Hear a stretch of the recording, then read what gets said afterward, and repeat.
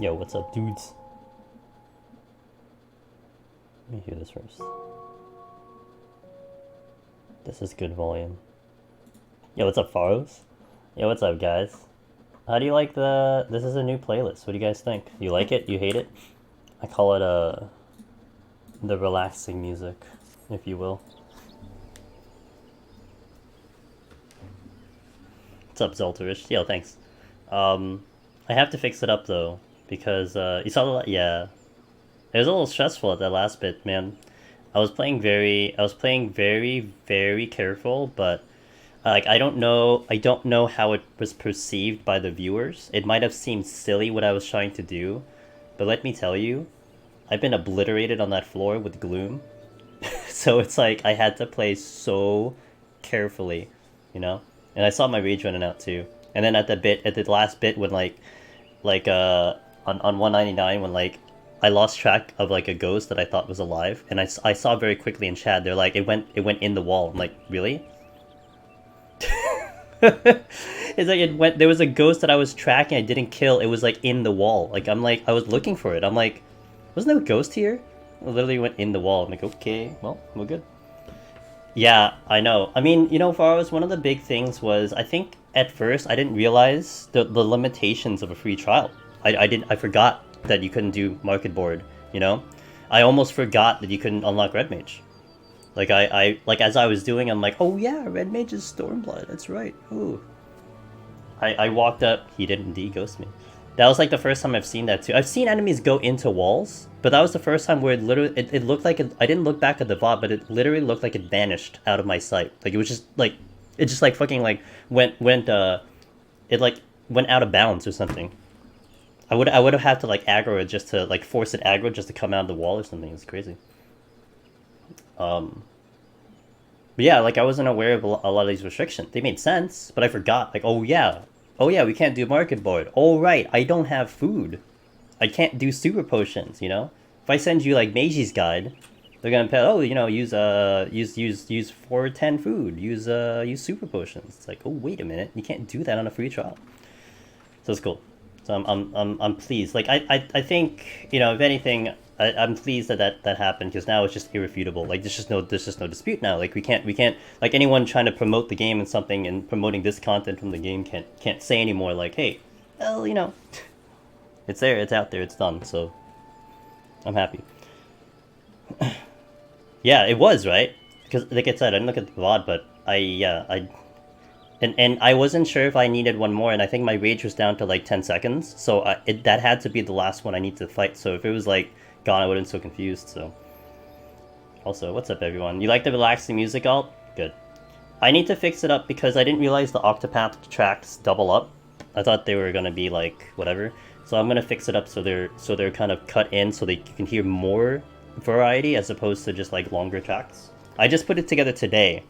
And I actually just bought the rest of the Octopath OST because I'm like, well, come on, it's so good, so I did it. I listened to like 2 tracks, I'm like, do I buy this OST? I listened to 2 tracks, I'm like, oh my god, of course I buy this thing, what the hell? My revenues ended in 120, I was so worried about the final sting, like I got blasted by the boss, almost one shot, then when I tried, oh, fudge. That's not good. Well, we will get there today, although you might be sleeping by the time we get there, Theorio, unless you're staying up the whole time, but... What food do I use for Palace? I didn't even sort that out on this character. I guess I'll sort it out tomorrow. I would have used, I think, whatever gave me crit and spell speed. I forgot the name of that food. I have to look at it. I didn't get the one over here. We're on Phoenix, by the way. This is the late data center, so we're on an EU server. I haven't actually been on this character for quite a while. So it is not equipped. Outside of, you know, the arm and arm is good and the potions are good. I don't really have food. I haven't bought anything, so... I have Gil, I think. Do I have Gil? I have Gil. So I'll deal with that later. But I'll probably get on Red Mage specifically, like crit and spell speed personally. That's kind of what I prefer. But a lot of people would suggest like crit, direct hit, so on and so forth. But I like having spell speed somewhere. Yeah, well, in Palace of the Dead, it's good to have direct hit. Because with direct hit on your food, you will then actually get direct hit, whereas otherwise you actually don't get direct hit. So having direct hit somewhere on your food might be really good. But then it mathed out to being like 2% direct hit, so you will have it proc like 2%, and it's like, I mean, it's like, is it really that important kind of thing? But you could. I don't think I'm gonna do it, but you could, so. Okay, so first let's get StreamYard started, and then today will be like super guide-like, I'd say, tutorial-ish of a stream. We're gonna explain like everything I encounter, more or less everything I do. And the reason I say that is because I'm not gonna go into detail, I would say, about, say, like, why I'm doing this for score or something, unless someone kind of brings it up. We'll talk more about the enemies, how I conduct my runs, etc. Oop, that's not what I want to do. So we'll go more into just the simple part of, like, getting through the floors and all that stuff. I actually just watched someone, I think an hour ago, like, unfortunately wipe to the floor 20 boss. I'm like, oh, that's not surprising. People tend to die there. So we'll go over like some things that are gonna be good to know and all that stuff, and we'll do it on Red Mage because a lot of people doing it on Red Mage, and I'm kind of like, ugh, Red Mage, huh? All right, we'll go over that when I get inside. So one of the first things we'll talk about, right, is this. Look at this. So this is my last file that I was working on. And the fact that you see now a party KO, because I died on 190 of this file.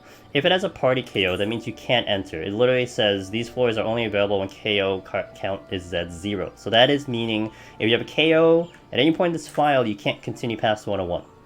And if you want Necromancer, you gotta get 200. So it's as simple as that. Now this VOD you have to save and upload to YouTube. Yep. That's where I died in one of my yeah, oh yeah, I remember that when you were trying it on, I think, Black Mage or something. The 20 boss is very spooky, especially if you don't know what you're walking into. Oh wait, let me kill my music because we got to bring in the custom. Although I still have to skip one song. Oh, anyone from Denmark, by the way? Because I don't understand why Denmark is blocking all of my Final Fantasy VII songs. I don't know what's going on with Denmark and Final Fantasy VII, but whenever I upload the VODs to YouTube, Denmark is the only one that keeps complaining about FF7 songs. Like, oh, it can't be seen in this country, dude. Is this a joke intro? No. I mean, we're not gonna like do like a super like, you know, massively what do we call it? Oh, type of tutorial. Like, you know, we're gonna wing it, if you will. All right. Welcome to the first floor. Hello. Let's go.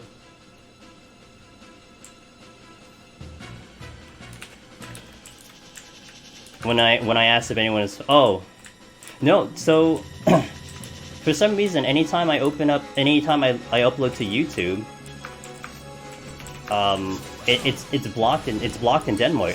Like any FF song gets blocked in Denmark. I don't understand why. So, all right. So Red Mage only starts with its melee attack at the beginning. So one of the important things you're gonna want to do is, obviously we're trying to wall hug because the traps are typically in the middle of the rooms. Typically, sometimes they're not, but we'll talk about that when that happens.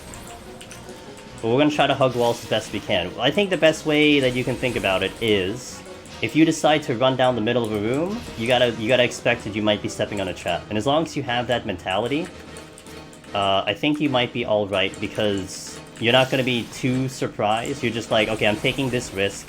Fine, we'll deal with it. What's the answer? Is it like the game hasn't released it or something? Alright, so these first two enemies are just simple. There really isn't too much that needs to be described about them. We just kill them and go. Now, one thing that you're gonna see that I will be doing in general is we're gonna be killing, like, everything available. I think a lot of basic runners will kind of kill... Okay, thank you. A lot of runners will basically just kill the bare minimal, or like when they open the exit, they go to the exit, essentially. Now, one reason I'm doing it is kind of for score, but it's also probably a good idea to do it on your end, because you're going to get the XP. Every boss has a level that they kind of exist on, and you kind of want to be around that level. So for this boss, for floor 10, it's going to be, I believe, level 19 or 20. And as long as you kill everything available at a pretty decent fashion, you're going to be roughly 21, 22, 23. Which is always a good thing to be. If you're above the level of the boss, it's not going to kick your ass as much as opposed to if you're under leveled. And that is something that gets a lot of people, and they get kind of like, you know, obliterated, if you will. Now also, have I gotten any yet? No. Okay. Also worth noting, if you're walking in here thinking you're going to be already ready for a potential clear, you're probably going to have Armored 99, I would suggest that, if you're going for a clear. And you're probably going to have a lot of max potions. However, in the lower floors, you're going to want to use the potions that drop from here, because they're much lower recast time, and they will give you just more. It's just math. That's the best way I can say it. So we're going to start getting high quality potions here, and their recast is 22 seconds, whereas my max potion... Where's my max potion? Over here. Okay, the recast is a minute 7 seconds, and we're not even going to get as much HP from a max potion at this level than we will from a potion plus one. So, mind you that. Alright, so second floor. Steel. So steel is really nice, because it gives you a damage bonus of, I think, 40%. What does it say here? 40%. For 8 minutes. And we have an extra, so we're just going to use it. Now I'm still kind of respecting the walls here. Still trying to hug the walls as best as we can. Also, by the way, if a mod can give a shout out to Mr. Forrest, who is in the chat, he had a very amazing Heaven on High run earlier. It was good stuff to watch. And it'll only get better. It will only get better. I know that feeling of a good run, but you'll get there, man. I gotta tell you, okay, we stepped on a trap, but that's also because I was on the corner, so that happens. I got an innovation trap, which just lowers my defense and my attack, but in these levels, it's not too bad. It'll get a little bit worse later. I think the way you described it at the end, how the high scores are just insane, they are insane. You essentially have to be nailing every bit of the criteria of, like, scoring, like, on top of clearing, which it really makes the run, like, 2 times harder. It's just crazy. and then it's crazy because then, I think, prospectively, if you then do a run where it's, like, casual and you're just, I'm just gonna go for the clear, you realize how much easier it is. Like, damn, this is like, oh man, this is calming, you know, it's not too pressure, it's, like, crazy. Crazy. Yeah, it happens, but you know what? I think, obviously, the more you do it, the more you get a feel for it. So, oh, I'm supposed to change tracks, my bad. Okay. Found a new challenge for me to try. First person mode? I'm good, dude. You know first person wrecks me? Like, I cannot play first person because of my controller, my keyboard settings. It doesn't work. I have to play, like, mouse for me to do first person. Like, I honestly would, but my entire movement changes because of first person, so. Nothing worth noting, by the way, in these enemies here, the bats, the goblins. The goblin is a patrol. Again, if we're going through this kind of pattern of killing everything, you're not really going to run into danger of much. So we just kind of move and go. Now, one thing that I think everyone will want to notice is my movement. And I'm always kind of moving every time I cast, because it essentially is kiting. But it's gonna be a good habit for you to have, especially in the later floors. A lot of times I watch people do Red Mage and they're just standing here and just kind of just eating damage. not what you want to do. I've tried it last night and awkward as hell. First person casting abilities have to face. Yeah, it's just that it's not viable for me. I don't know how to make it viable unless I play like with a mouse. So. This is too loud. Oh, what volume is this on? This is on, okay. Okay, we'll take that. I need to minimize. Okay, let's continue. Haste! So we got a bonus haste here. It does exactly what you think it does. It makes me attack faster. Heck yeah.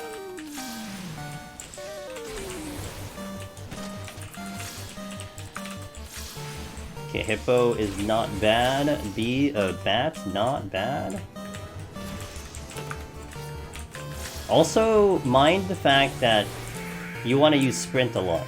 I think I see a lot of people kind of not using Sprint. Whenever it's up, use it. However, you do want to mind also that if you're engaged to an enemy, your sprint duration is cut to 10 seconds, whereas if you sprint out of combat, it's 20 seconds. So it's good to sprint before you pull. I just turned into a toad. I stepped on a trap, and that was also, again, like, kind of on the wall, so Palace is kind of a little annoying in the fact that even if you're hugging walls as tight as possible, sometimes you still clip some traps, but you just gotta be ready for it, you know? You can't run under the assumption that, okay, I'm hugging a wall, I should be fine from traps, and then panic. You gotta just be like, okay, potentially there's a trap, what's our play if one happens? Like, for instance, I have 3 witching. These are the witching right here. If let's say we hit a lore trap, that may be one of my first kind of plays to handle something where we have 3 enemies coming at us. And there's a landmine right on top of an intuition, of course. You want to be careful with those intuitions, because sometimes a trap is right on top of them. Well, that wasn't technically right on top, but, you know, details. There can never be more than 1 trap per room, that is correct. There can also never be a trap in the spawn room. So any place that we spawn, which, actually, let me get out of this room. I want you guys to look at the map right now. First, this is the spawn room, but you'll know this is the spawn room because once I get to the next room, you'll see a flag on the map. That flag indicates that I am in that is the spawn room. That is where I started. So you will not get a trap out of there. However, enemies can respawn in the spawn room. So things do respawn kind of on a timer. It varies depending on the floor you're on, but they do respawn on a certain timer. And, no, one just respawned right now. It's a very low timer in these floors too. But yeah, you see that flag on the map. That will tell you that is where you started. Now we have a silver chest here. I may suggest that if you're someone kind of new into this and looking just for the clear, no other details, I just want the title, I probably recommend that you do not really touch silver chests. More so in Palace because you don't really get a benefit outside of, say, like, more points, which it does give you points. But other than that, one of the reasons you may want to avoid it is because they explode. And it would be a good habit if you can build it where you don't touch a silver until your HP is full. So my HP is full, I can get the silver, and we can go. If you hit that silver chest with lower HP, it can actually kill you. One thing to note. Hold. Okay. By the way, that was a treasure room that I walked in. We call it a treasure room because there's a whole lot of enemies. Also, another indicator is that there are four chests in said room. Didn't really get a good visual though because I was walking along the wall, but we'll probably run into more of them later. Assuming that, well, what do you mean assuming 99.99? Oh yes, assuming 99.99, you're not touching silvers. That is true. But if you're like, really, if you're like, I would say 98.99, the chances of you getting, let's say you're like 98.98 and like floor 6, I think the chances of you getting a +1 is extremely low. It is possible, but it's really low, so. I did London, we did clear last Sunday. We officially showed people that a free trial account can get Necromancer. Oh, okay. I'm like, you're just making a statement. Okay. Blinded, that is one of the debuffs that we can get here, and it's not a good one, because it does reduce our accuracy. Also worth noting something that may that I think I'll touch upon later because it'll happen more later, is it is built into the game where if you are of a lower level than your enemy, so let's say I'm currently 16 and the enemy is 17, 18, my accuracy will not be 100% on the enemy. That's built into the game. They've done a lot of things to accuracy in the past. They've kind of eliminated accuracy and all that stuff. We don't even have accuracy stats anymore. However, it's just a simplistic thing where if you're of a lower level than the enemy you're fighting, you don't have perfect accuracy. So that kind of gets a little bit more exponentially worse if we're on a blinded floor, we're in the lower levels, and something is of a higher level than me. So that is something worth noting. Yeah, And that's also one reason why you do want to aim to be around the level of the boss, because that is one thing that can kill you. Like, you might have the damage, but you may not be hitting the enemy, and like when you think it's gonna die, you miss. It's pretty disgusting. Yeah, woot indeed, London. It was it was actually a pretty stressful last couple floors, to be fair. I had to make very, very careful decisions. We also did get very lucky, because I walked into 199, I had a rage in my inventory, and I did not have a Serenity. So if the game gave me no knockback or it gave me no items, the run would have been GG. But it gave me a pretty nasty set of debuffs, but it didn't give me the two that that would kill the run. So we got a little lucky there, and I still had to be very careful with my decisions. So, yo, what's up, Kilion? I added an I there. I always add I's to name for some reason, a Kilion. My bad, yo. Alright, floor 8. We're nice and smooth right now. Now, the next floor, you're gonna see me do something a little funky. I will go over kind of why I will do it. There's kind of like a reason why, and it is more catered to the score. However, in my opinion, it's not a bad idea to do even if you don't care about score, because we've been kind of moving pretty quickly along these floors, and there'll be a couple reasons as to why you should do it, just in general, and then you can kind of decide, like, do you want to hang around the amount of time I will, or just move on.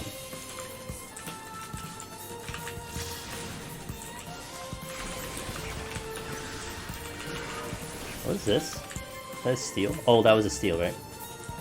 No, it's shank.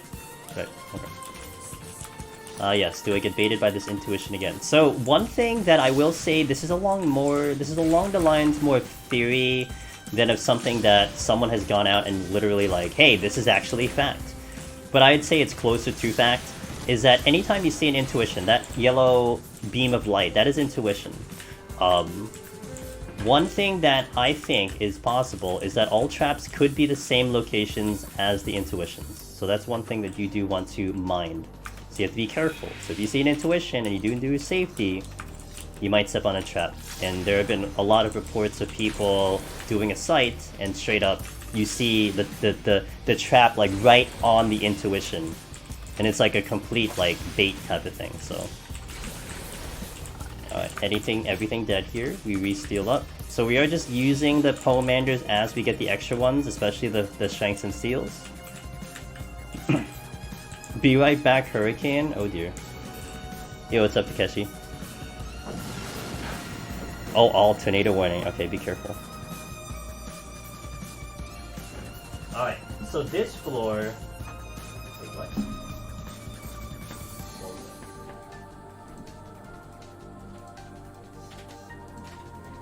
Yeah. That's awkward. My fan next to me is apparently not working.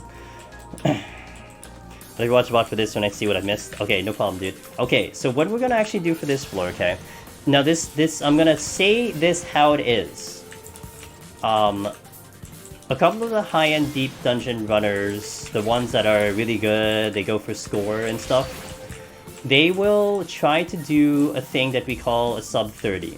There is a criteria for the scoring where if you will complete a set of 10 floors in less than 30 minutes, you'll get a bonus point, and it's a pretty significant amount of points. The number that's been listed is 15,000. And again, that might not really mean much to you. I think the simplest way I can put it is that getting a sub 30 is well worth the effort if you are focusing on points. I should have been using a fortune, I forgot.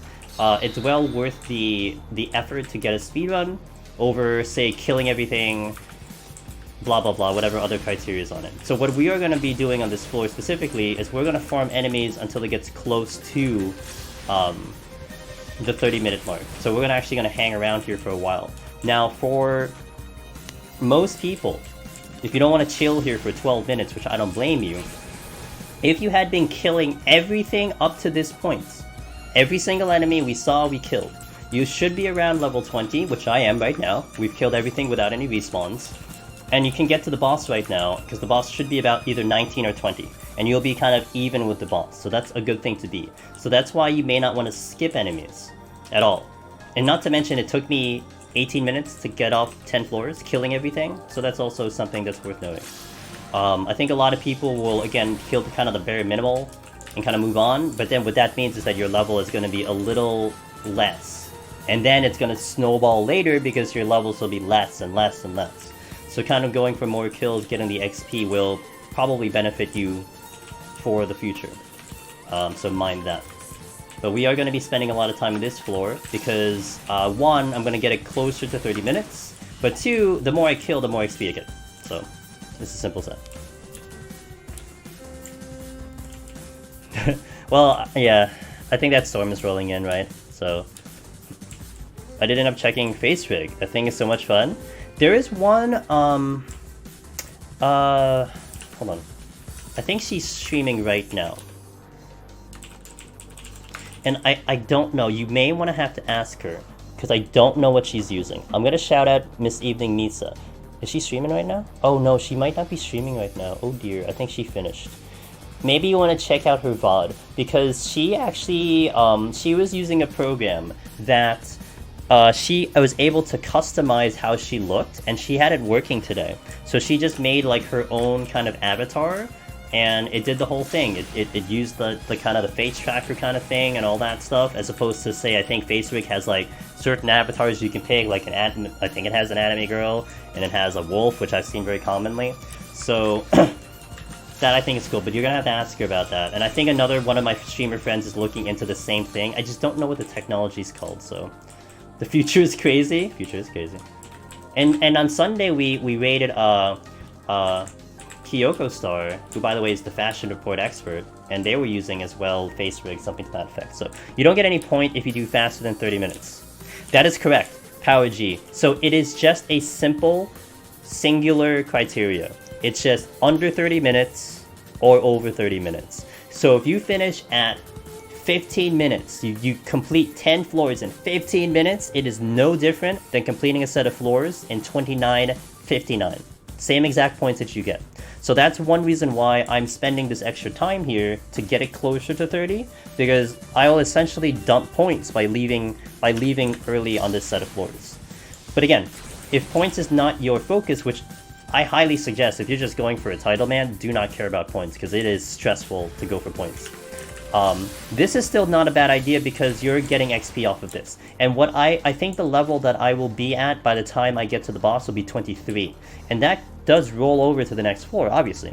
And you'll be a little bit higher level than the things that will spawn up there. So it kind of makes it helpful in that fashion. So I use it to video call my 1-year-old and she cracked up. Yo. I think it, you know, I have nothing against it. I would you know, honestly, dude, imagine this, right? So I have, what is this? Steel. I have my mimic bongo emote. Can you imagine if I face rigged it so it looked like a chest that was either the chest or the cat was moving or something like that? Like something to that effect, and that was what you're watching as the avatar? That would be crazy, man. I don't know how that would work, but that would be crazy. But if you're going through with a new class, do you still get XP for floors after 100? Yes! If I remember correctly, and this one I'm not too sure because I don't really care. It's not, like, I don't care, but I'm pretty sure, like, the XP levels out after a certain point. I think it probably levels out at 100. So then, every set of 10 after, like, when you clear 110, when you clear 120, when you clear 130, you're getting kind of a fixed amount of XP after that. I think from, like, say, 10 to 20 to 30 to 40, you're kind of getting, increasing amount of XP per set of 10 floors. So I think that's how that works. And it's like a percentage of your totals. It's a large amount of XP. But I think by 110, 120, it just kind of fixes itself, and it's all the same. So, yes. XP and tomestones. That's, I think, one thing some people are like, oh, you get tomestones out of this. Like, yeah, you do. So, one thing also to note. I'm going to be doing this because one of the reasons why the sub 30 criteria is nice is because it kind of sets a nice kind of time period in which we use our buffs. So by the 38-minute mark, you're going to see me commonly using Strength and Steel at the 38-minute mark, because if we need to go to the boss and we need to kill the boss before that thing crosses over 30, that means my 8-minute buff of Strength and Steel will last me essentially for the lockout, if you will, because we're going till maximum 30 minutes. So I will commonly use a Strength and Steel on 38, and then we go for that 8 minutes to maximize the amount of kills, etc. I think what a lot of people will tend to do, especially if you're newer, you're gonna walk into the boss room. Maybe you're looking up Meiji's Guide. Oh, by the way, we do have a new command, which I really should have had this a very long time ago. Wait, no, that's wrong. Well, I guess you should check her out anyway. Here we go, Meiji's Guides. Should have had that a long time ago. We should probably do a shortened link of it because it's kind of long. Anyway.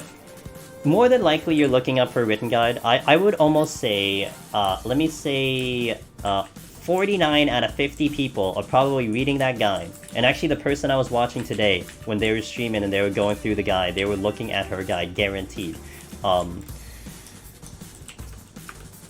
You're probably going to walk into the boss floor, you're going to look at the boss, you're going to read her notes, like, hey, this boss does this, this, and this, and then you're going to start popping Strength and Steel as of insurance. One thing I probably do recommend is you can probably pop a Strength and Steel on, like, the 9th floor, maybe the 8th floor. I would say maybe the 9th floor, because the bosses die in, like, 1 or 2 minutes with Strength and Steel, so you don't need to necessarily wait till the boss to get there. You can actually get a little bit of benefit on there. So I would say, even if you're new, like, think about popping at on the 9th floor if you intend to use it for the boss, kind of thinking ahead a little bit. That'll be a nice habit to form. But it's still okay to pop it for the boss. Later on, when we get to the much higher floors, we'll be doing that. We'll be getting to the boss, popping a fresh Strength and Steel, but that's because the boss fights will actually last that long, so. You always have the guide open now, too? Good. There's no other guide you'd have, right? You're not gonna listen to me talk, probably gonna read a guide, so. Excellent, Al. I'm glad. Just I mean, it's like, you know... You know, in our older age, we joke around. It's like, hey, can I have your stuff? It's like, dude, like, man, I don't need any more stuff, man. Take me off the list, you know. I'm watching too much of the stream. I know the bosses, even if I haven't faced them all yet. Good, good. It's marinating in your brain. Loken, you're gonna go unconscious one day. Like, you're just gonna blank out for 24 hours, and then you're gonna wake up. You're like, what the hell happened? And then everyone's like, dude, congrats, a necromancer. You're like, wait, what? I got a necromancer? What happened? Like, man, I don't even know. Like, I don't even remember doing it. It's like, I don't know, man. You just opened the game. You just started playing, and then like all of a sudden you cleared it. Like, I don't know. Like, you weren't talking or anything. You're just like playing the game. Like, you look kind of weird, but you're just playing the game. You know, it's crazy. Please don't give me your stuff. Actually, take some to get a Rain Mantle supplement. I gotcha. Alright, so we're getting close. So, one of the things I think Meiji's Guide will recommend is using a lust for the boss. Now, we're in a bit of a predicament here because we don't have a lust. Now, in terms of just timing, a lust will kind of quick kill the boss, as I will say. It'll kill the boss a lot quicker with a lust. But because we don't have a lust, we're going to need maybe about 2 minutes on the boss, even with our level, even with Strength Steel on. So I'll have to go into the boss a little sooner than I'd like. But that's something worth noting. And again, I'm going to reiterate the fact that on the 1 to 10 floors, we are getting potions. I think you just saw one drop in you saw one in the screen fall there as a drop. You want to use the things that drop in the mode in the set of floors. So enemies here are dropping potion high quality. You want to use potion high quality. Let me actually adjust this for a sec. Because look at this. So this is the max potions that you get from, say, 51 plus. If you've been farming 51 plus to get armor 99.99, you're gonna get a ton of these. You're gonna have thousands of these, I bet you, by the end of whenever you get Necromancer. But look at the recast. The recast is a minute 7, and we get 30% of 2400 max HP. Whereas the potion gives us 40% with a 200 max, and it's a 22-second recast. We only have 583 HP. So a max potion is completely inefficient, not to mention it won't even come back by the time you need it. You can survive off of potion high qualities. You don't even need sustaining potions, which I do have obviously, but you don't even need sustaining potions. Just pop these up, you use one, it's going to be up by the time you're getting in danger of HP. That gave me 200 HP, I have 583, it gave me back half my HP. So you want to be using the potions that drop. Do not take that for granted, because they are really useful for the lower floors. I think some people will, I mean, not to call you lazy, because I am also lazy. I have to actually go into my inventory to do this, but you might just keep and use whatever is on your hotbar, and that might be the max potion. So you want to be just kind of remind yourself, okay, let me use the current potion. So oh yes, okay, so let's go. We're gonna go to the boss. I'm gonna bring back the in-game music here. Oops, no, I'm gonna kill this first. I keep getting put into the novice network. Alright. So boss time. We are 23, which is what I predicted. We had that treasure room earlier, that's why we're at 23, which is a nice level. And this boss, I believe, is level 20. That is correct. Alright. So what I definitely recommend is that you will try to keep in motion every cast. Try not to stand in place, especially based on the AoE. Kiting is going to be extremely useful, because it will mitigate damage. So you kind of want to be moving, and again, this is kind of red mage specific, okay? So we won't be doing like, oh, if you're a machinist, oh, if you're, no, this is red mage specific. So every time you get a dual cast, you want to be moving and getting that slide cast as much as possible. Because that is essentially mitigation. That is your mitigation. And now this enemy has to chase me down, he doesn't get a global in. It's extremely good to always be moving.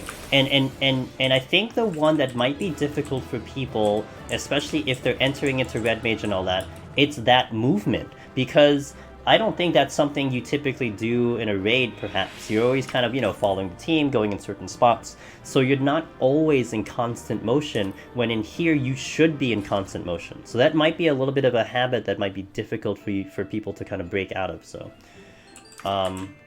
Okay, let me do stream raiders, but then let me take a small break, because I need to figure out why my fan isn't actually on.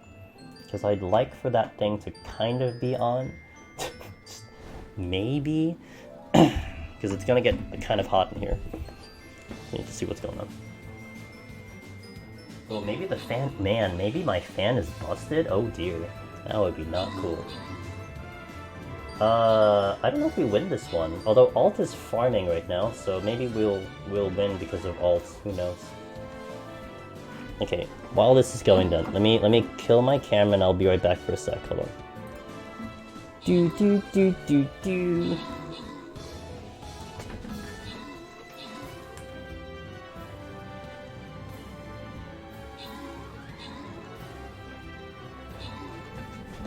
Hooray! I have solved the problem. It was just not plugged in.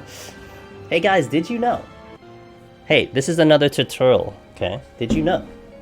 If you actually plugged in your device, it works. Holy hell. What a thing. We lost. That's unfortunate. 5-head trouble shit. Because I had something else plugged into the outlet and it was working, so I'm like, oh, well, it's not the outlet. Also, I changed the outlets, so I know they're fresh outlets and they should work, otherwise I'm going to be very angry at myself. Okay. I put a lot of work into actually changing outlets, so...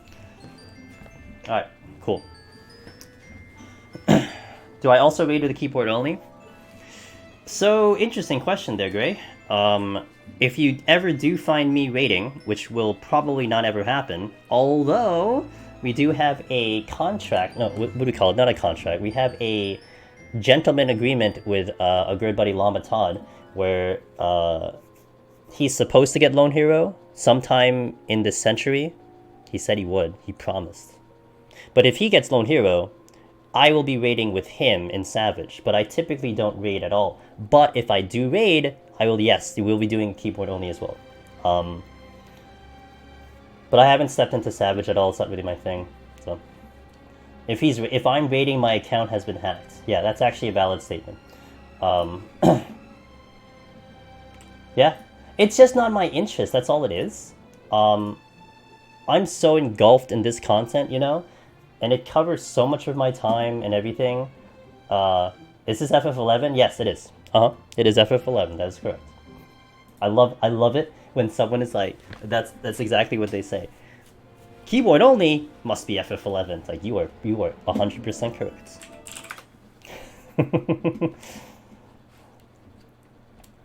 Aw, thanks, man. I appreciate that. You know, this is hella fun too. If anything, like, even if like I always say this, even if like you guys don't tune in and check it out, I'm just having fun, man. This is just fun stuff. So that's all that I think is the base foundation, and that just makes me happy, you know. All right, so that's floor 10. And as I said, I don't know if I even said it, but as we're going along, guys, and the title even says it, you know, AMA, ask me anything. If you got any questions when we're going through these floors, just ask it out. I might miss things. I'm just gonna try to explain as much as I can, but if I miss anything, please ask. So we'll go over it. Good song.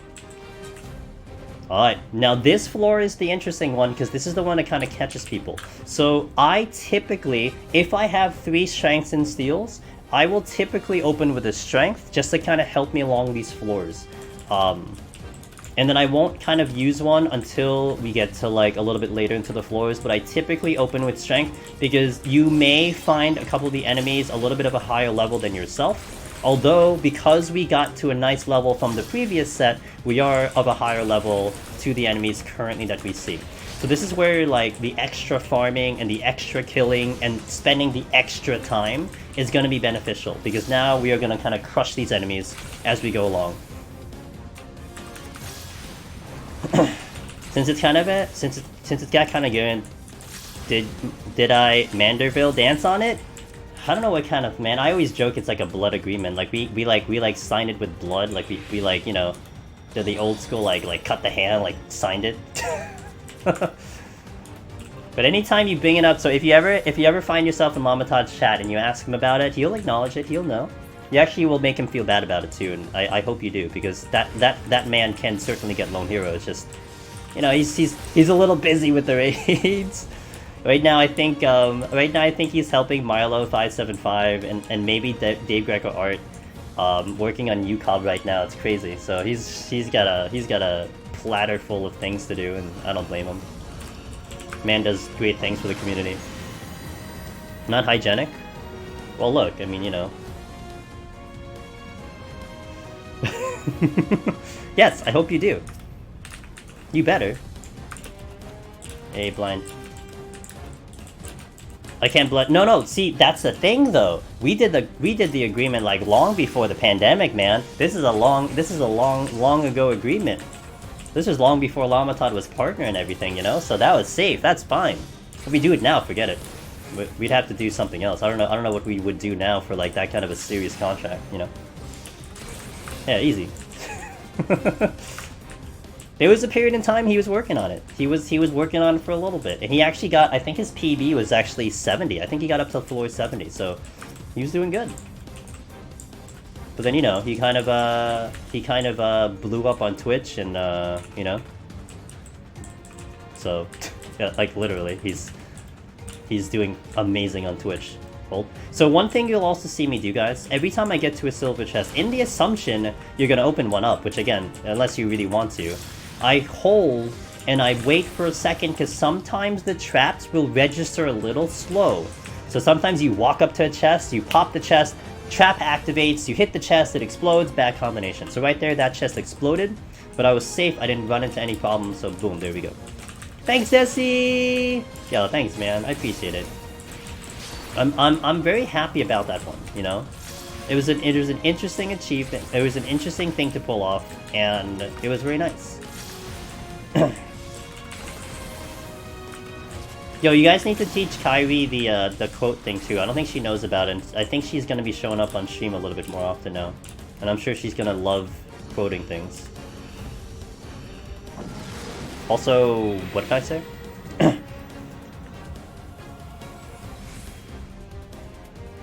Okay. Well, you should... Oh, well, that's fine. Whatever. It's fine. I was gonna say you should reference. Alright, so here we have a Mimic. Now, be careful with these chests and the Mimics. What you're gonna see is I am level 25. It is level 27. These things... And this kind of goes into kind of the whole original thing where you want it to be a nice level. You want it to have a higher level from 1 to 10 going in here. Because if you walk into here like level 18, level 17... and you spawn a Mimic that's level 27, it's gonna obliterate you. But the ways around that, you want to use the potions that you have, that's one.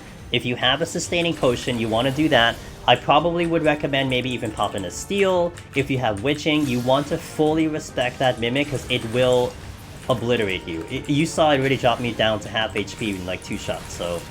Alright, so the slimes, by the way, are the next ones we want to make focus on. These guys have an enrage. I highly suggest you fight them in the hallway, and you don't kind of fight them in the middle of a room, because if, let's say I take a toad trap, and I'm in the middle of fighting a slime, you can probably... Didn't I just see a... Didn't I see a toad walking by? Anyway, if you toad trap and there's a slime, you might wipe because you don't kill it in time. It enrages pretty quickly, so you want to full respect the slimes. If I could demonstrate them killing me, I would. But we ain't got the time for that, so... No, you can't. You can't. Also, didn't we already have a... Oh, we did, okay, so that's fine. I have to do it myself, which is a little annoying, so you have to kind of make sure that you don't make a mistake.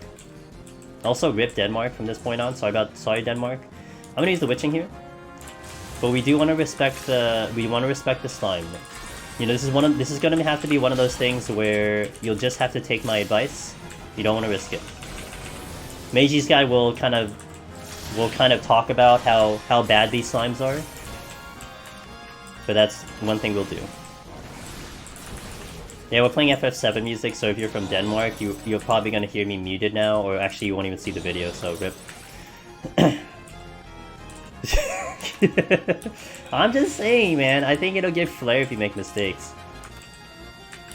Witching. Okay, that was the witching I used. Alright. Also, as a red mage specifically, look, I did say, oh, you want to move on dual cast, but one of the other things is you want to fight in hallways. I think one thing I didn't make a note of is hallways. This is a hallway, in between rooms. We're in between rooms right now, so we call this a hallway. Hallways do not have traps. They cannot have traps, they will never have traps. So you can fight safely in this area without having to worry about stepping on a trap, opening a luring trap. Once I enter this room, the risk of a trap will occur. So we want to go in hallways as we fight. Again, it kind of goes along the lines of if we are going through a room, walking around the room like this, and we are fighting in a room, we have a potential to step on a trap, so you have to be aware of that. If you want to remove all that risk, pull something to a hallway, don't have to worry about traps. I'd love to know how mimics work. They don't feel like they are true random. I've only seen way more mimics when I was doing...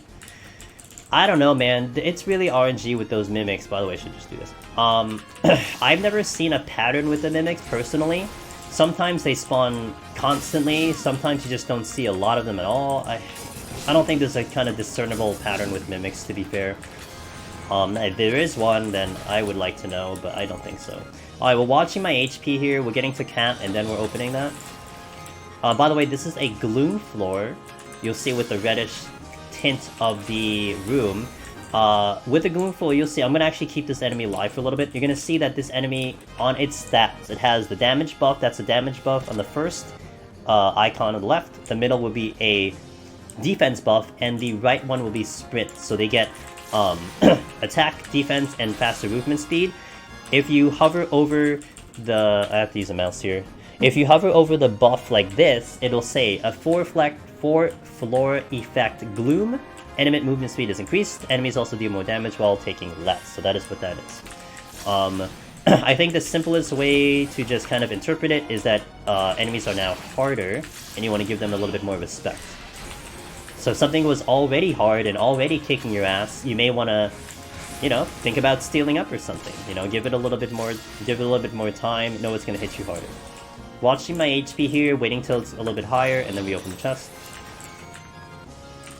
It's a lot of hallways.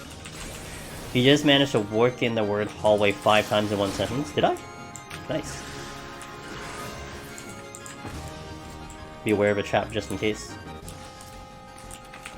Also, how do you know I didn't put periods in those sentences? Score related? Hey, if you can give data on that, Ethereal, I'll take it, fam. But that ain't my category to do. Alright, we are sprinted. And this is a treasure room. Nice. I don't have AoE yet, so we're just gonna kill these things one at a time. A little unfortunate with the... So this is a treasure room. How do I know it's a treasure room? There's a lot of enemies in one room. Also, the other indicating factor of a treasure room is you'll see 4 chests in a room. Most of the times, you'll see at most 2 chests in a room. You may sometimes see 3 chests in a room, but that's only if you affluence. So that is the indication of a treasure room. Now, for the lower levels like this, a treasure room is actually pretty good. And I would highly suggest you take the time killing all the enemies in here, because it's going to put your levels kind of way above where you may typically average out in terms of levels, because every kill that we get, we're getting XP. And the more levels you get, the higher level you are, the stronger you're going to be against certain enemies. In our case, we're going to do it anyway, because that's what we were planning to do regardless, so we're killing everything regardless. But I would suggest taking the time and killing everything. Yeah, it might seem like, oh, you know, I could just move on. You know, we got the exit open, it's clear, we'll just move on, keep going. But let me tell you, dude, staying ahead of the game is probably going to help you in the long run, so you don't die on the next kind of 30 floors, which do get a little bit harder as you go along. This set of floors is a common place for people to die. I think the next set of floors as well, you'll probably die to enemies more than you'll die to the boss in the next set of floors. So just being ahead of the game with levels might benefit you a lot. Explodey chest, we waited a bit. Check this one. Actually, I'm going to check that one last because that could be a mimic. I'm going to bring in my high potions here because high potions drop here. We're going to get we're going to get 1/3 of our HP because of the high potion on that one, as opposed to the max potion. Still a low recast on the high potions. There was a period in there would only show up on paper, I'm afraid. Yep. Or like if we had closed captioning, it might show up on the closed captioning. A lot of streamers are doing closed captioning. Alright, so let's read the track next.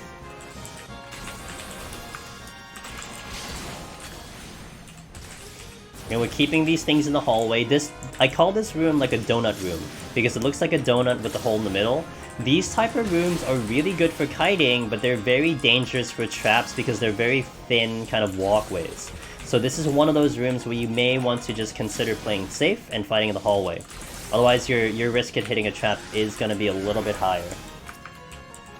Affluence. So I have 3 affluences. I'm going to use one and kind of keep it at 2 for a large portion of this run, because I don't want to overcap on the affluence. And affluence, with the description, it increases the number of treasure coffers on the next floor. Now, that's not always guaranteed. Sometimes it does kind of forget that it gets activated and doesn't work. But for the most part, it does mean that you may get more treasure coffers on the next set. So it may be a good idea keeping it at 2 when the max is at 3, so that you can kind of reap the benefit out of that. Yeah, probably, because I don't think I pronounced my words very good. So it's probably just going to be a disgusting thingy. But hey, you know what? Tina or Alt, if you know of a way for me to install that, I will look into it. It is pretty common in a lot of streams nowadays, so I've seen Amelie Ray, who we rated on last week on Tuesday, use it. I've seen I think Raze uses it. I've seen Das use it. So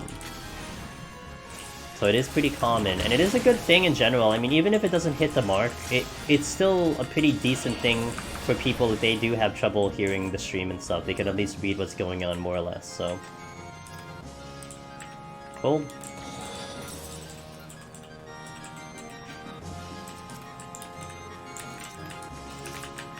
Okay, Ochu... Yeah, nothing too problematic here, although I will say that the Nanka over there, the big dude over there, if you get hit with its AoE, it might actually kill you because it does a lot of damage. It does a lot of damage, so you want to be careful there.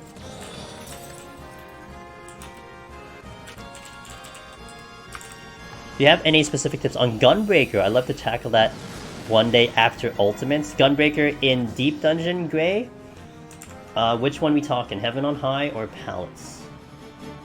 I used to skip for years ago, but never done anything live.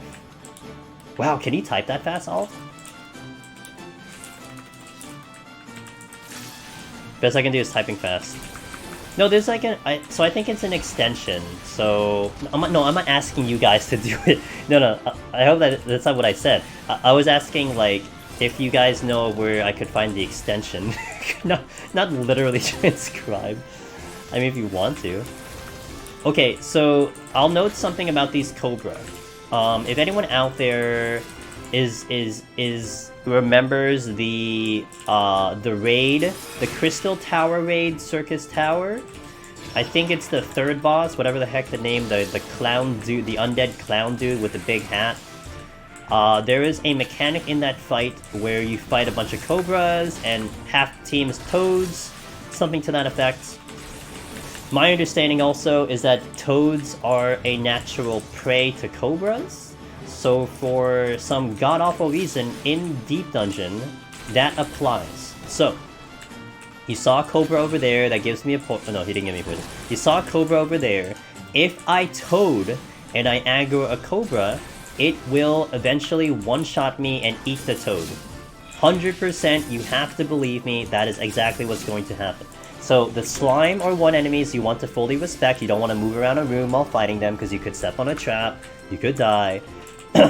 The Cobras are the same thing. If you fight one or you find one fighting in a hallway, do not kite it, because if you Toad trap while fighting a Cobra, you will 100% wipe. There is no way around it. Whatever would be better. Well, that's kind of up to you, I think, Gray.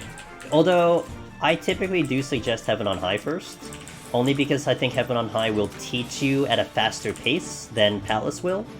But, man, generally speaking with tanks, if I were to give like a summarized version of tanks in Deep Dungeon, it's about making your movement and your navigating around floors. You want to be as efficient as possible because your damage is not a DPS. You are doing kind of less damage, so you don't want to just dilly-dally on the floors a lot. You kind of want to make your movements, you know, make decisions, not wait around a lot, and just keep moving, keep killing. And then you want to take advantage of your defense, which is really obviously the big plus of a tank is your defense. So, you know, don't be too afraid of things. Just pull, kill, get to the exit, move on, keep your time moving. So, I'm surprised Twitch doesn't integrate that themselves. You mean the closed captioning? Yeah. So about Twitch. Twitch, I think, hasn't been making the greatest decisions lately, so you know, we'll just say that. we'll just put it that way. They haven't really been making the greatest decisions as of recent. They made one good one yesterday, but they've made some pretty bad ones, you know, as of recently. Oh, by the way, I did step on a luring trap, so what you saw there was 3 enemies did spawn. But because I'm of a higher level and I have steel on, I just decided to fight them through. Not really too concerned. You may want to utilize a witching. That's unfortunate. But we don't see any Cobra, so we're fine. So I stepped on a Toad. Also, I think I was hugging the wall on that one. So you can see that's why that donut room in particular is a little spooky because of that fact. But I was moving while fighting this enemy and I hit that trap, so GG. But we're fine. I was just wondering, what do you think might be the most underrated job in Deep Dungeon? Underrated job in Deep Dungeon?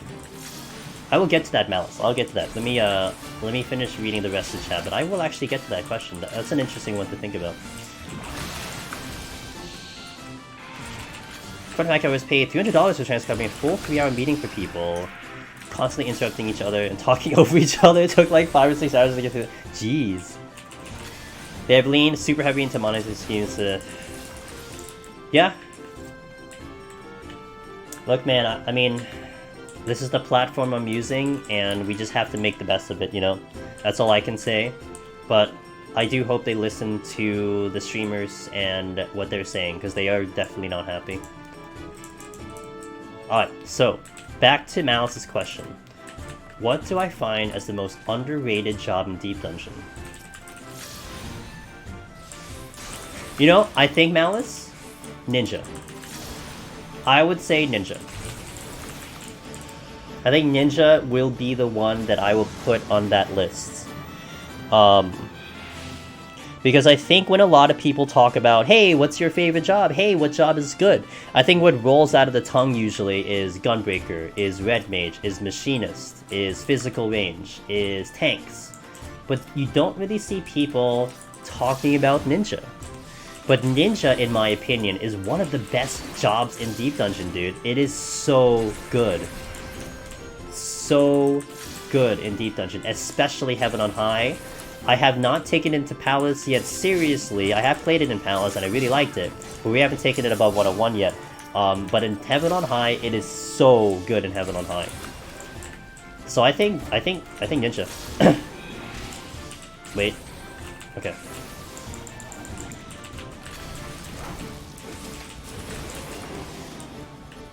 I think part of it was me being too stubborn to give up once I got started, and part of me was also convinced they'd weasel out of paying me for it, but they didn't.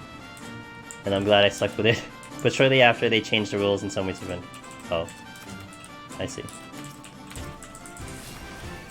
Being able to hide through side bombs, yes. And that's also why in Heaven on High, Deadbolt, it's really good. Because a lot of enemies in Heaven on High are sight, especially on the higher floors.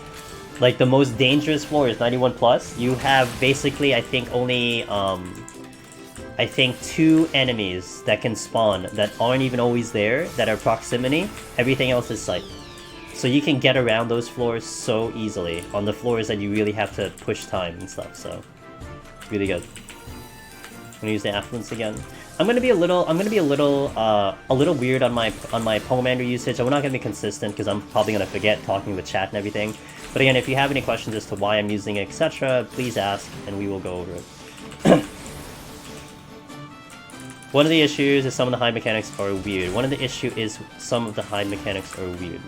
You mean like when it activates Malice? Is that what you're talking about? The activation of hide? Alright, we're on the 19th floor. So our level right now is 34. We've killed everything going up to this floor, so now we are 34. Again, that's the benefit of going about the floor, killing everything. I'm going to use a fortune here because I'm going to spend extra time on this floor. I'm also going to use a sight here because I will spend extra time on this floor, and it is a big floor. You're going to see me do a little bit of weird things here. I'm going to, first of all, kill everything again. But this will put us way ahead of levels, and so the next boss will not be as dangerous. The next boss is level 35, so if we're at level 35 or above, that's a good thing. It won't really kind of pummel us, and some people have gotten spooked by the cleave that it will do, which we'll go over. Now also, since we do have a sight, we can kind of go over some of the traps here. This one right here, it's like a diamond type of shape. That is a landmine. So if I step on this trap, it will explode. It will do about 70 to 80% of my HP. But it will also hit the enemies surrounding it. Now, this landmine will never kill me. So if my HP is really low... Actually, let me demonstrate. So if that one exploded, I would have demonstrated. So if my HP is below 700, it's below 25%. If I hit a landmine, it would never kill me. So if you step on a trap on a floor, don't worry about it, don't panic, you'll never die from the trap. Now, a silver chest can kill you, mind you that. A silver chest can kill you if your HP is low. That's the difference between a silver chest exploding and a landmine. But both the landmine and the silver chest can hit enemies, and you can take advantage of that, but that's a little bit of an advanced play there. Silver chest can kill confirm. I can also confirm on my end. So, are you silent while hidden? I believe so, yes. Well, Malice, it depends on what enemy you're walking past, because in Palace of the Dead Malice, a lot of enemies are proximity. So if they're proximity, hide does not work. Hide will only work on sight enemies and sound enemies, so... Yeah, landmine cannot kill you. I think there is a way I can demonstrate... Yeah, there's a way I could potentially demonstrate. This one I'll demonstrate because it's not going to be too big of a deal. So if you get closer, yes. Yep. And then there's where kind of the knowledge malice comes into play, like what is proximity and what is sight, what is sound. So this enemy that I'm fighting right now is sight, okay? Also, let me re-up my strength and steel because we are past 38, which I should have done 2 minutes ago, but it's not a big deal. Okay. But this marble is proximity, so even if I walk, even if I go around, even if I walk in front of it, it's walk behind it, it's gonna aggro, so... Sights are cone consistent. Yes, they are conal. Yes. So if an enemy is aggro via sights, you have to almost envision a conal. So if you know the conal, kind of telegraph on the ground for a lot of enemies, that's about what their vision is. It is not like a rectangle in front of them or something. It's just a conal. None of these enemies are sights, so I can't demonstrate that right now, but I can demonstrate that later. To be fair, Loken, it's not like you actually see what kind of shape the conal is, but I've stood next to an enemy before, and usually you're fine, so just give it as a generalization of it's a conal kind of thing, you know?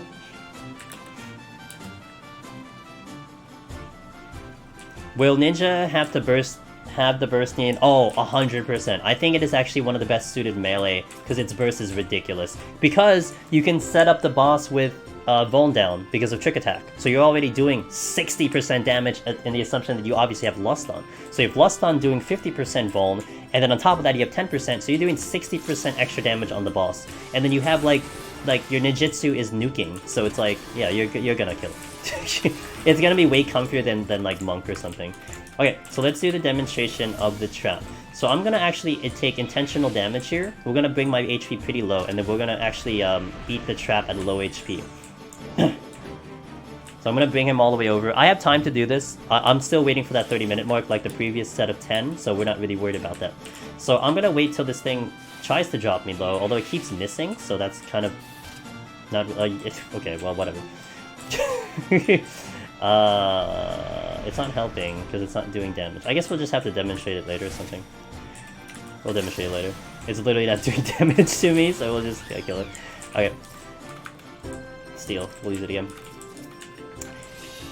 How about tanks? How about tanks rank in Palace of the Dead? Are you talking about... I am way over level, that is true. Are you talking about how they compare to other jobs? Akia? Or are you talking about their literal leaderboard on the Palace of the Dead leaderboard? Which one do you refer to? I mean, you will only have 4-ish Raiton. Yes, but you have your other attacks too, Malice. So I would suggest, Malice, if you want to check out... hold on, let me do that again. Where is it? I think Mr. Faro's, shout out to him by the way once again, I think in his clips he does have one of his attempts on Ninja for Behemoth. It might be there, but you can see him do it and he just obliterates Behemoth. It's pretty fast. Your difficulty on the solo. So difficulty on the solo, especially when you're talking about Deep Dungeon, is very subjective.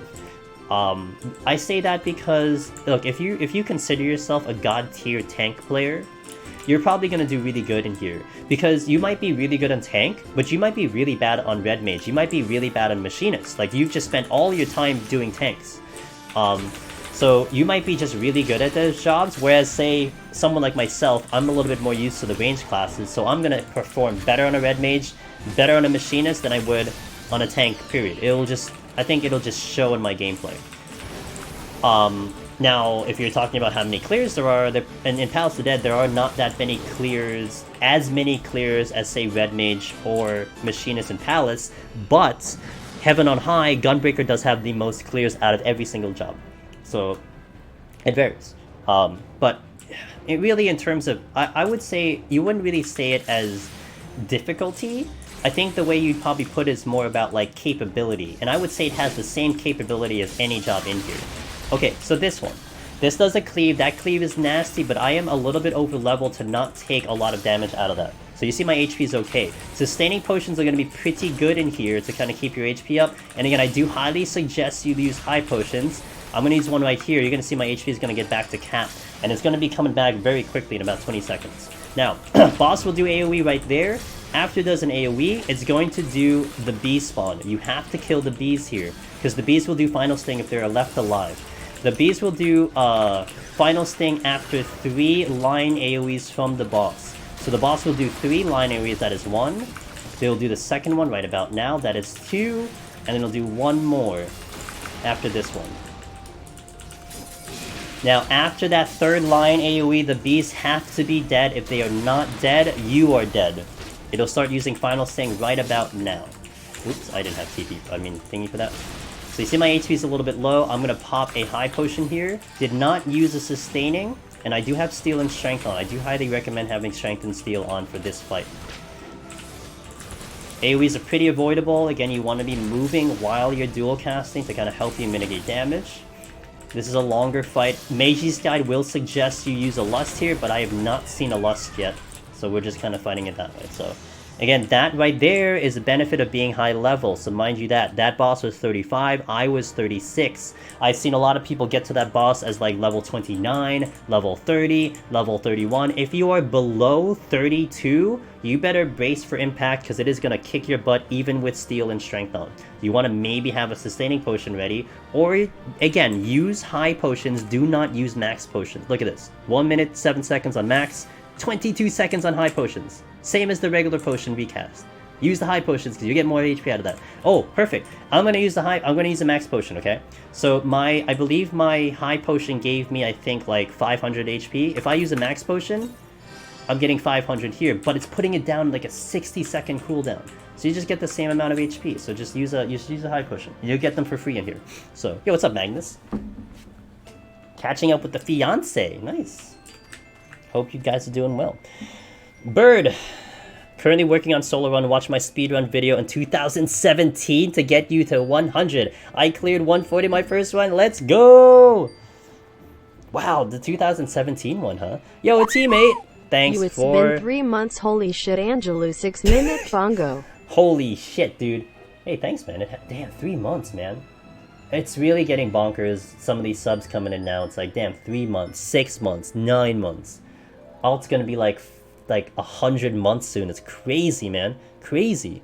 Hey, thanks for the follow, Bird. You know, Bird, actually, since you did reference that speedrun, I've actually put up newer speedrun VoDs recently, because I'm actually doing it every Friday now. We're doing speedruns every Friday, and we're checking out other jobs.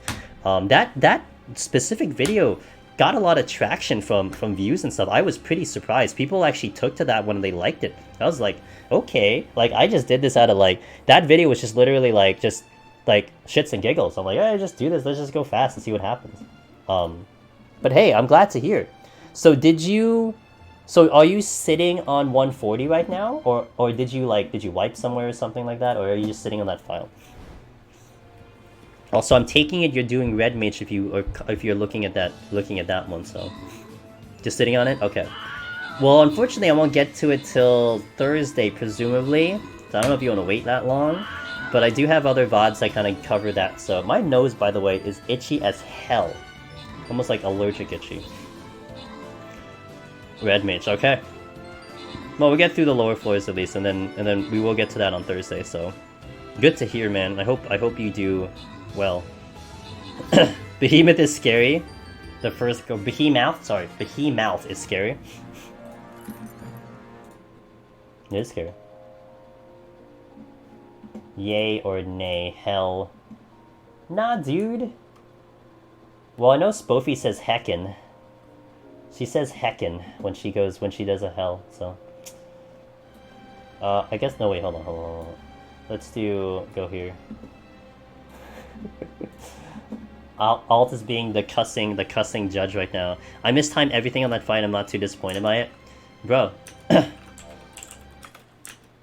You have to defeat the one intangible enemy is that your nerves, man.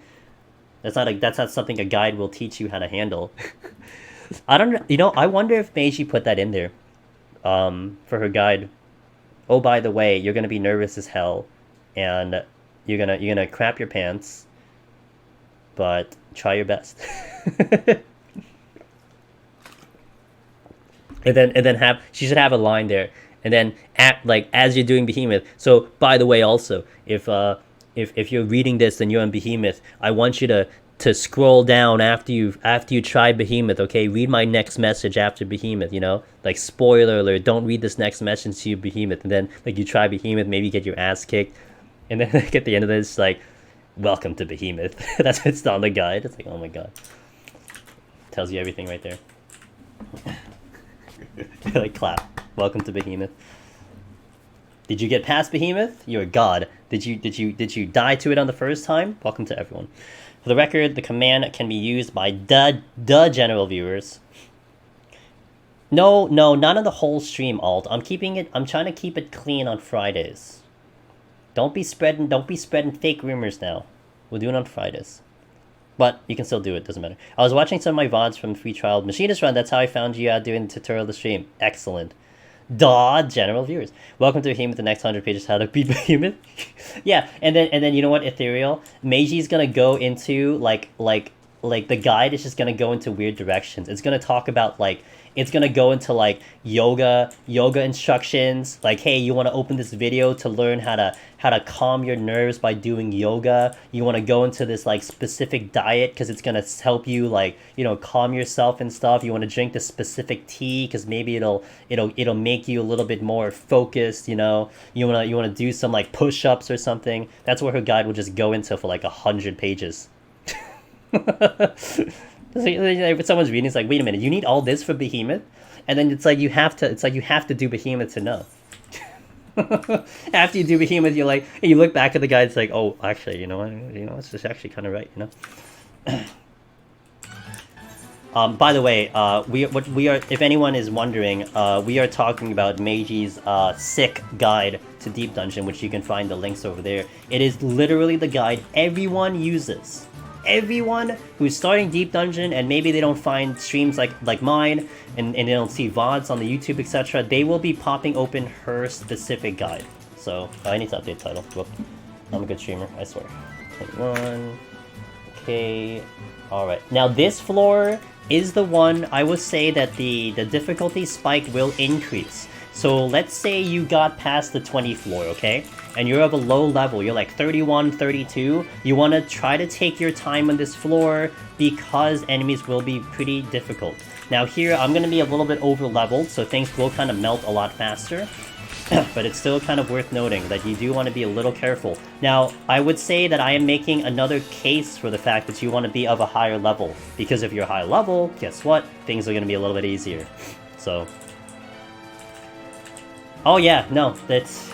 Look, man, I originally considered writing a guide, and this was long before Meiji and myself got Necromancer title. We were kind of talking with each other a little bit, she's thinking about doing a guide, but she was the better person because she didn't give up. I gave up. I rage quit out of Palace, and I wasn't about to write a guide when I didn't beat the place, but she had the credentials to do it. She beat it, so she wrote the guide. I mean, you're reading a guide from someone who got Necromancer, who got Lone Hero. There's just what else would you read? You're not reading a guide of someone that didn't do it, so... But I'm content with doing, what we do now. We're doing the streaming, we're doing the videos. I'm fine with that. And then I'm going to reference her guide every single time, because, you may not have the luxury of watching a video. And it's probably a faster way to do it anyway, so... But I will definitely tell you that I personally use the guide for my own Necromancer achievement. I used like I looked at her guide for the last 10 floors because I was very spooked and I wanted to know what is up there. But with that being said, I have not read the rest of her guide, like basically before 190, so I honestly don't know what's really in there. But I will bet a lot of money that what I will tell you now and today and any questions you ask will be very consistent with what's in her guide. There might be a couple things that might be a little bit different, but we can certainly discuss if you do find any differences and we can kind of go over those little bits. But more or less what you'll read there is what you'll find here. Yeah, I am doing the video guide, yes. But that's fine, right? It's still not the written guide. I don't mind the video guide. If I had like two more potion takes, that's a big gap though, teammate. Second time, because I had my double dip, my strength. Oh no! The strength and steel were off. You know, teammate, I think that happened to me too on my second attempt. I think after I died, I re-aggroed Behemoth, and I popped Strength and Steel immediately, and I did not make it to the end of that fight without Strength falling out, so I had to use Strength again. Because you know what's an indicator that I do, a teammate? At the moment that you're prepping Lust, if you see your buff at 1 minute, it says 1 minute on your buff, and you have not done Lust yet, you have to strongly consider doing another Strength. You almost have to. Unless you kind of know precisely how many seconds you have left, you probably want to use the Lust again. I'm sorry, you want to use the Strength again, because it will fall out. So, again, we're going through the paces of trying to kill everything. However, I mentioned at the beginning of the stream when we were doing 1 to 10, we're doing this kind of sub 30 bonus point thing. This is going to be the first set of floors where doing a sub 30 will get a little difficult because the enemies are going to be a little bit harder. It's going to take us a little bit longer to get through floors. So we may have to go and do some fancy stuff, which I will maybe not recommend, but I guess displaying it's going to be kind of fun, so...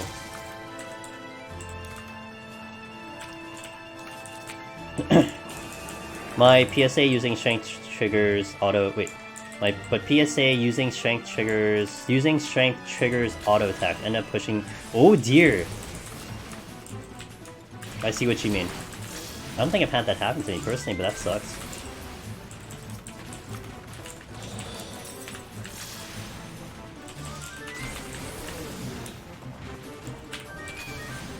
So again, we're staying in motion with this one.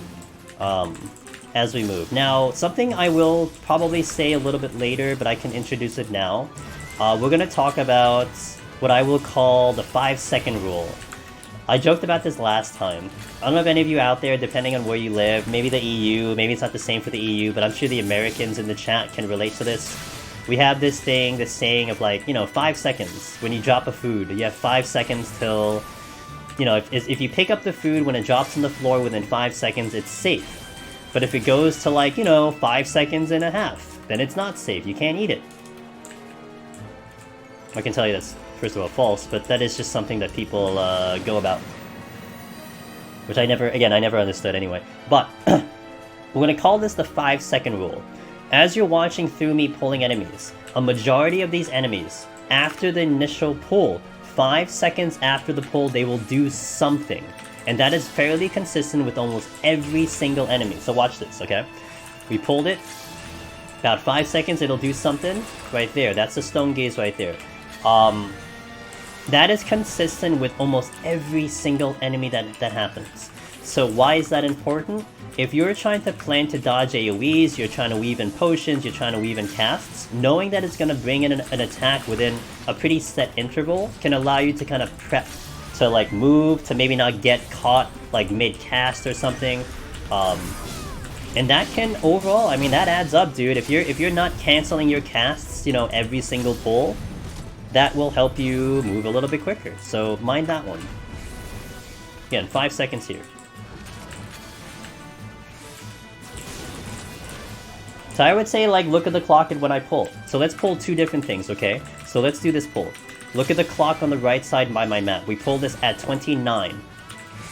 And keep it kind of alive. So, 24, first ability. So that was 5 seconds right there, okay?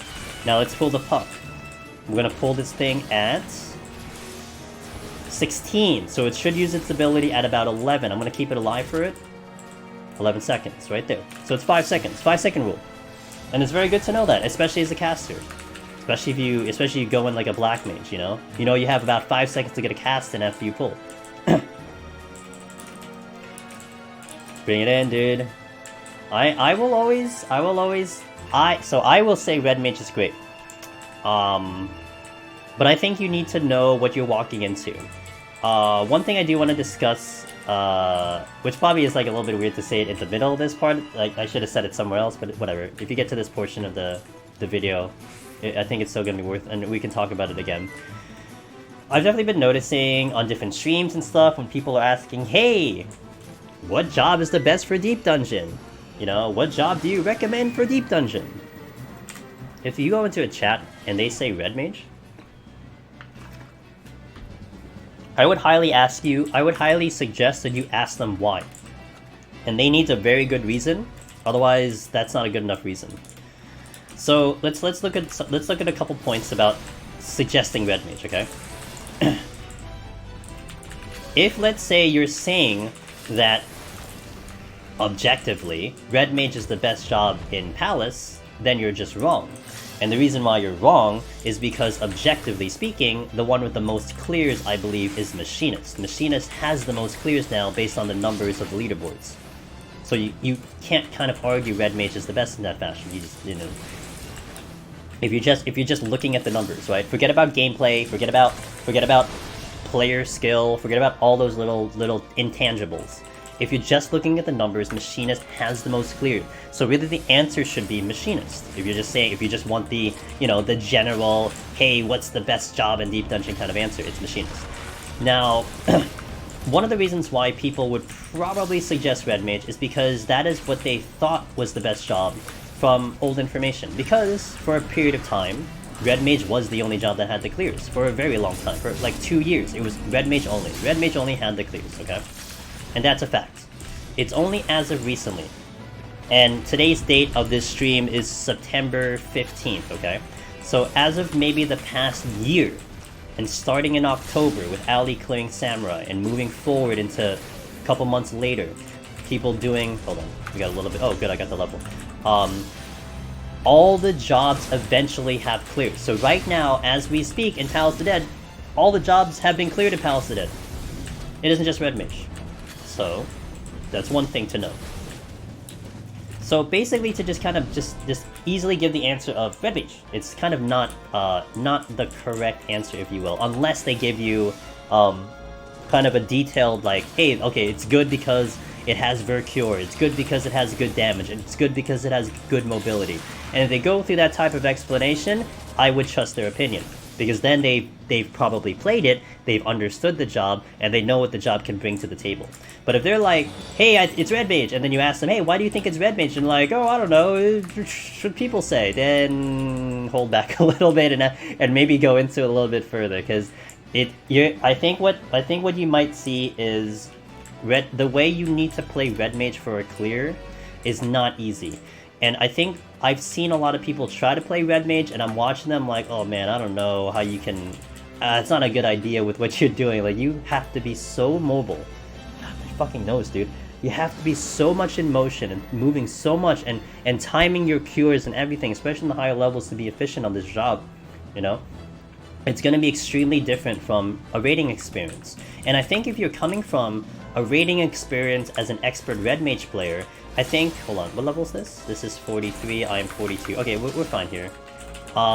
If you're coming from a raiding Red Mage environment, okay, I think you're not equipped, and you're not kind of in the habit of casting, like, Vercures and keeping yourself alive. So you're not building that habit. You have to build that habit in here.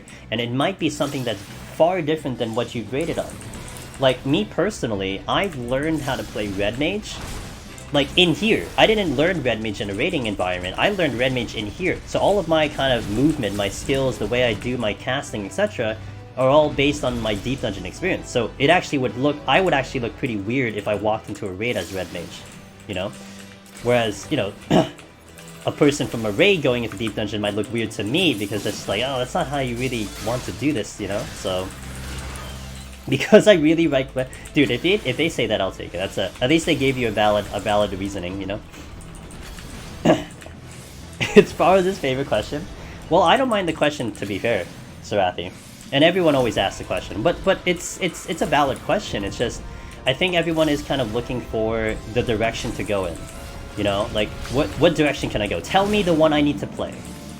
That's what they want to look for. But I also think that I think a lot of people do kind of understand that there is like a dedication that needs to be put into this, and I think if you give them that kind of answer where it's like, well, it's not that easy, I think they'll absorb that information and have a better understanding of it. So we have mimics because of the altered room. So I did an alteration on the previous floor, an alteration by the description. It changes the enemy occupying the random room with a mimic or a mandragora. So when I used the alteration in the previous room, it changed this room, which could have been the basilisks, it could have been the wyvers. They changed them into mimics. It's like I want to say it's a 50-50. Sometimes it feels a little bit more than a 50-50. It changed the room into these. So mimics are pretty dangerous. They hit a lot harder than other enemies. However, one thing that is actually beneficial about alterations in the lower floors is even if they change them into Korrigans, even if they change them into mimics and Korrigans do give a lot more experience points than the regular enemies. So in terms of leveling up, etc., you will get a further benefit because they will just give you more XP. So that's why it's actually kind of good to deal with the mimics and to kind of spawn them even if you do get mimics. Don't be afraid of them. If you're having trouble with the mimics, don't forget, use a steal, use a witching, whatever you can to stay alive against them. In my case, I am over their level. I am currently 44 and the mimic is 43, so they're not too bad to kill. But I would not recommend skipping on them, and I would not recommend not using alteration, because it could actually be very, very beneficial for the experience points. Sometimes it's rare, sometimes it's not, man. Who knows? Always remember chaining 6 mimics. You have to balance curing, damage cutting, yep. And I think that's what people don't think about when they walk into Red Mage. I think, no. Actually, that's wrong. I think people understand that there's going to be a lot of burst curing, but I think they're not into the habit of doing it. And I think that's one of the bigger things right there. They're not used to it, so they have to learn it. We just got our biggest damage spell, which is Flesh, so we're gonna do a lot of more damage right now. What do you think about allowing Blue Mage into Palace? I think they should allow Blue Mage into Palace. I think they should have allowed Blue Mage into Palace since the 50 cap, you know? But they can't get Necromancer. That's my only thing. As long as they don't get Necromancer. Because if they get Necromancer, that's not good.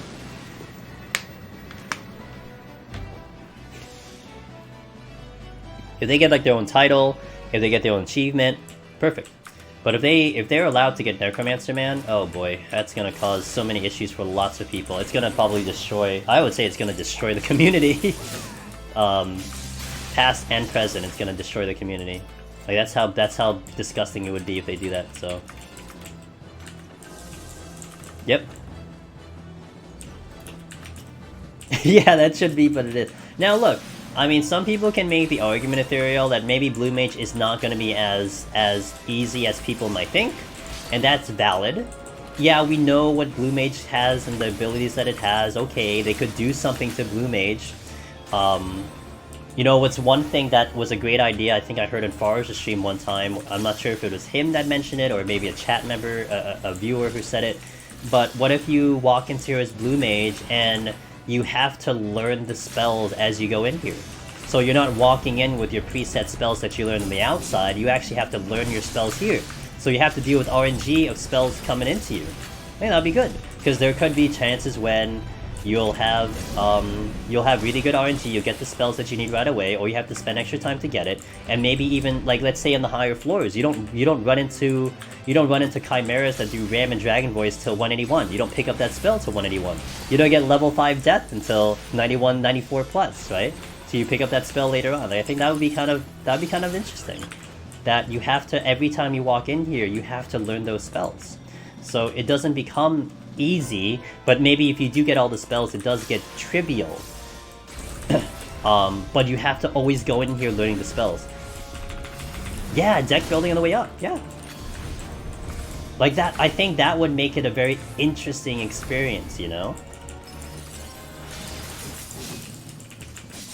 Like, what if this one enemy just doesn't give you the spell you need at all? Like, it's just the bad RNG. Like, do you keep trying to farm that enemy? Or do you just go, you know, etc.?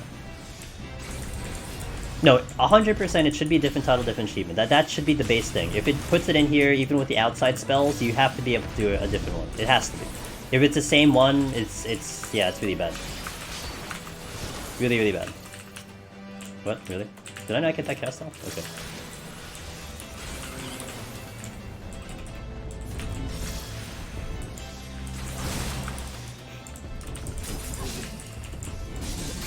By the way, there's nothing really too spectacular to talk about the enemies here. Bear in mind that I am kind of over-leveled.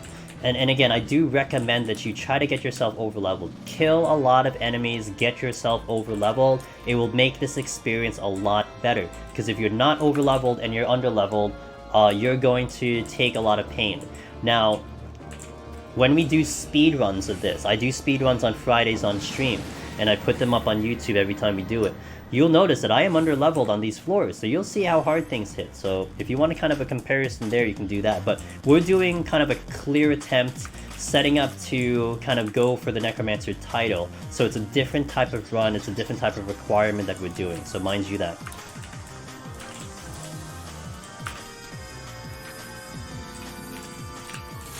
On top of pulling Blue Mage spells, there's a chance to silver chests. That actually would be kind of cool, Ethereal. I'm not sure mechanically that makes sense, but that would not be a bad idea. I mean, damn, man, what if they double down and they just make... They have Pals to the Dead, but they give them, like, different Pomanders, you know? Like, the Pomanders are different. They cater to what Blue Mage is meant for. That would be so cool. Easy! And it would be free content, man. You just adjust some of the coding, you change it a little bit, but you don't change the map, you don't change anything. You know, you make a Pomander that spawns enemies or something like that. Like, that would be crazy. And then you have a brand new deep dungeon, like, boom, just like that. But it's specifically for Blue Mage. That would, oh man, that would be so cool.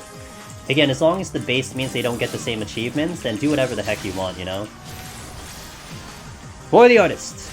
I can't wait till November for all the graphics code benchmarks. Yep, be nice. There's supposed to be more. Yeah.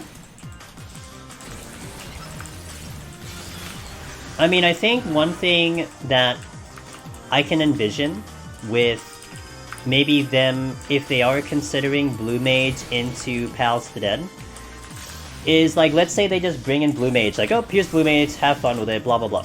Well, what happens if they drastically change Blue Mage in the future? Like its 50 kit, Blue Mage 50 kit compared to its 60 kit is drastically changed. Whatever you did at level 50, you can't do anymore at level 60 because you have different spells, you have different everything. So that's something worth noting. So if they bring in Deep Dungeon for Blue Mage, and they have plans of, say, adjusting Blue Mage into significant ways into the future, that might completely change how Blue Mage works in here. And it's like, how do you roll back? How do you retain an experience? What if the experience of the first time was way better than the second time? Like, what do you do then?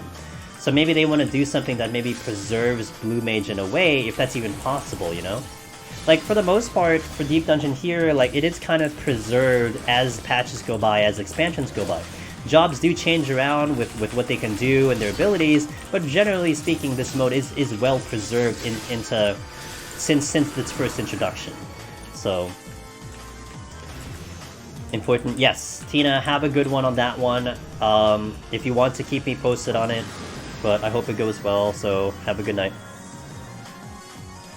I need to take a short break after this because my nose is just bonkers. It's like, you know, like when you have allergies and like your eye is itchy, and like you know that like if you scratch, if you like rub your eye, all of a sudden your eye will be like itchy forever. That's kind of how my nose feels right now. So we got Corrigans there. They will give me extra XP.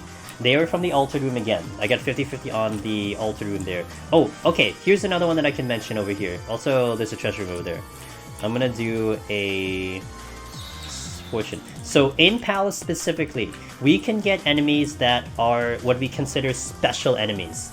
So the lore on this is that whenever you see an enemy of a NPC or something, they are like the dead soul of an NPC you've killed in a story, in a mission, in a dungeon.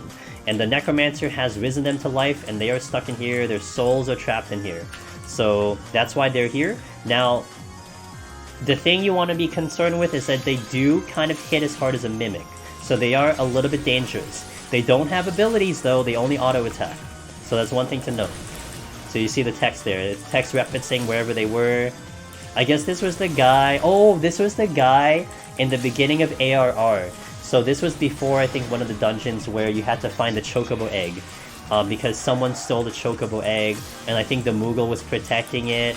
That's that NPC, that's the guy from that story mission, because I think you kill him. So his soul has been risen up here. That's how that works.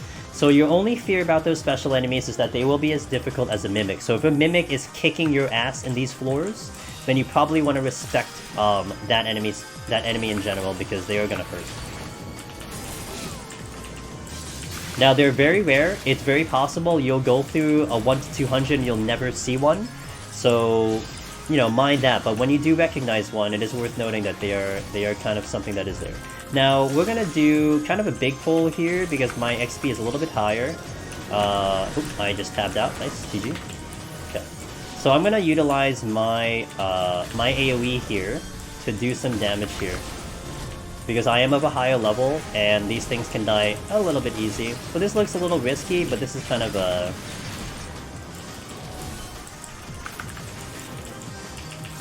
Oh, right. So my potion usage cancels my... It cancels my... Hold on a sec.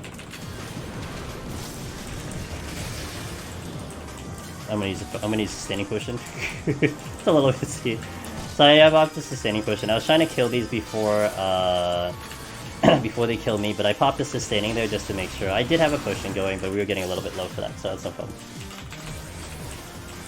I was calculating the damage. No problem there. Okay. We'll check all the chests here. That was a treasure room. That's a lot of enemies in the room, so...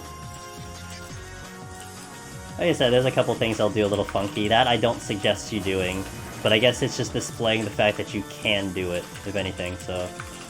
I need to move a little bit because I'm falling a little bit under the time. That's a lore trap, which I will actually step on. So this is a lore. I'm gonna step on this purposely, because we'll get some extra enemies here. But not to mention, the other thing that's nice about that is that it does boost our XP a little bit, so that's why I will do it. Hey Wallen Gaming, I'm doing pretty good. My nose is itchy like no other, and I need to fix that later, but outside of that, we're pretty good. There's a chest over there, which I need to go back and get. Watching my time. Okay, a Rage Commander is very good. We'll use that much later in the run. What is this? Steel. Okay.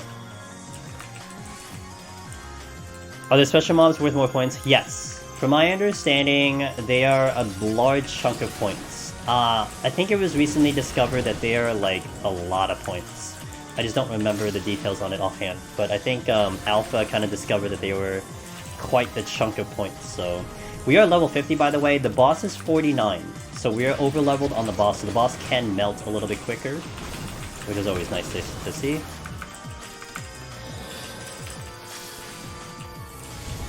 Now, this is a little, all of a sudden, annoying, because we're getting a lot of enemy spawns when, Oh, he's not dead.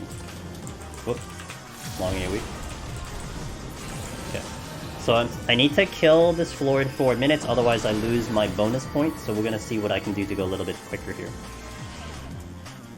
Again, we're looking to do this under 30 for a specific time bonus. Nice, small room. So we'll try to kill everything pretty quick. I think I might do a bigger pull just to get everything in time here. Got a potsherd. Potsherd is used to get sustaining potions. Really good to use. Really good to have, rather. Okay, that exploded. So what you'll see there, so I used that silver chest to hit the enemies, and the enemies all took damage because of it. It will hit me, which I lost HP on that one, but they also died too, so... That's more of an advanced play, not something I would typically suggest a newer player to do, but knowing that it is there is something that is worth noting. Okay, we're gonna do this. I'm gonna do a witching here. So this will take all the enemies down to either an imp or a toad or a chicken. So one thing to note, so right now you see toads, you see imps, you see chickens. A toad will do like very minimal damage. A chicken will do about 50% damage, but an imp will do very close to full damage of what these enemies can do. So if you do a witching and you see an imp, and you're wondering why you're getting obliterated when you just did a witching, that is exactly why. Because said enemies are an imp, and they're doing close to max damage on that one. So be very, very cautious. You gotta look at what it changes into. And especially in the higher floors, it's very good to note, because you might be under this assumption that, okay, I witching, so we should be fine. Nope. If it's an imp, you're still gonna die because it is hitting you like a truck. So mind you that. I'm gonna bring back the music here. I have 2.5 minutes to kill the boss, so let's see if we can do it. The mythical floor 29 potsherd, yeah.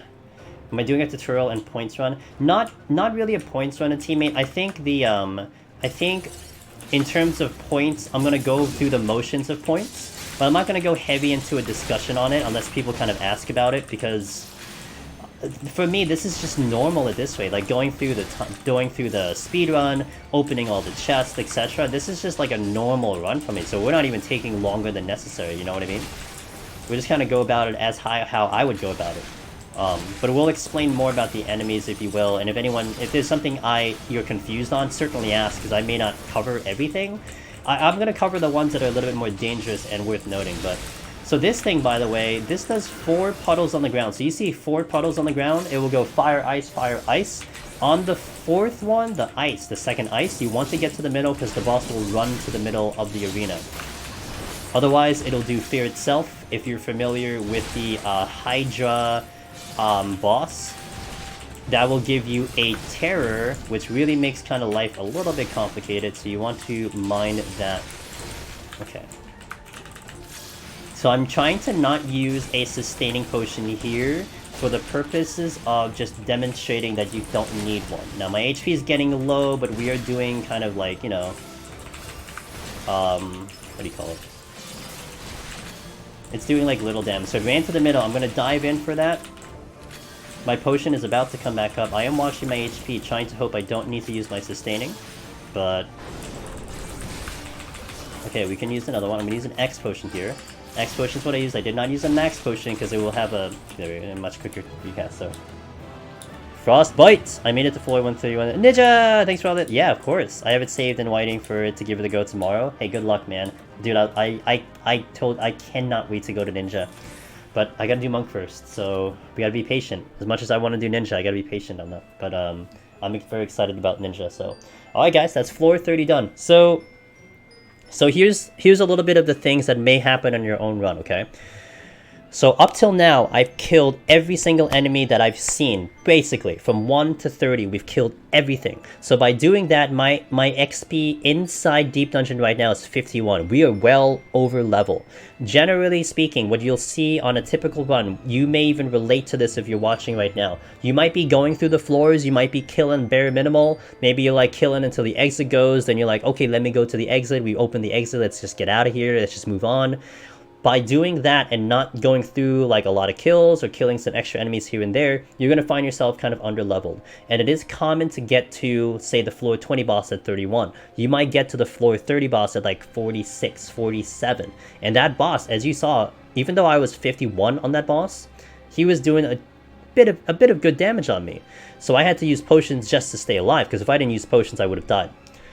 You may want to keep... This is kind of the part where you may want to have sustaining potions. Hello, Mr. Streamer. Sky. Can I get good at Deep Dungeon following this class? Yes. Even though this is a 101 class of Deep Dungeon, we are going to do it such that it will work like an expert level type of college course, if you will. Yo, Sky, thanks for the 4 months. Good to see ya. How are you? Thanks for that resub. I really appreciate the continued support on that one.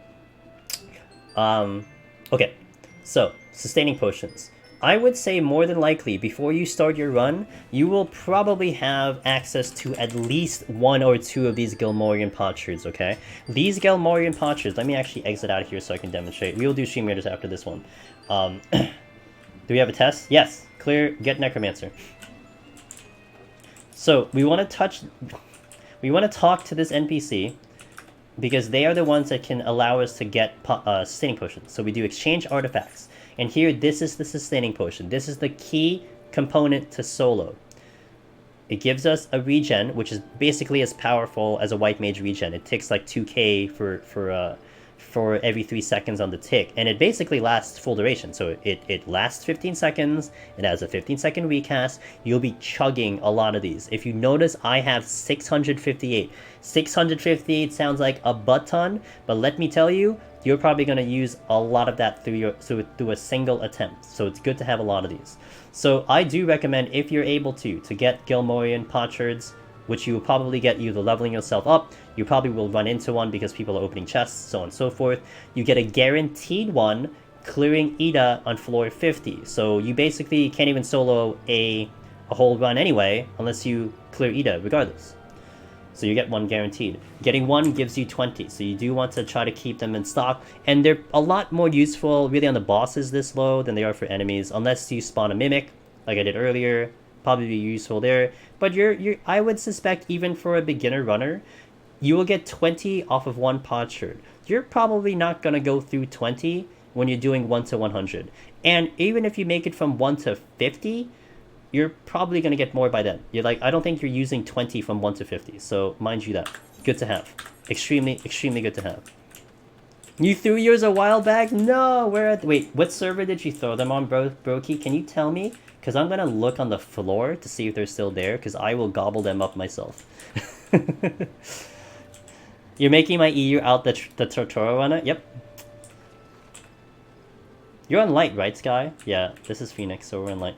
Well, it's a tutorial runner, but I'm actually still working. I'm going to work a high score, and we're going to work a serious run, so...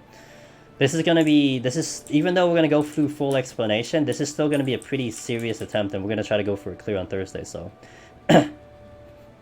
Yeah, uh-oh is right. Dude, I looked at the board on Red Mage, I'm like, ooh, I can go there. Like, screw Japan, man. Japan, like, wrecked the points. Like, oh my goodness, Japan. I looked at the board at a light Red Mage, I'm like, guess I'll try to get on this board. And, you know, the original reason I didn't work on... and let's do stream minutes while I'm talking and stuff like that. Let's do stream minutes real fast. One of the original reasons I did not do this character a long time ago is because a while back, there were not very many of the light European team players who've done Deep Dungeon. It was very low. There's probably like 1 or 2 people with Necromancer.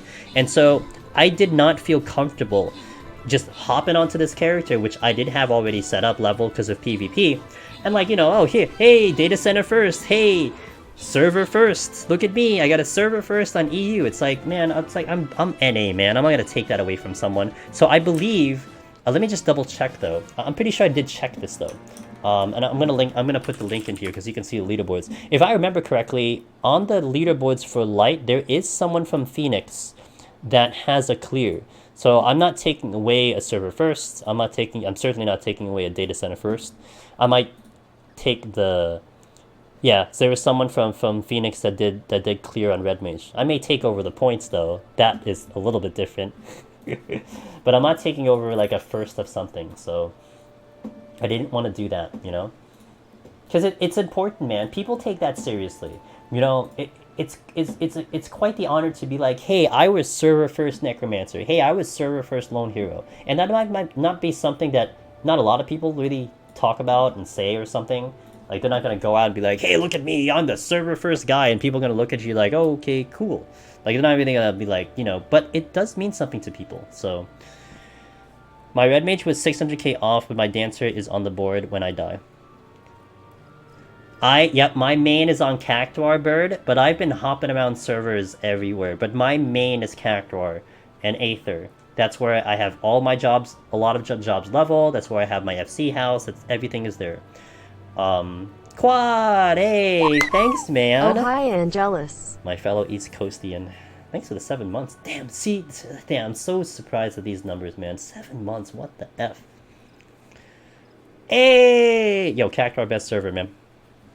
Character best server. Yeah, I have a character here on Phoenix. I have a character on Behemoth Primal. I have a character on Curl Crystal. I had my free trial on Elemental JP. I have other characters all around, but they are I barely put much time into them other than getting the Necromancer and Lone Hero titles for some of them. So I just basically did the dungeon and that's it. So it did, yes. Yeah. Okay, here, let me get the exact link for you, Shory. Hold on a second. I'm gonna get the exact link and I'll put it in the chat. It is on the board. I am 4th place on JP. Right over here. I'm 4th place on JP right now. Well, you know. I died a lot, dude. I made a lot of mistakes. I actually could have, like, squeezed into, like, maybe top 3, but that was not the important one. I think I would have felt bad if I took over top spot, but then it would have been cool. But, you know, I'm on the board, so that's all that matters to me. I was doing Heaven on High, but controller problems due to Steam Windows update. The F? Pays to be IT. Nice. Thanks, man. It was a tricky one, but we got it. Okay, dudes, let me just take a small break. I'm gonna hit the restroom. I think I'm gonna get a little bit more water, but I'm gonna fix my nose. My nose is like itchy as hell. So BRB, and then we'll continue the run. Let me update the title. So again, anyone watching, if you got questions about the run, you got questions about Red Mage, you got questions about Palace, please put them in chat. I will try my best to answer everything. Today is really about kind of an over-explanation about things. We're going to talk about everything I try to do, reasons why I try to do them. I may not be perfect in explaining it, so I'm sure I'm going to miss some things, but frankly, if it's important, I'll bring it up. If it's not important, I may kind of pass on, but if you feel it's important and you want to know why this, and that, maybe it killed you, but it didn't kill me, ask, and I'll explain. So, alright, BRB, I'll play some background music, and then we'll continue in a few minutes. Thanks for watching, dudes. Play some nice, chill, relaxing music.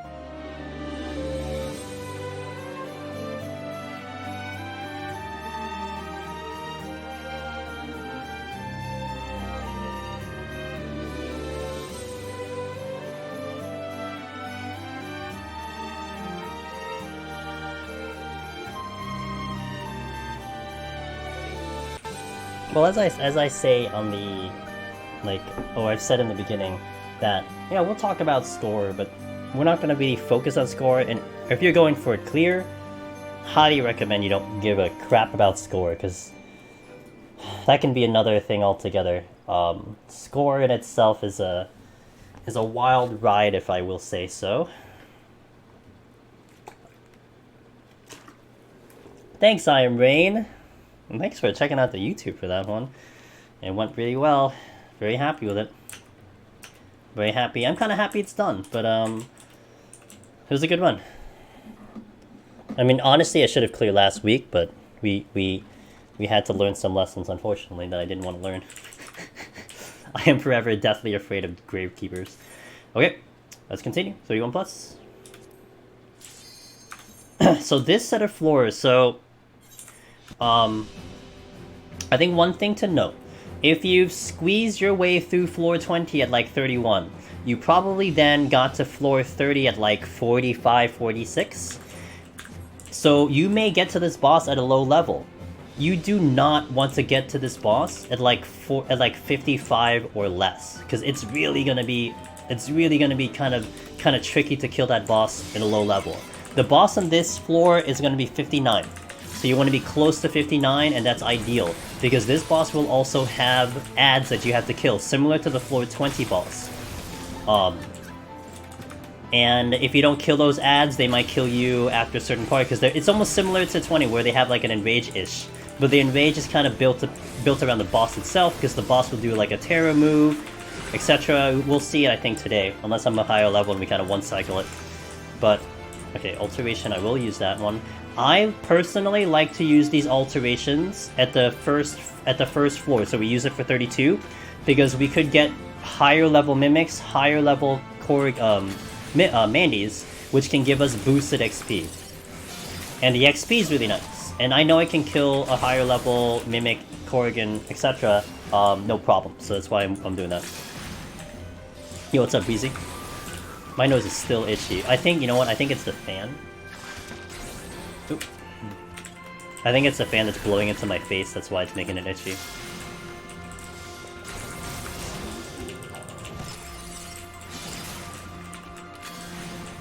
Drop the chest. Yo, not too bad, Breezy. Not too bad today. Boom goes the chest. We do want to make sure my HP is high enough for this next one. Use a Mega Push. Oop. So you saw, actually there's the example of a landmine not killing me with low HP. So I said a landmine could never kill you directly, but a silver chest can kill me. So I need to wait for my HP to come up again before I deal with that silver if I want to open it. And again, unless you are looking for points, you kind of just don't want to deal with silver chests. You have no real reason to open them, but I am opening them because of points. That's really the only reason I'm opening them. They do give points. The easy way I can put it is that it's roughly the same amount as doing a kill. So that's why I'm doing it, because they add up a bit if you're opening like 100 chests, you know?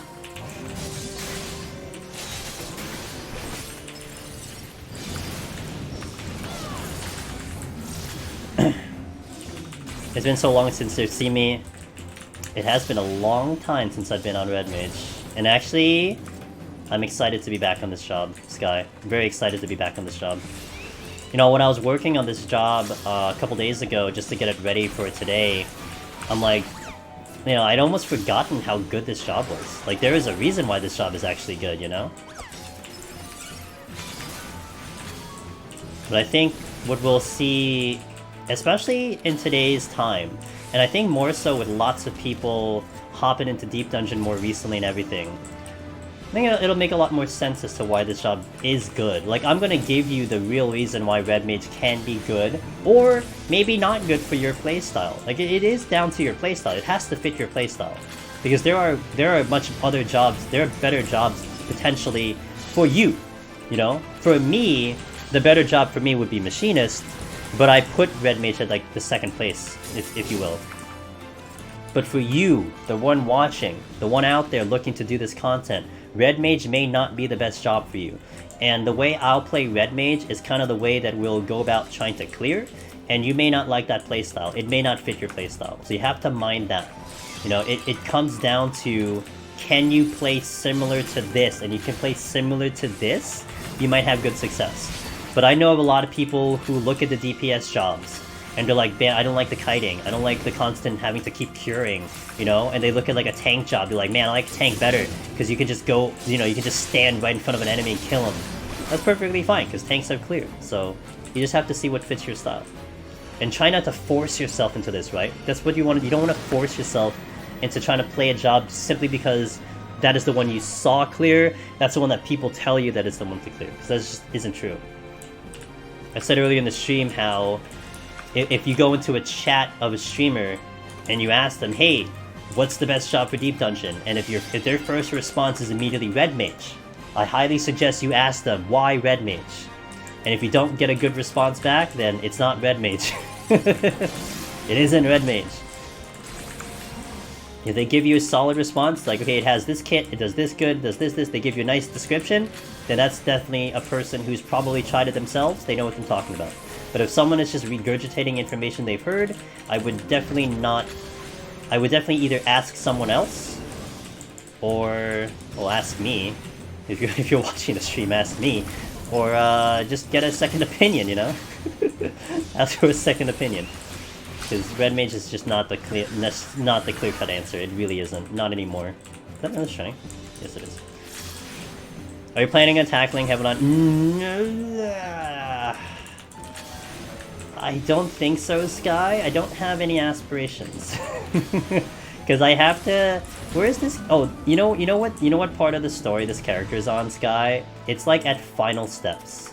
It's not that far away from Stormblood, but I actually don't have any intentions of doing Heaven on High Red Mage. To be fair, and I think if I'm gonna redo Heaven on High Red Mage, I might do it on, like, my other characters again, you know? It's such a pain in the ass to farm the Poncher, it's the only thing. That's why I don't like Poncher farming. I don't know, I actually just didn't think of it I didn't think of it that far. Okay, here's one of the reasons why I didn't think of it that far, Sky. One of the reasons why I went for getting Crystal and Primal up to Heaven on High is because I did have aspirations to have that character at max level at 80, because then I could potentially play with other people in those data centers. And not to say I don't like you guys, it's just that, you know, my priority's more towards NA than it is, say, EU, and my times don't exactly fit EU that well. So, you know, I wouldn't really push it for that same reason to get it that high. Now, granted, my Crystal is still stuck at like 70 or something. I'm not even past Heaven on High story, so... Hey, Wretches! Thanks, man. I love Red Mage. Wait, has anyone ever cleared... Yeah! So every job has cleared palace up to this point. Every single job. And that's why when someone tells you, like, they just flat out say Red Mage, it's kind of just inaccurate. It's just not true. Because all the other jobs have done it, so... No, Heaven on High did clear recently, Loken. A JP character did clear it recently, so that slot is now full.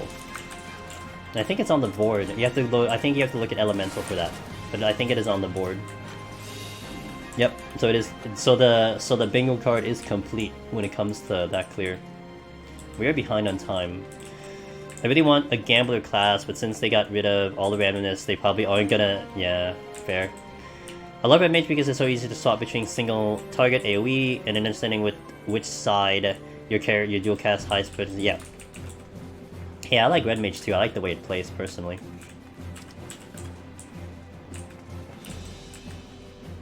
I like it.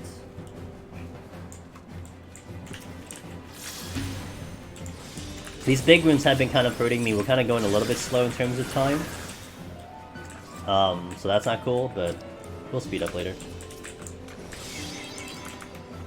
Red Mage mains. There's a lot of Red Mage mains, man. It's good to see.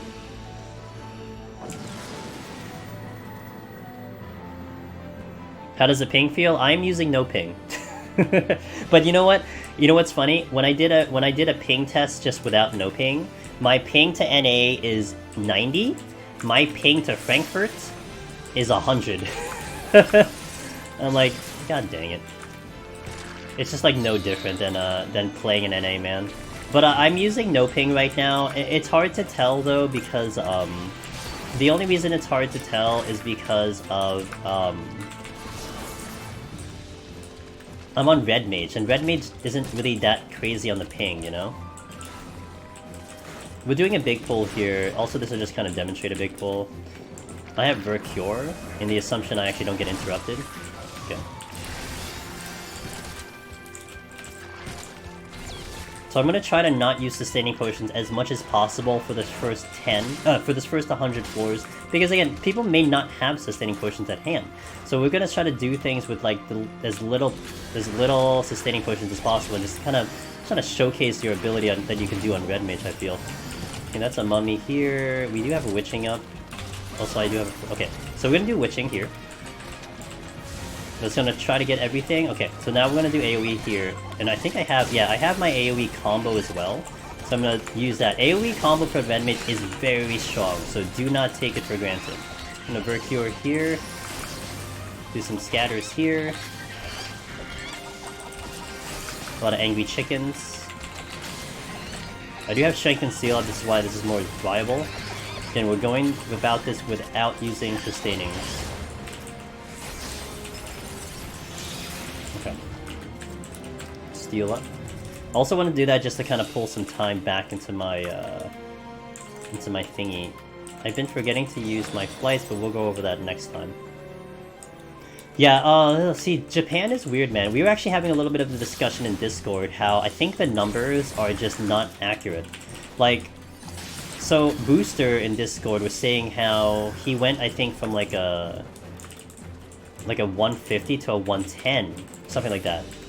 Or no, he went from a 110 to a 70, and he was saying at 110 he was having trouble weaving. Hey, Booster, there we go. Yeah, I think you're typically lurking on streams. I do appreciate that. You were saying how your 110 ping was hard to weave in. Like, you could only do, like, you can't even do, like, weave-ins because you weren't getting heat blasted enough. But then, his 110, and then I had a 130 to JP, but my 130 played like an 80 to NA. Like, it was like a massive difference. So, the numbers are kind of just not accurate in my opinion. I think it just really comes down to what it feels like. So here, with no ping that I'm using to EU, it feels like I'm NA. That's all I can say, so. Still doing Diet and Savage. How many days left are in the ranking? That's almost done, right? Right, Air Carver? The VPN made a big difference. Yeah. The numbers are just funky, but I think all it is just what it feels like, you know? 1 day, 2 days, 2 days. Okay, 2 days. And you guys are free. I wish you luck in your rankings. Alright, I'm gonna drop off here now. Alright, Bird, make sure to rewatch this one. Hope to catch it. Alright, dude.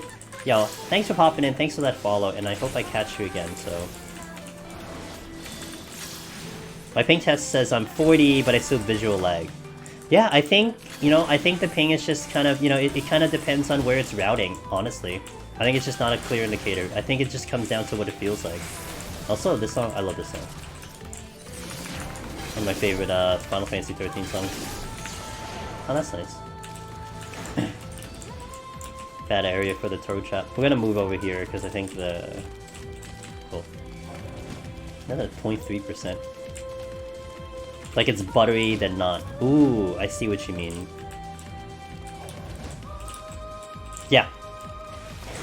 So without a VPN, Logan, I mean, if you were here watching like 2 weeks ago and I was trying to do Machinist without a VPN, like it was like blaringly bad.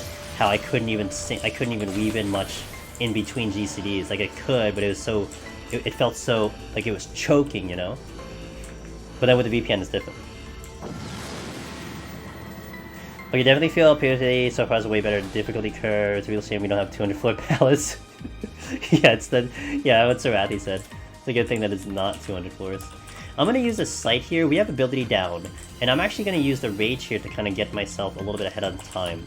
So we're using a couple things that are kind of, if you will, like plays for time, to kind of squeeze it in. But again, I'm providing what this is just it's providing a little bit of variety in what you can do with your items. So one thing also to note is that I had 3 rages, and what happens sometimes if you have 3 rages, if you see the 4th rage, you know, it's either you use it or you put it to waste. So what I'm doing here is I'm kind of using this rage on my terms and kind of getting the most out of it. So like let's say we clear this whole floor, okay? We kill everything on this floor. Also I can open bronze chest as a manticore. Let's say we clear this whole floor and that gold chest by the exit happens to be a rage. well, that kind of gets wasted because I can't use the full potential of that chest. Does that make sense? So in this, we're kind of using rages here to get the most maximum potential out of it. So you're kind of thinking ahead in that situation. Now, more than likely, that chest is not a rage, but again, we're just kind of using it to our advantage here. And don't be afraid to do that. I mean, you really don't have to be worried about Pomanders, like seriously worried about Pomanders, until like the 100s, 101, 110, somewhere around there. You're gonna get an ample amount of Pomanders. They're gonna come in at a pretty good pace. So don't be afraid to use them early. Don't be afraid to keep them at 1, you know? Just experiment, see what it feels like using one, see how it helps you out. Especially when you're in these low levels, a rage is fantastic because, again, every kill is giving you XP. So if you're finding yourself kind of, you know, weave and duck and weave in between enemies because you just want to get to the exit, you know, you're not really killing everything like I am, which I do suggest you do, a rage can allow you to kill everything on a room, giving you those extra XP points that can get you a little bit more stronger. And then once you get to 60, it's a little bit of a different game because now you don't have to care about the kills, you don't have to care about the XP as much. So note on that one. That's nuts. At least doing raids I can double weave on my dancer and not clip 99% of the time. Yeah, dude, ping people's locations is really a thing, so it's tough. Feels like I have it on high, takes the same amount of time despite it hitting less force because difficulty is... Well, see, how I always advertise it, Ethereal, is that it hits you harder, but the fact that it hits you harder sooner allows you to learn better. I think the learning process is quicker in Heaven on High, whereas here in Palace you have to wait till like, you know, 120, 130 to really start getting your ass kicked. In reality, now people get their ass kicked early on, like that's very, like, that happens all the time. And you're progressing through the lower floors. I mean, also, don't take for granted if someone is new doing this content, like, they are probably gonna die to the 20 boss, which I just saw earlier on another stream. You know, people are gonna die to the 30 boss, people are gonna die to the 40 boss, because they're still learning.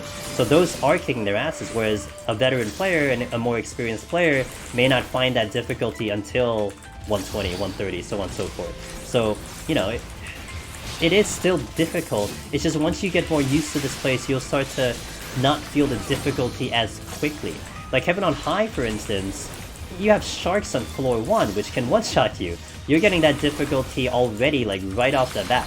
So it feels like you're getting hit harder and it's more difficult. And yeah, maybe the prog is going to be similar, but you're essentially training yourself for harder enemies at a much faster pace than you will be in Palace. So that's why I suggest sometimes to do Heaven on High first, because once you're used to those enemies in Heaven on High, you're going to come back to Palace. The enemies do not hit as hard as they do in Heaven on High. And you'll feel a little bit more comfort, maybe not as much fear, because you're just going to get hit with these enemies and you're like, oh, well, Heaven on High kind of hit harder, so it's like, okay. But there are still very good reasons to do Palace first. And if you have a good reason for it, then do Palace first. Don't listen to me. Do Palace first, and this is what this VOD and what we're trying to do today is just to explain how it is as you go in, and not taking into account perhaps previous experience and the assumption you even have previous experience. We're just doing this as is, you know. And I think one of the ones that may be kind of weirder to people is you may feel like this whole thing about killing more enemies and going through this whole kind of process of like killing everything might be a little exhausting. I feel you. Just understand the risk that you're taking if you're gonna kill low.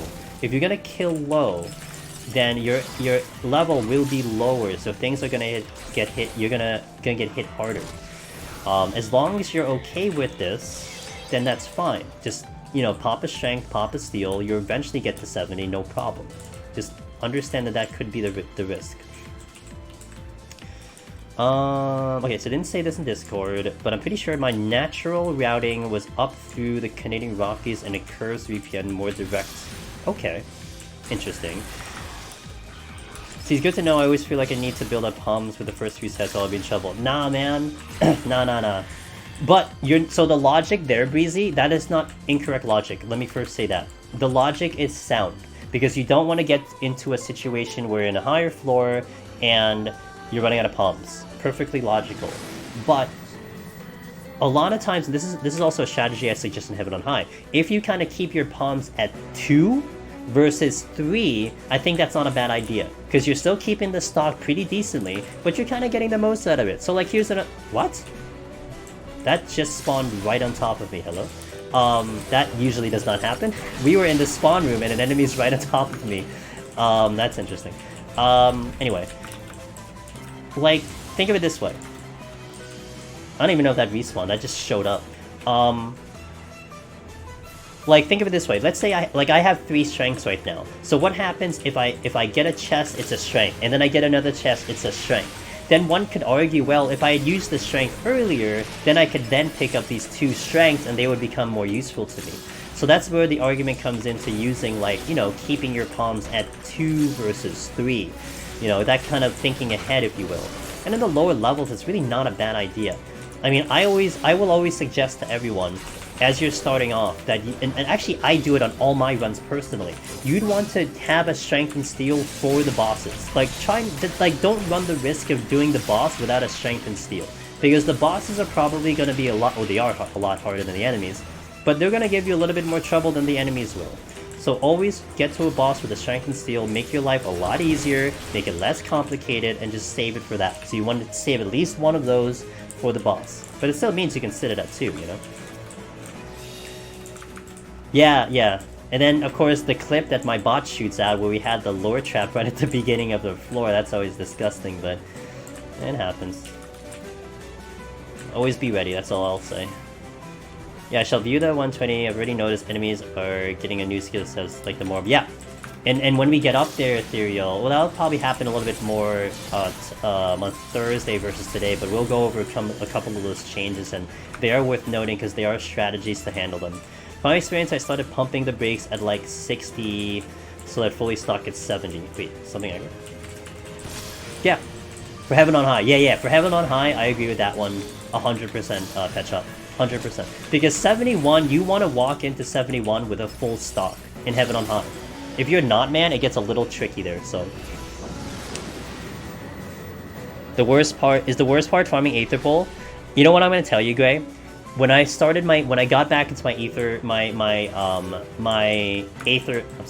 EU character. Hold on a sec. When I was on my EU character, my arm and armor was like, there's 2. My arm and armor was like 23 and like 19. It took me a day. That's it, a day. And I got to 99.99. It took me like a full day, but it took me like essentially like 10, 12, 13 hours of gameplay to get it to 99.99. Easy. So it won't take very long. It's tedious, but here's one thing that you could do. And it could be like an efficient way of doing this. If you're looking to solo, and you want to try to get some prog, and you're like 50-50, you're like 60-60, I recommend start your file at 51+, and go in and try to solo starting at 60-60, 50-50.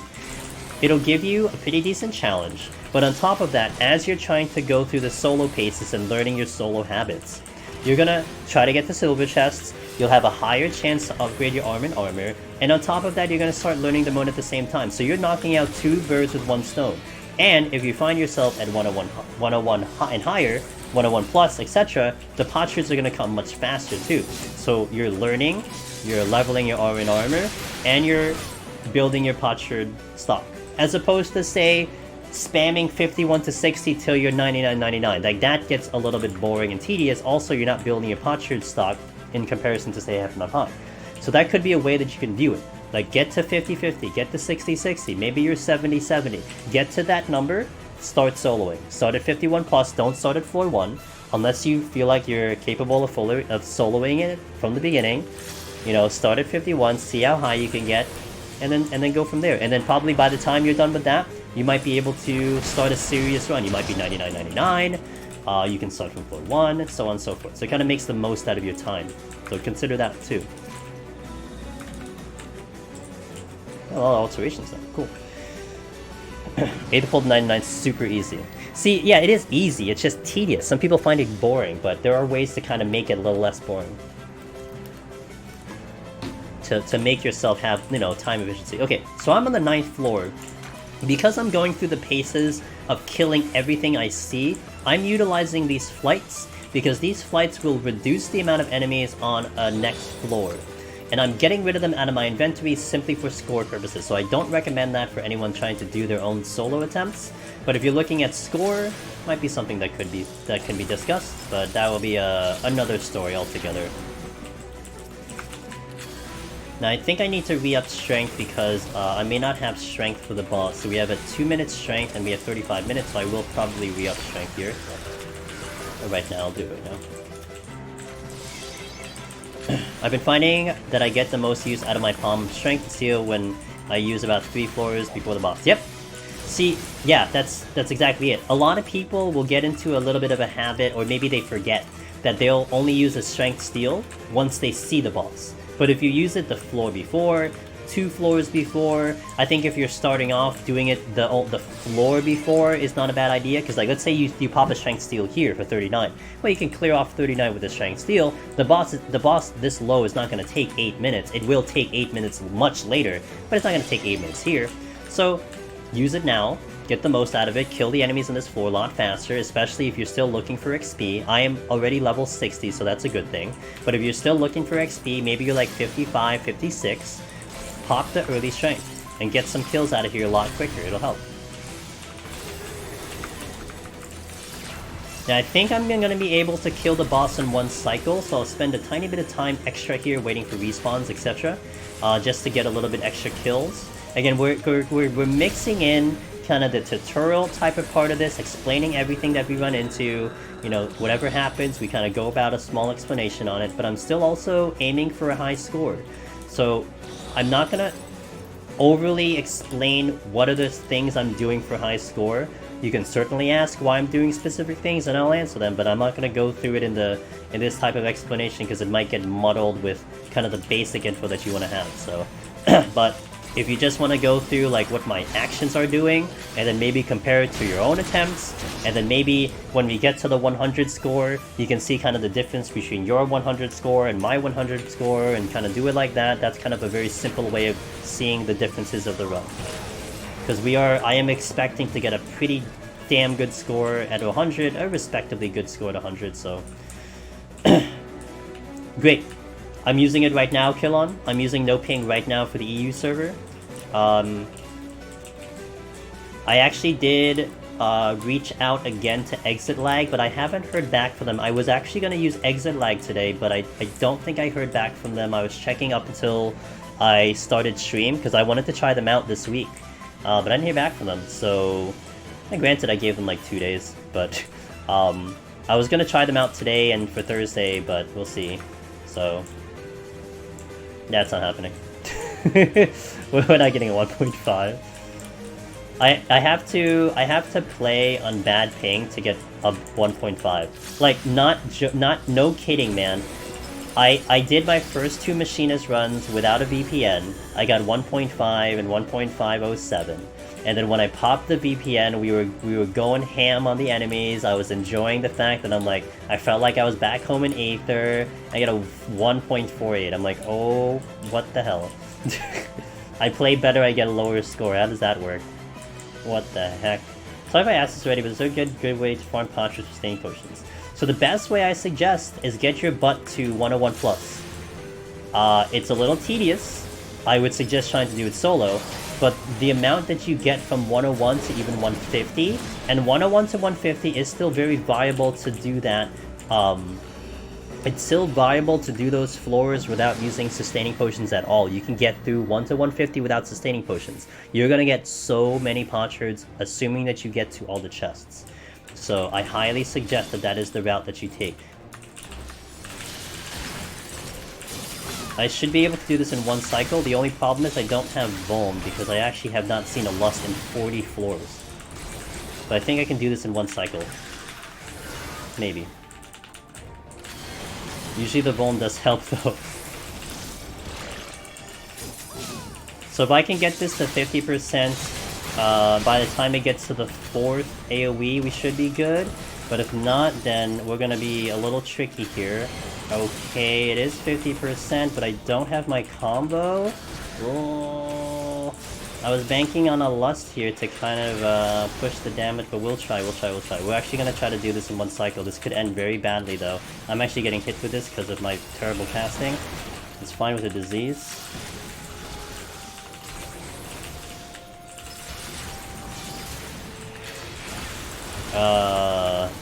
We could die, guys. Not lying, we could actually die.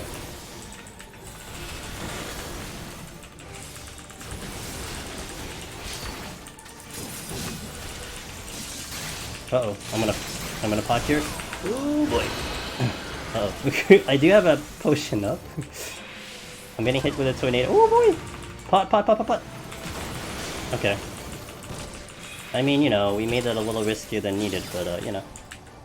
That's exactly on Meiji's guide, don't worry about it. When you read her guide, it'll explain things like that, no worries.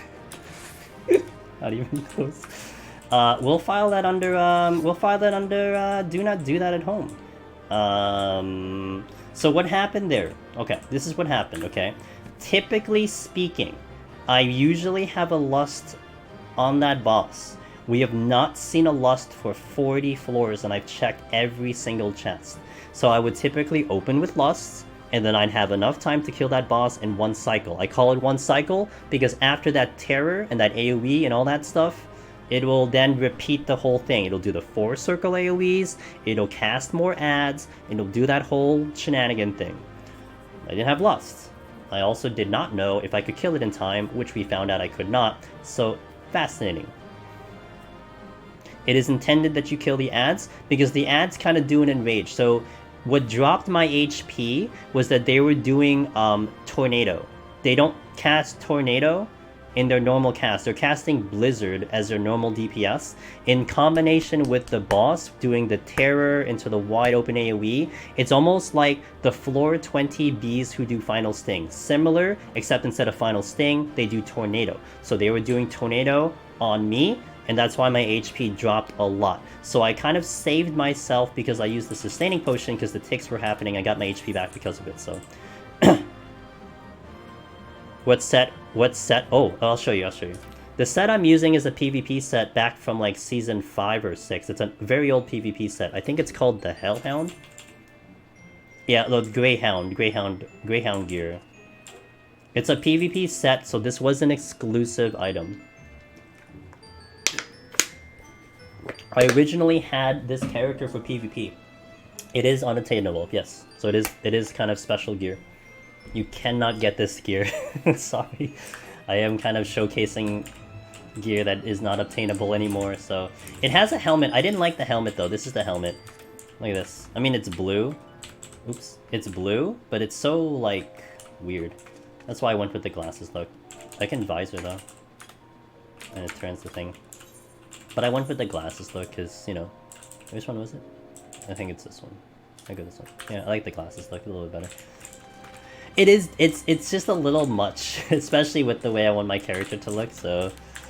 Yeah, like a row would probably look pretty good on that, so... I always play safe on the boss, it screwed me every time over. Yes! So, if anything, if you're still listening to me, and you're still and you saw that boss earlier, I would highly recommend not do that and kill the ads. But I think if anything, I showed you a good reason why you want to kill the ads, because it gets extremely dangerous. So if anything, we can maybe spin it to that, like, this is what you shouldn't do. Don't do that. So there you go. Why'd you hit a button? Hello? Wait, what? Oh, because okay, never mind. Okay, so let's do Stream Ratters. And then we will continue on. Word. You'd love a dyeable system for a deep dungeon. If I could dye my deep dungeon weapon blue, it'll be the greatest thing this game has ever given to me. Yeah, that's all I can say. It'll be the greatest thing this game will ever give me. I want a blue glowing weapon. I've actually wanted a blue glowing weapon for a job that I play forever. I've been playing this game for what, 7 years now? I still don't have a blue colored weapon that glows that I like, and it's on a job that I play. Like, I think it wasn't like the ARR relic or something, or the Heavensward relic for like Paladin blue or something to that effect. I don't play Paladin, man. I got away with the Machinist Eureka one because it kind of rainbow colored. But I don't play Gunbreaker either. I think, I don't even think the black mage and the red mage from Bodja will glow blue. I think they glow like white or something. All I want's a blue weapon. Maybe when they release the next deep dungeon, I'll try to pressure SC to just make it blue. Make me the happiest person in FF14. I mean, they haven't done blue yet in deep dungeon. They've done white, which is actually pretty good. They've done red, and they've done orange. So they've got to go blue next time. They have to. I'm gonna cry. What job? So I've been playing black mage. So I go black mage, man. Oh, for Bodja, it'd be red mage and black mage, but probably black mage because I'm maining black mage, if you will. Pink would actually be interesting. I hope we all get our colors though. Like I'm biased because I'm blue, but like I hope everyone gets the color they want. I've always been kind of crying for like a dyeable glow. You know, give us a dye that makes it glow. Like that would be sick. But whatever. Okay, 41 plus. So this is the this will be Ida boss. A couple of the enemies here are not bad, but more than likely when you enter this floor, I would say most times you might be maybe 57, 58. I'm going to be 60 going into here, so there's not too much else to kill to get you to 60. So the dangers of enemies are not that bad, and it kind of levels out because you will now be 60. But it's a little bit difficult on the previous floors because our levels might be different. So all you gotta know is that if your level is lower than my level in this video, then you're gonna get hit harder and it's gonna take longer to kill things. And that's why I've been suggesting kill everything. And we've been going at a pretty nice speed. I mean, we're still maintaining a 30-minute run every single 10 floors, yet we're killing everything. So as long as you're kind of going through killing, pull, kill, you'll go through a pretty good pace of killing and getting XP. I think what a lot of people tend to do up till now is that they take their time going through the kills, they're very tentative in what they pull the bare minimal, they go to the exit, and that's why you're adding on a little bit more difficulty because you're of a lower level based on what enemies you're fighting. So you can still take a shorter amount of time killing a lot of things, and I guess it's just kind of convincing you that it is worth the effort to do that. And then honestly, once you're 60, if you hit 60, then you can kind of take a chill on the amount of kills, especially if you're not caring about score. Then you can go bare minimal because you're not worrying about XP anymore. You're at the level that's like the cap level. So you could do that. Now on this run specifically for myself, we are going to be still killing everything as we go along. So it's going to start to seem a little unnecessary, but bear in mind I'm going a little bit on the scoring system itself. But we're still going to keep a very good pace and time and everything, so... Found a kind of blue black mage? Yeah, but it has to be a relic though, Rain. Like, it's not the same if you give me, like, let's say, Thordian's weapon. Like, the Knights of the whatever. Like, that's okay. It's not a relic, man. I want a relic level weapon, you know what I mean? Like, give me a relic or a deep dungeon weapon that's blue. You know what I've been using, though? You know what I've been using, Rain? Bismarck. You know how I don't know if you know Bismarck's weapon. Bismarck's weapon is like a bubbly blue. That's really nice. But it's more about, it has to be a relic though. That's the thing. Like, I can find a blue weapon, it's just make it a relic. This, by the way, is one of my most favorite songs in all of Final Fantasy. Love this song. Nice landmine.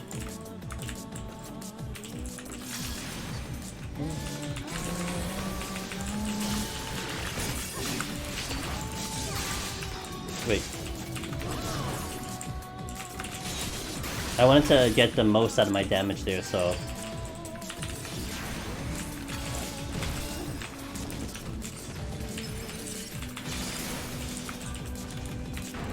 Safety. Yay, what's up, BMW? How are you, man?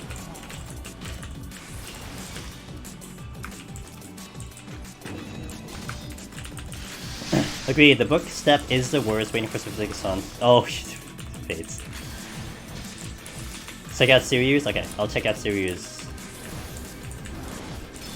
But like I said, man, it's gotta be a relic. Oh, man, I want a relic. Alright, so, enemies that we fought here. Demons, gargoyles, manticores. I think, of anything, the manticores are probably the scariest because they do a move called Ripper Claw.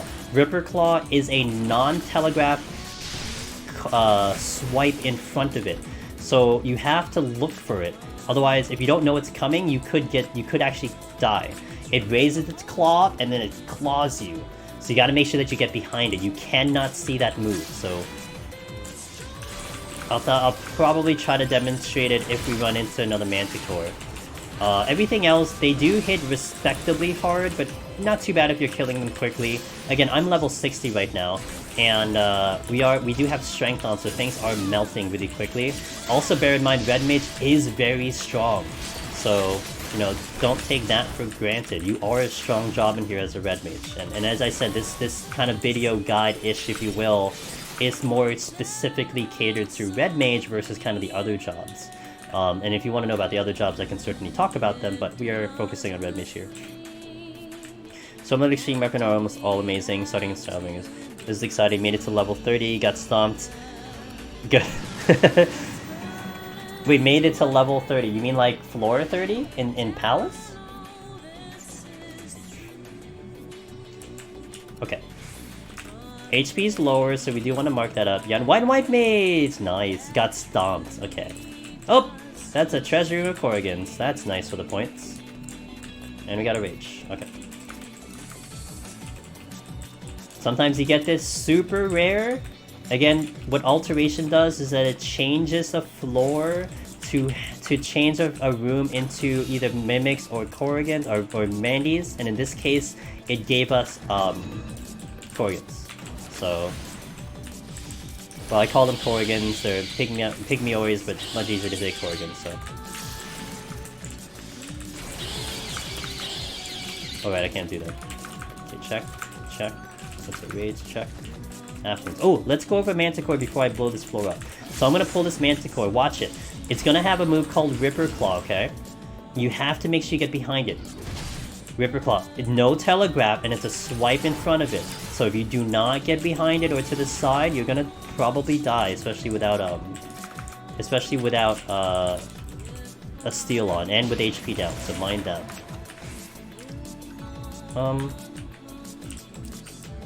No, let's do it. You've been sleeping and using alterations. I do recommend alterations. A lot of people do get scared of alterations with good reason. They don't want to deal with mimics. But man, like, there's a lot of benefit to them. Both the Mandies and the Mimics do have a higher chance at chests, so you can get more items out of them. If you're looking for a high score, you're looking for points, they are juicy on the points. But man, like, it's a 50-50 shot, and honestly, sometimes, depending on how they spawn, even if they're Mimics and you're afraid of Mimics, you can just, like, be like, okay, I'm good, I'm not gonna fight them, and then move on your merry way, like, you know, 50-50 chance. Now, I will say, this will apply later on the floors, that there will be situations where you actually want to use alterations because the choices of enemies that you will be fighting are actually far worse than Mimics. There are enemies that are worse than Mimics. 100% worse than Mimics. And you will actually want to fight Mimics because they are easier. And that will apply much later in the run. Now, I'll probably go over that as we get there. But they have don't be afraid of Mimics, especially in Palace. You can be afraid of Mimics in Heaven on High because they do hit like a truck. But in Palace, not really. They don't hit that bad. And again, we're speaking for Red Mage, so, you know, in terms of a Red Mage, as long as you manage your curing, you can survive a Mimic very well. Very well. Yeah, I call them Corrigans because Corrigans are their name in Heaven on High, and they're just much easier to remember Corrigans, although I call them Mandies too, so... But they basically are the same enemies, they look exactly the same, they're just different names. This is from 13.2 Desi.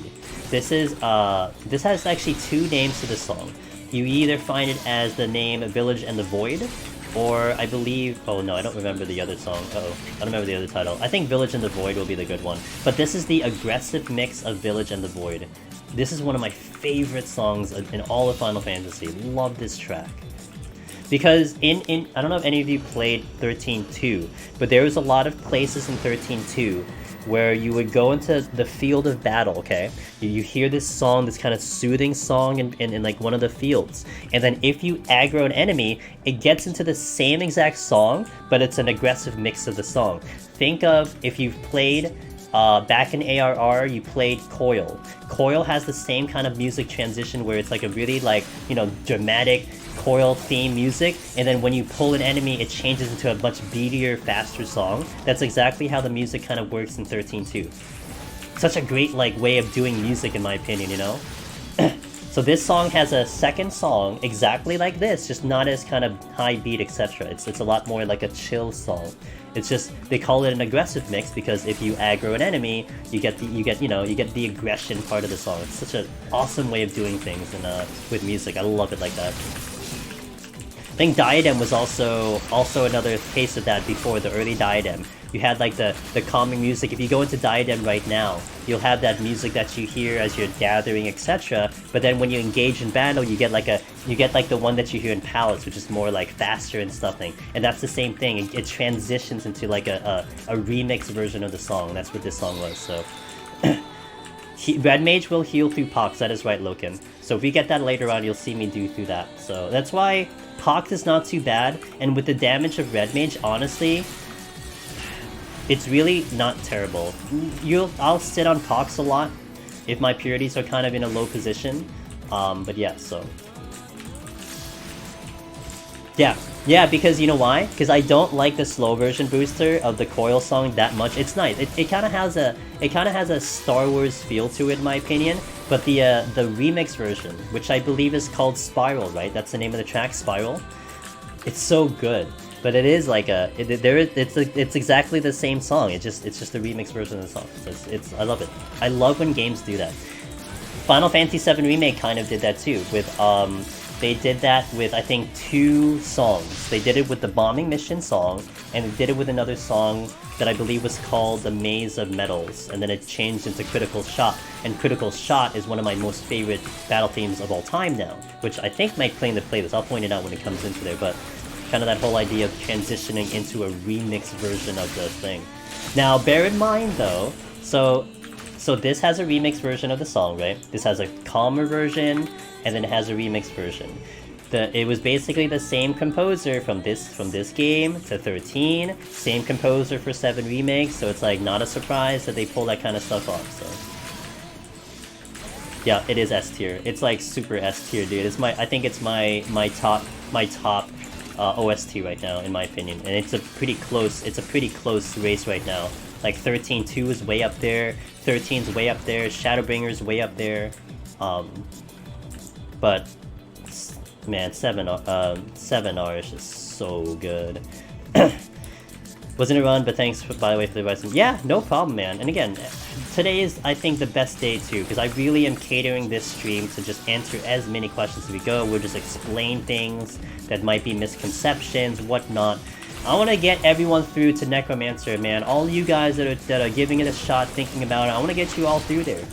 And there seems to be more and more people trying to give this a shot, and I don't want anyone to go in blind, you know? Have as much information as you can if you're looking for the information. Because I already went through my troubles of trying to do this content without information, but this is why I'm getting these videos out, this is why we're doing it on stream, because I don't want you guys to suffer what I had to suffer for like years. It was fun though, it's just I understand, you know, it's not the same thing, so. Alright. I'm gonna use another alteration here just to get it out of my inventory. And we're gonna try to speed up. We're a little bit behind on time, so we gotta speed up a little bit. Might do some big pulls. But again, I'm gonna try to do this where I don't use sustaining potions, so. Yeah, because I wanna try to make it such that if you are low on sustaining potions, so on and so forth, we don't put a big reliance on sustaining potions. Because it may not be something that you have in your inventory. Like, I have 600. I don't expect a new runner to just all of a sudden walk in here with 600, you know? Smaller room. I'm gonna do a little bit of a big pull here. I'm also... okay, yeah. So this might look a little bit spooky. We'll do a pretty big pull here.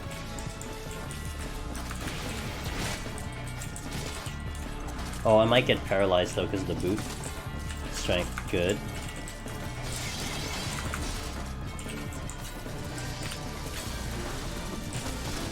So I may have to actually use the sustaining here because the damage might be a little bit high here. Also, we're gonna get paralyzed, but we'll probably use one just to get this big pull in. This will just kind of demonstrate also your ability that you have to do.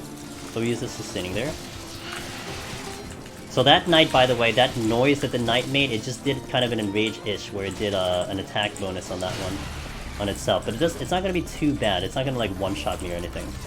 We're doing a big pull. I'm gonna get another potion up here. We do get a rage, but that does mean really no good here. And we got mimics. Okay, so now I want to be careful because I want a witching here. Witching. Ooh, I got the toxin. Damn. Okay, that's okay. I think I'm actually gonna erase that tox. Okay, potion here. So we're doing a big pull.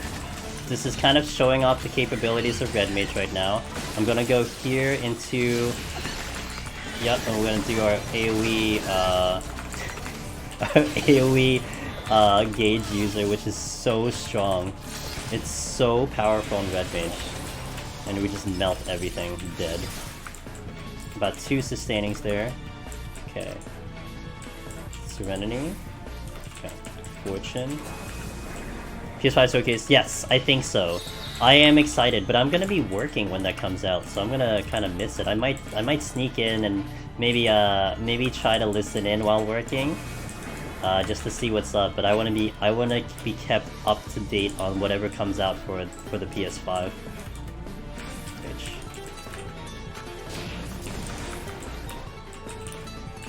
Bitch. A2. All right.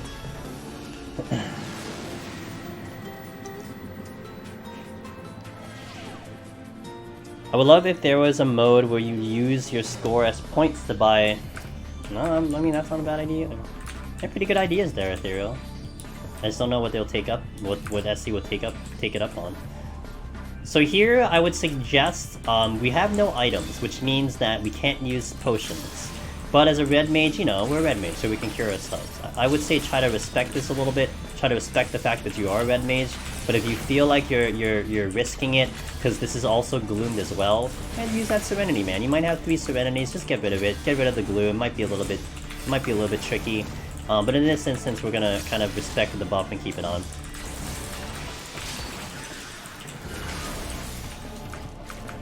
Witching came back. Chrono break. Okay, the Wraith is a patrol, so we want to fight it first. The Wraith will be a little spooky because the Wraith does have a large AoE we need to get out of, but it's probably dead before them. Not a problem. We have strength on.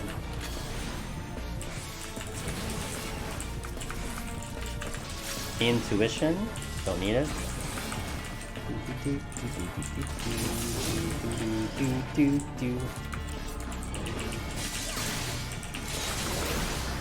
Oh. Also, as a red mage, if you have Displace, I highly recommend you utilize Displace up against the wall. Don't Displace into the middle of a room, because you can land right on top of a trap, and that feels bad, dude. Let me tell you. Or you can land into an AoE. That has happened to me before too, so be careful.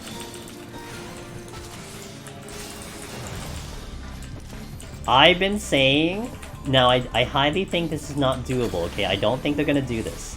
But I was saying that I would be floored if they announced Final Fantasy 16, but but the gameplay and the mode, the battle system is like Tactics. It's a tactical battle system like Tactics. I will be floored.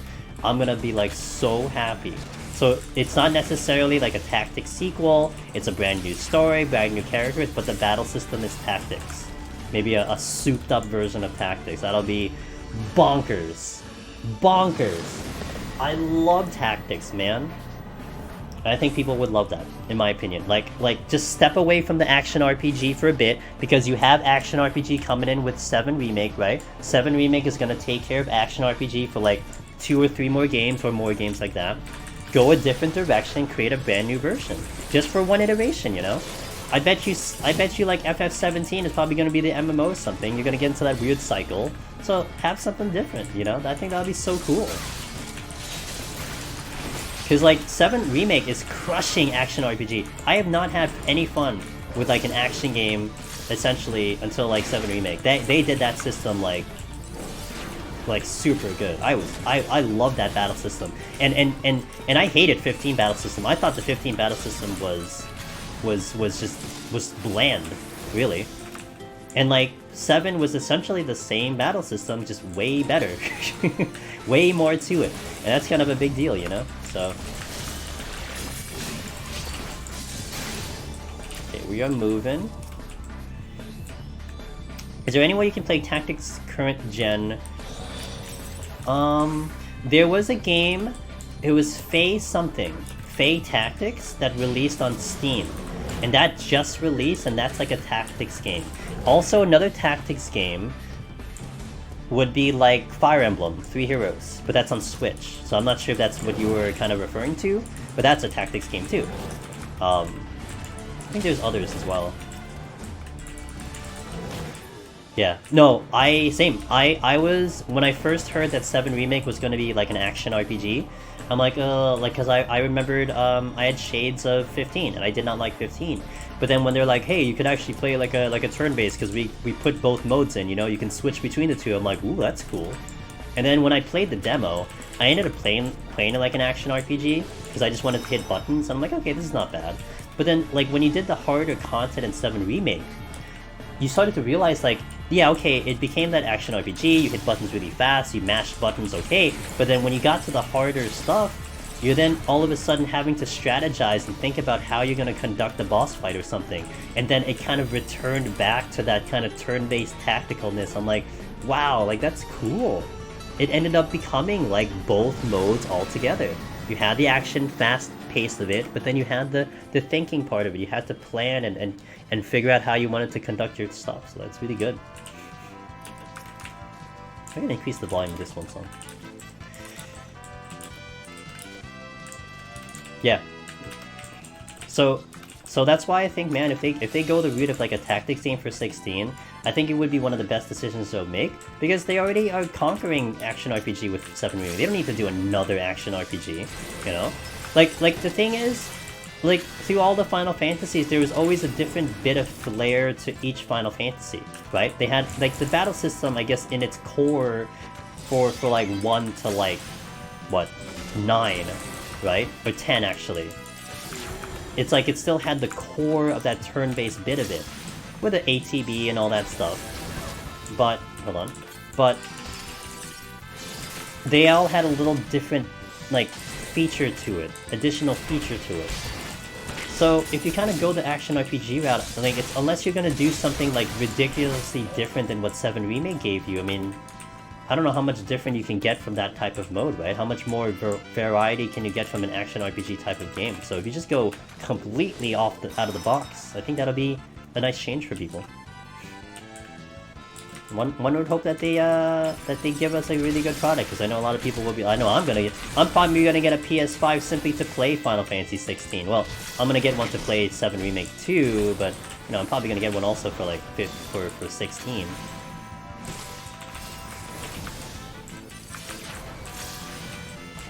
Okay, we're just mowing down these enemies right now.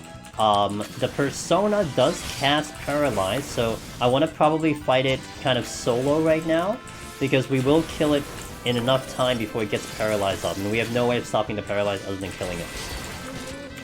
One thing to note, something interesting when it comes to Deep Dungeon.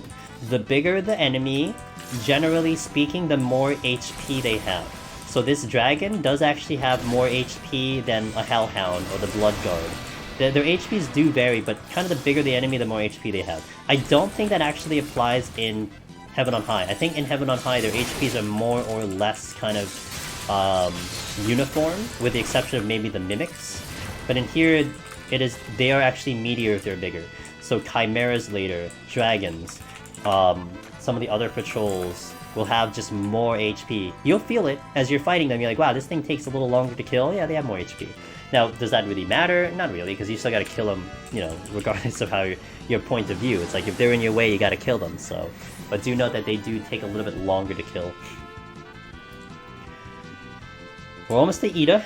I'm still trying to maintain time. I'm a little bit behind schedule. I wanted to be in this by 39 to maintain that speedrun that I've been looking for. Again, not important if you don't care about score, but something I'm looking forward to trying to go for here. So we're gonna try to take advantage of Red Mage's AoE here by using what I got. So we just obliterated these enemies because of the AoE. One thing to note, so at the time of this video, we are on the 5.3 patch. So one of the things to note about Contra 6 Day is that it does equal damage to all targets. It used to have fall off, so it used to do big damage on the first target and then a little bit less damage on the second target. That is not the case for right now. So doing kind of, even if you get 2 enemies where you kind of distribute your big loaded damage, you may do essentially more damage by just doing more enemies at the same time, so mind that. Chimeras have ugly amount of HP, and yeah, they do.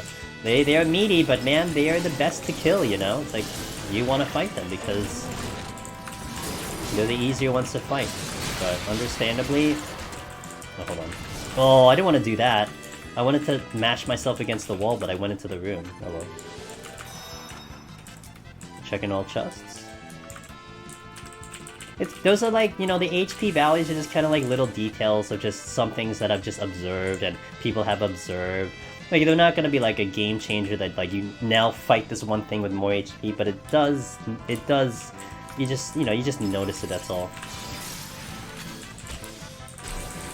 We'll be afraid of these guys much later into the run. These guys are, I would say the Gravekeepers, whenever you see them, will be the hardest hitting enemies on the floor, relatively speaking. Like, versus a lot of these other enemies, they will just hit harder than those other ones. Especially in 91+, they are just devastatingly hard, like, really difficult to fight, because they just hit so hard. Watching my HP here should be fine, though, for all this AoE. Cool. Keeping a track of my HP, I wasn't really in danger there, because I saw how much damage I was taking. I could have just tossed a Vercure, but we were good. Safety now, a little late, it's fine. I may want a little extra time on Ida. Oh, I do have Lusts now, so that's cool. So I think what I'm going to do here to kind of go a little bit quicker, I'm going to do a Sight, I'm going to do a Rage.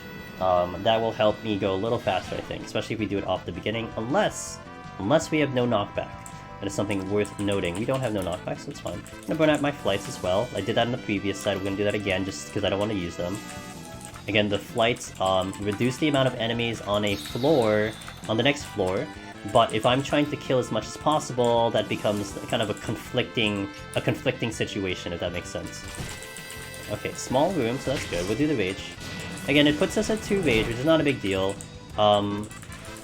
It just gets us the quick kills, which is a lot better, and I'm going for kills, so...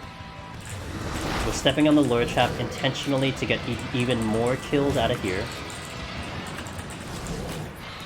So that's one thing that can be beneficial. There's a couple plays and a couple strategies that can be involved with stepping on an intentional lure trap.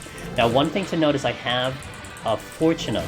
So, because this is 4 rooms, it's very likely that I kill everything before my Rage falls out. So, in essence, I'm making the most out of my Rage because I'm stepping on those lure traps and getting more enemies to forcefully spawn. So that I don't run into a situation where, like, okay, we have like 30 seconds left on Rage and we can't kill anything. That's when sometimes that can be useful. Not to mention, I have a Fortune on this floor, so there's a chance that a chest can drop from an enemy. So if you're increasing the amount of enemies that can be killed, you're increasing the amount of chests that you can potentially pick up. So that's where that kind of comes into play, of utilizing a lure trap. Also, the bigger floors that can be useful, the higher floors, that can be useful if, say, you're in a position where you have to travel 3 rooms to get to enemies, and you need a couple more kills to open the exit. Well, now you can just pop that lure, kill the rest of the enemies, and you're good to go. You know, you don't have to travel where it might run out of time. Your Rage. You're just getting the enemies right in front of you, as opposed to walking all the way over, you know? So, something to note on that front as well. Also got the Rage back, so there you go. That's almost a case to use it. I'm bringing back the regular music for now. kill this Gravekeeper. Easy burst. I'm gonna cure myself back up for the silver. And then we'll get the other silver and we'll go to Ida. Ida is a very simple boss. You essentially do not want to get hit with anything from Ida, but we're also going to tend to take advantage of Red Mage's kit on Ida. And as long as we're maintaining damage on it, you'll see that it's pretty simplistic on her. And we'll definitely not use a sustaining here. So we will open up with a Lust here. We won't do the potion here, we'll just open Lust, and we'll go 5 stacks. One thing to note on Lust, because this is the first time I'm just using it on this run, Lust does get affected by dual cast, which is special to Red Mage. So dual cast, you'll see double hit on the Lust, so that's actually kind of cool. It allows you to move between Lusts. Oh, I also have to discuss something after we do this. If you notice that I hopped out of my Lust very quickly, I have a special macro that allows me to do that is built into the game, but I will show you the macro after this fight. It'll do a gaze here, we just want to make sure we turn away from the gaze. Do not get hit with that, you'll get terrored.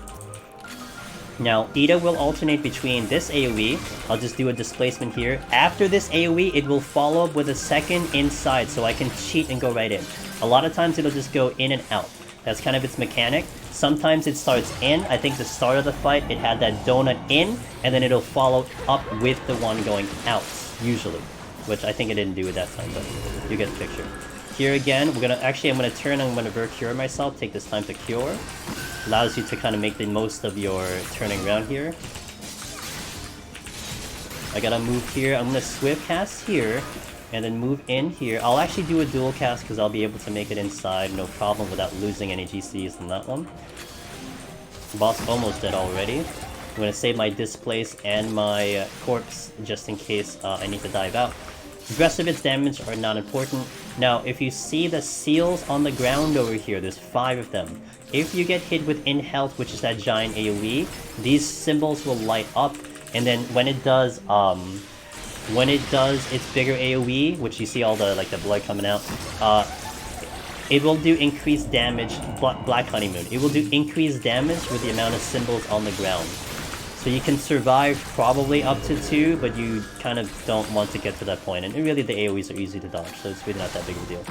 And again, Red Mage, when you're having to turn, we can utilize that time to cure ourselves back up. Another in health here.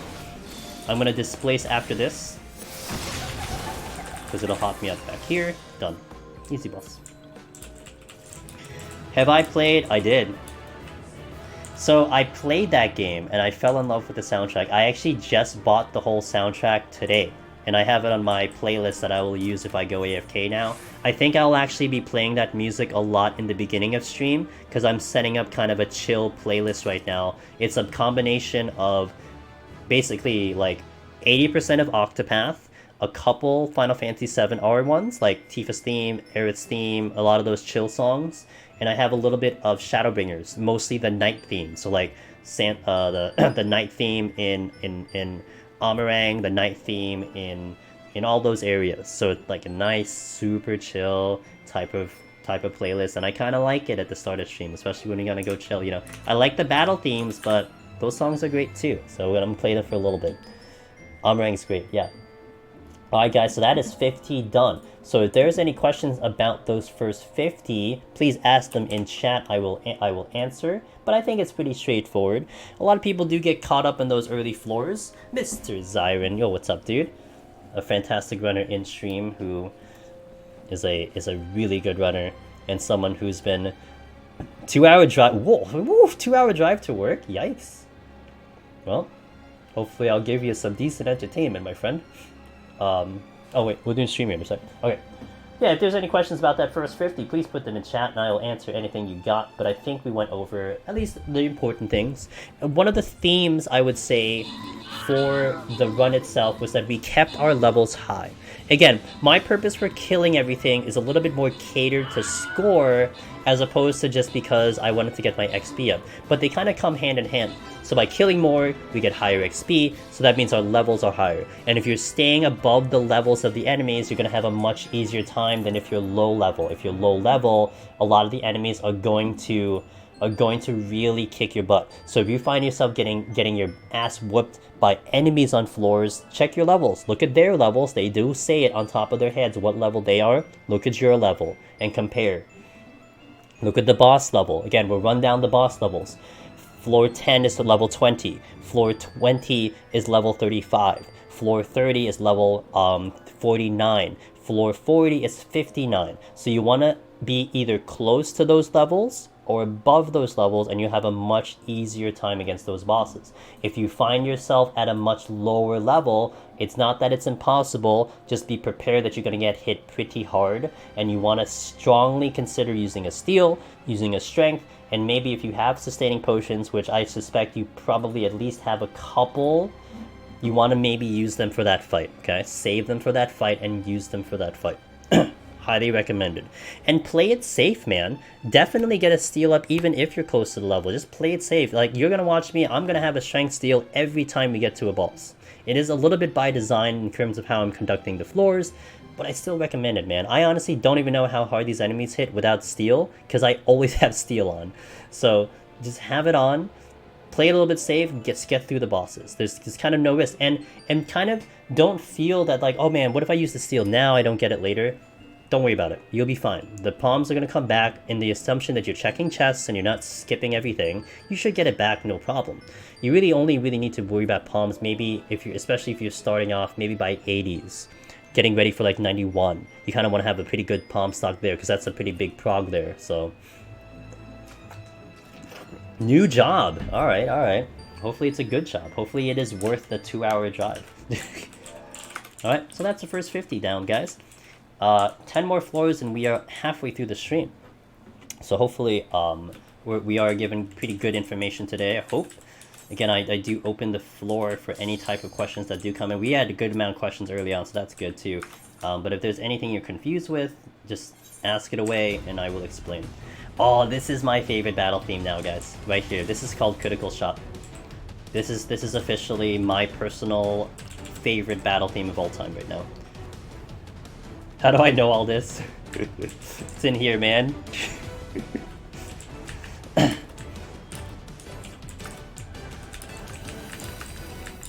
If I ever wrote a guide, first of all, it would be dumb because Meiji's guide is the best, but it would be like 200 pages long or something. Encyclopedia Floyd. Yeah. Oh, you're not dead yet. Okay, well, thought you were dead. Yeah, of course you interrupt me. Alright, so the puddings, casted range, the deep eyes, will do kind of a tank buster after their first move. Again, I brought this up a couple floors ago, but we're calling this the 5-second rule, okay? 5-second rule. A lot of enemies after 5 seconds will do their first move. So let's take a deep eye. We're gonna take the pull. Look at the time on the pull. We're gonna pull this at 06. So watch at 01. It'll do its tank buster around then. There. Right about now. There it is. That's optical intrusion. That is its tank buster. 5 seconds into the pull. Now watch this one. Gremlin. We're gonna pull at 54. At about 5 seconds, you're gonna see the Vuln come in from this guy. So it's about now-ish. Right there. Bad mouth. 5 seconds. So basically, all the enemies that you encounter, I would say 99% of the enemies you encounter, if they have a special move, they will do something in 5 seconds. So that's extremely useful to know, especially on a casting job, because this way you can kind of plan ahead on like positioning. You don't get caught in an AoE mid-cast or something, you know? That really is important, especially on a caster. Also, maybe if you're someone who maybe is multitasking a little bit, maybe you're watching a video while doing the lower floors, you just have to take a pull and just mind it for the first 5 seconds, dodge the first AoE, and then you're good for a couple seconds. So, you know, a little bit of details on that one, so mind that. But 5 seconds, we're calling it the 5-second rule. And it is again fairly consistent, and I'm gonna bring that up a couple times as we go through the run, just to point that out, especially with a lot of enemies moving forward. That gaze is a conal, by the way, and it is paralyzed. You don't want to get hit by it, but it's very easy to avoid. Now these rooms are pretty tricky. it is very well noted that people are stepping on traps even if you're hugging walls. So you have to just take this floor in essence where every room you enter, you have a potential to step on a trap. It's just as easy as that. So you just have to be ready in case you step on a luring, whatever it may be. Just be ready, you never know. This one. But he didn't die. That's nice.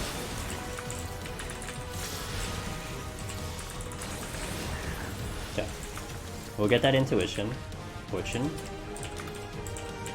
I will use my affluence because that's sitting at 3 again, so we'll get rid of it. Well, we just pick one up, so go figure. I used it so I wouldn't get capped, and we got capped, so there you go.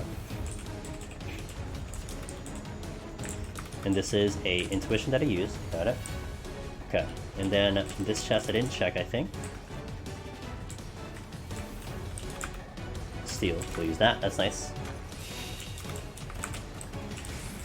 Alright, so that's first floor. It took a little bit longer, but this was a big floor. Now, 51 all the way up to even 91. It's a little notorious for giving 3 rumors, so it's okay that we're going a tiny bit slow here if we're trying to go a little quick, because more than likely we'll get a 3 room. Now that's a little unfortunate. I'm actually just gonna go, instead of waiting for the 20 seconds. Again, 5-second rule. I'm gonna try to establish that for a lot of people. 5-second rule, 5-second rule. Because it really does apply and it's very accurate. It might be easy to remember too. But it can potentially help a lot of people if they know that they're looking for it. Because I think people... Oh shit, that's not the right one. Whoops. That's not an intuition. I think a lot of people don't realize that enemies go in that type of cadence. I think they think it's like a random occurrence. Like, okay, they're just gonna use the ability. Okay, let's just get ready for the ability. But they're not recognizing the fact that it is something that... it's essentially scripted, if you will. You know, like we talk about Deep Dungeon being unscripted and being random and dynamic. Well, that's kind of scripted, you know? It'll use something in 5 seconds. That's what it is. Now, what it uses depends on the enemy. What you pull, how you pull it, all that stuff. But that essentially is a scripted part of its AI. I mean, really, all these enemies are scripted. Like, there's nothing really random about the enemies. What's random is how many spawn, what you fight. That's the random part, but these enemies are not random in what they do. I'm gonna LOS the pudding so I can get him to come at me, because he is a caster, so he won't come at me until I LOS like that.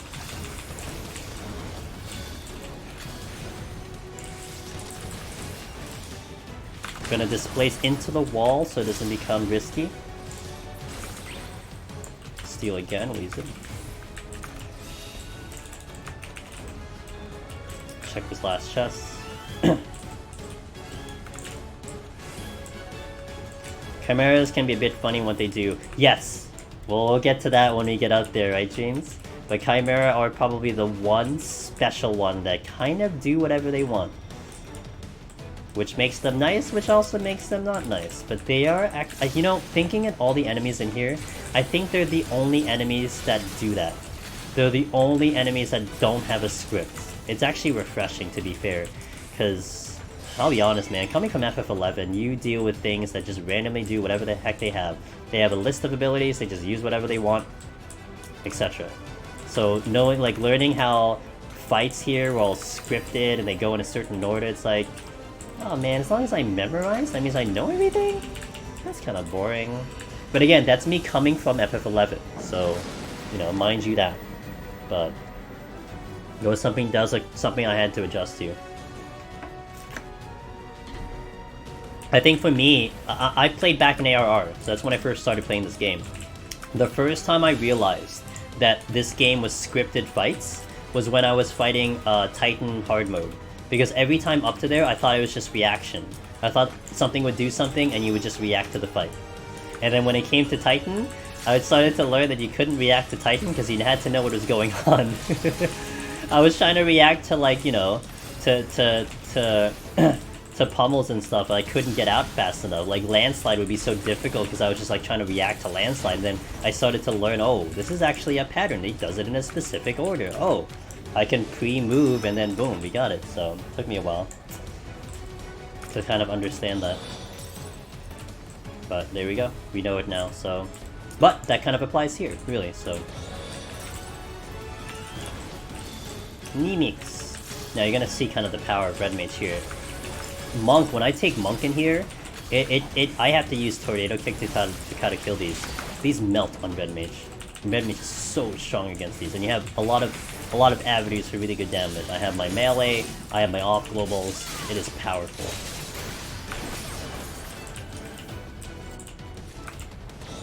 Okay. Lusts.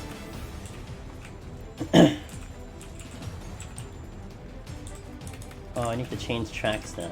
My favorite battle theme.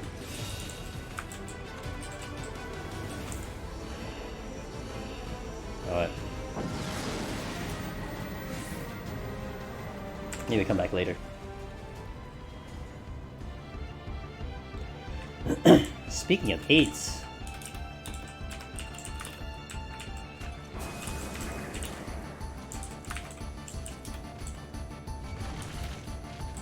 Oh yeah, I'll use that. I kind of want to use the Rage because I'm at 3, so I'm checking these chests first. And then I'm going to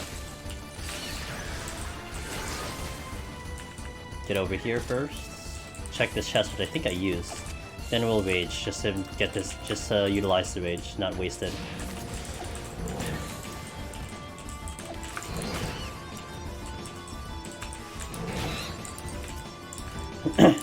Okay, exit is open. Good.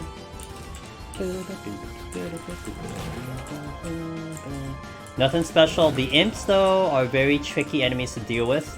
If I have to fight one straight up, I'll explain. Basically, they do ice spikes, which is not fun for melee. Although, honestly, for Red Mage, it's not bad.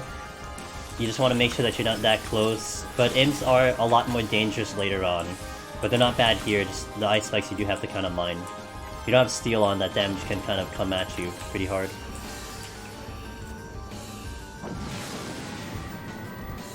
So, in terms of, say, a curve, a difficulty curve, I would say 1 to 10 is pretty easy.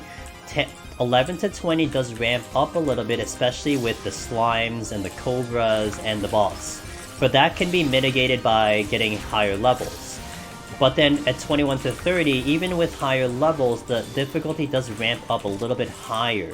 And it kind of slowly ramps up after that up to 50. But then when you get to 51, I would say that difficulty curve kind of falls down a little bit, because these levels are really not that bad in comparison to 21 and 31, relatively speaking. But it will start to ramp up little by little from here on. Now that might be a case of like your armor on cap and what level it is. You might be kind of weirdly stronger at these levels than, say, if you had your armor at a certain level in the previous set, whatever it might be. That's just the case. So that's how it's gonna feel like in terms of just difficulty feel. So you'll see I'm blowing up enemies here, and earlier the floors were a little bit longer to kill things, but we're moving along very quickly here. That's again just kind of just how it works out here, but let me tell you, it does ramp up the higher you go. So I would say, like, on most runs, I would probably say people wipe on 20, wipe on 30, probably wipe on 40. I think they probably get through Ida, but they might actually time out getting to Ida. That might actually be more viable than, say, dying to Ida, because Ida really is not that bad as long as you're dodging AoE. As solo, it's actually pretty easy solo in comparison to a light party. A light party with Ida can get pretty disgusting, because sometimes people just don't dodge AoEs, and if they don't dodge AoEs, it hurts the whole party. It makes it a little complicated. So, like, you can simply wipe, like, you can do everything right on that fight, but if your teammate is just getting hit with AoEs, you'll just die because of that in-health mechanic. But then once you get to 51, I almost would suspect that people probably could make it all the way up to maybe 80. The 80 boss is one boss that is definitely on the list of what kills a lot of people, and we'll actually do that boss in such a way where we'll purposely fail a mechanic just to demonstrate kind of the differences there and to give you an option. So when I was doing it on Monk, I was demonstrating how we can actually stun the boss. Because the mechanic that 80 boss has basically is, and we'll kind of too long don't read on this for now until we get there. But that boss has a mechanic where it uses a big attack. And the big attack does like a majority of your HP, but doesn't kill you. But it does a large chunk of your HP. And, do I have eco drops in this character? That's a negative. It does a large chunk of your HP. But it is survivable. However, the mechanic you're supposed to do is you're supposed to park a bomb ad underneath the AD boss, and then as it's doing its big AoE, that bomb ad explodes underneath the boss, and it stuns the boss, therefore preventing that big AoE from firing off. And so you're supposed to kind of play a little bit of like ping pong with that enemy, making sure that when you hit it, you park it underneath the boss, because when you hit it, it moves, it shifts its position. So you're trying to position it underneath the boss. But what some people don't know is that you can actually just stun the boss yourself, because that's just how that works. Can't tell you why, but that's always how it's been working. You can't stun its future version in 190, but you can stun the 90 boss. Did I say 80? I meant 90 boss. The 90 boss. So that's something to know, but we'll go over that a little bit later when we actually get there. It'll make more sense when you see it. But we'll actually fail it purposely on this job. I'll fail it, and then you'll see that it's okay to fail it. As long as you meet certain circumstances. And I'm okay failing it. Oh, so we have Knockback Disabled. Knockback Disabled will essentially make a Rage pointless. So Rage, if you notice when you've been using a Rage, or if you've seen me using a Rage, when I hit an enemy, it does full damage, but it also pushes the enemy back. And that's and I believe the mechanic of a Rage is that it kills an enemy because of that knockback. So with Knockback Disabled, that essentially negates the knockback of a Rage, therefore you cannot kill with a Rage. So you want to always try your best to make sure you look at the debuff and see, okay, if I'm going to use a Rage, is there Knockback Disabled? Because let me tell you, even the best of runners, myself included, we have used Rages when we forgot that Knockback Disabled was in, we smack an enemy and they don't die, and then it's a sad day in the office because you're like, oh crap, I just wasted a Rage. Always want to make sure that you try to look and maybe get into that habit. Look at the debuffs, make sure you don't have no knockback, and then decide to use the Rage. So I kept basic attacking, it would move the blue bomb to the edge, and I got even one where it pushed right to the edge and couldn't move it. Yeah. I feel you on that one because of some of Dance's attacks, especially I think the dance, right? If you time the dancing correctly, you're doing AoE. But we'll show kind of a fallback strategy if you fail the mechanic. And we'll make sure that hopefully anyone watching this will not die to that boss, because I've heard lots of people dying to that 90 boss. I said 80 before, I meant 90 boss. The 90 bomb. It is, I think the name is Godmother is her name. Very common boss to go, because a lot of people panic on that boss. So we'll show you kind of the best way to handle that boss, etc. So you don't have to have that happen ever again. Never again. We'll give you a fail-safe strategy. As long as you dodge AoE and hit buttons, of course. What, died to that boss, or push the bomb?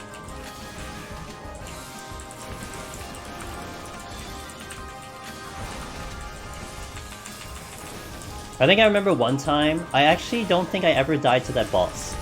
But I think I remember one time I was on Summoner, specifically Summoner. And I think I had Titan, and I think Titan accidentally smacked him, and then I lost control of the ad boss. And I was just standing there and like, well, guess I'll die. But my HP was full, and I survived. I'm like, oh goodness, okay, I guess we're fine. So that's where I learned that you can survive the attack, because I had to eat that attack on purpose. That was an interesting experience. So after knowing that, that's something I always remembered on that boss, that you could actually survive. And it is worth knowing that you could. So, but we'll demonstrate it live, so you guys can see it for yourselves, and instead of just take my word for it. Because I think, you know, kind of just like saying it kind of does make it like, but do I really want to do it? Well, I mean, you know, maybe you get into a situation when it happens. So we'll show you that, you know, you can mitigate that situation. Athletes. So again, so far the enemies here, they're really not that much special. If anyone was curious on certain enemies, I can go over it. Really the imps are the ones that are notable because of their ice spikes. Demons, not really special. The gargoyles, I mean, not really. I mean, the pots, they have a gaze that do a blind. You definitely don't want to get hit with that. But frankly speaking, if we're going into this kind of generalization of don't get hit with a gaze, don't get hit with an AoE, then I mean, there's not that much you have to worry about, because I mean, you really shouldn't just be getting hit with anything anyway. You know what I mean? I mean, sometimes it might be good to know. By the way, that was ice spikes that just depleted my HP because I was in a melee, so you gotta watch out for that. I hit the imp with my melee combo when it had ice spikes on. You saw my HP kind of dip there. This one does a gaze. It will do a pretty hefty amount of damage if you look at the gaze, and it will do a blind. So, dude, its ice spikes gives me slow. That's not something I know. Well, I know. Steal. Coolio. I'm actually behind on time, so that's cool. Alright, so there we go. 56 down. It's actually been really interesting trying to catch some of the people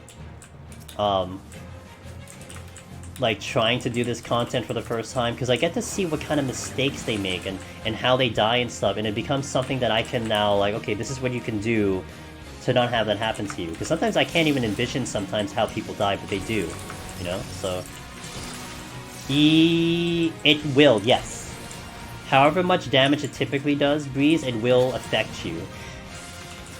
I mean, under normal circumstances, you probably aren't even having to deal with ice spikes, you know, unless you, for some reason you're dragging an imp around with you. But even if you're dragging it around, ice spikes is like 5 seconds, so it shouldn't be up by the time you smack it. But just for the sake of argument, it will, because it is a physical attack. So yeah, it will. Oops, I just did that so wrong. Most of yours are bomb, okay.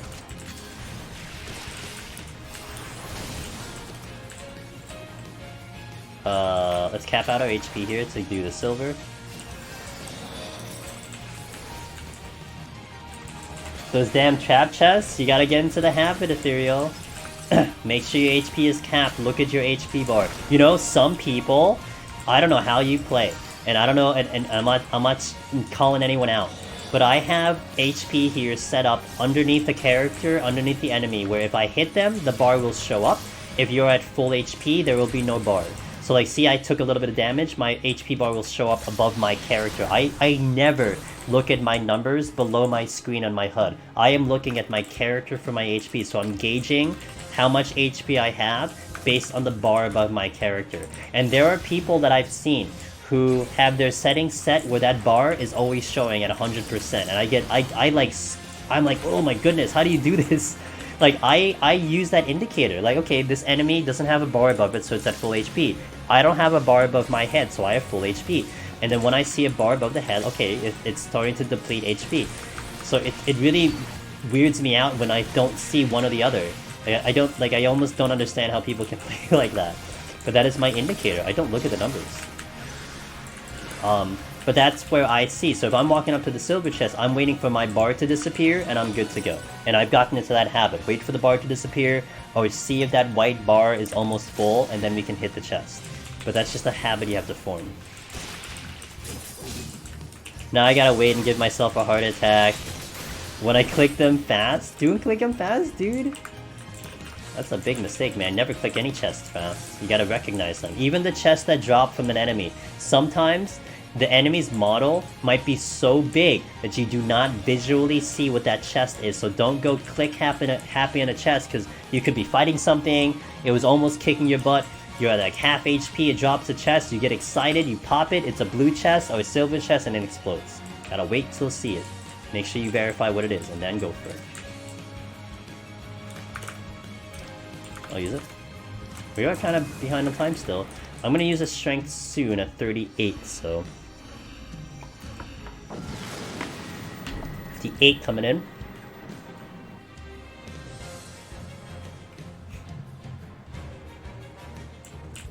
Okay.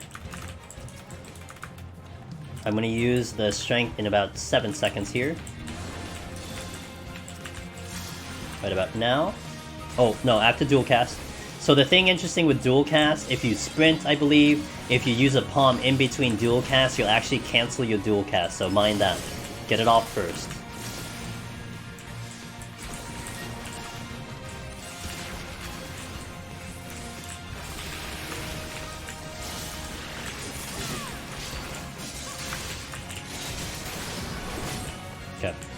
check the chest.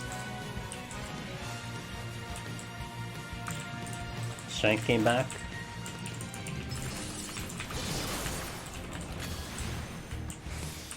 Five-second rule, 5-second rule.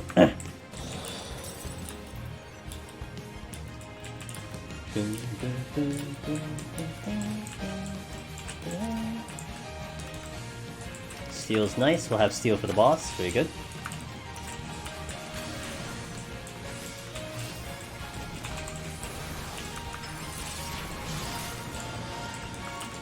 Serenity, I'll use it. Actually gonna use another one so I can keep it at 2, that's more for point purposes, I would recommend that, but that's more for just points and stuff. Okay, I'll dump my flights again, as I've been doing in the previous floors, so I don't have to use them on a regular floor. Rage. Okay, that's the exit, so I do want to start from the exit and move backwards, I guess.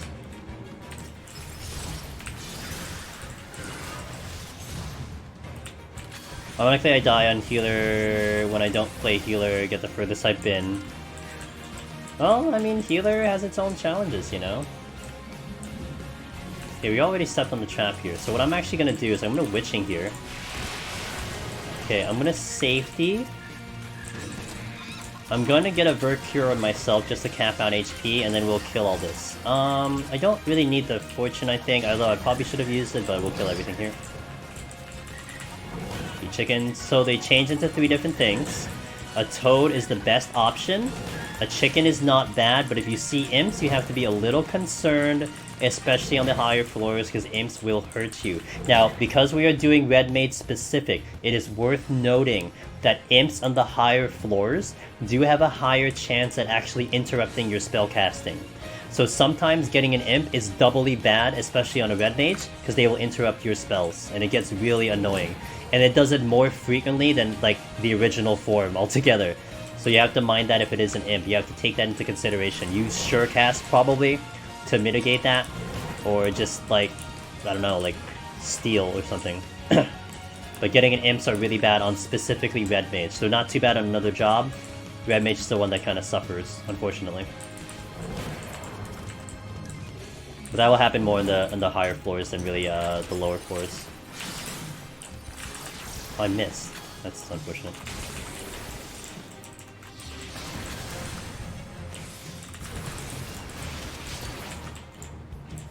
Dino 31 got killed by thieves. I know. They're patrols. Oh dear. They ganged up on you. That sucks. I'm sorry, Breezy. That's why I'm learning lesson, man. You gotta learn. You gotta get the rage back. I used the rage. I got it back. Actually, I think I had another rage anyway. You gotta learn to be paranoid in here, man. You gotta look around corners. You gotta watch your back. You gotta literally learn how to be paranoid. It's pretty it's interesting to say the least, but you gotta be paranoid. And that might actually save your butt, because if you're always looking around your shoulder, always looking around your back, you might actually keep yourself alive. You know, for me, it's audio cues. I listen to footsteps. If I hear footsteps or something, or I hear like wings flapping in the distance, coming closer and getting louder in my ear, something could be coming. And I keep very close listening to that, you know?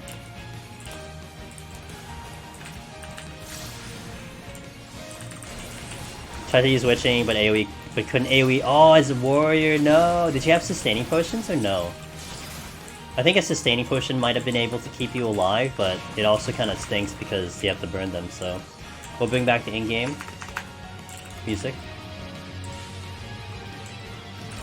I will lust the boss here, although I kind of don't need to. Well, we'll use it anyway, though.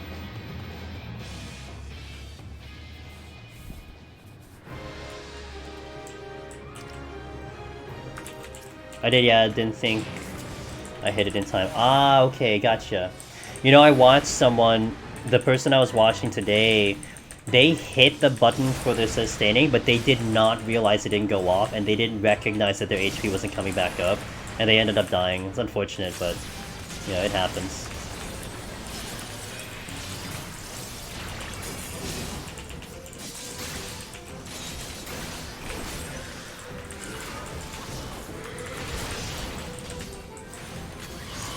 Yeah, we're gonna keep the sustaining potion to a low. We'll actually just focus more on curing myself versus actually doing the sustaining. This is just a demo that you don't need the sustaining. Now, theoretically speaking, me curing is a damage loss because I'm using a GC to cure myself. But again, we're kind of catering this to kind of the newer player, so they may not have sustaining potion to use. So use your Vercure, man. You got the cures, you're a red mage, use it to your advantage, you know? Now here, what you're going to notice is as I'm doing this boss, I think this is the first demonstration of a boss where we are kiting him as we're moving. We really didn't have to do that prior to. So as we're moving, we want to kite on the same time, especially on this boss. It's going to drop an AoE, which does a bleed. If we are casting while it drops it, we take an enormous amount of damage. So we're trying to time our moves such that we don't sit in that. It gives me a bleed. If I'm in that AoE, I take a bleed damage.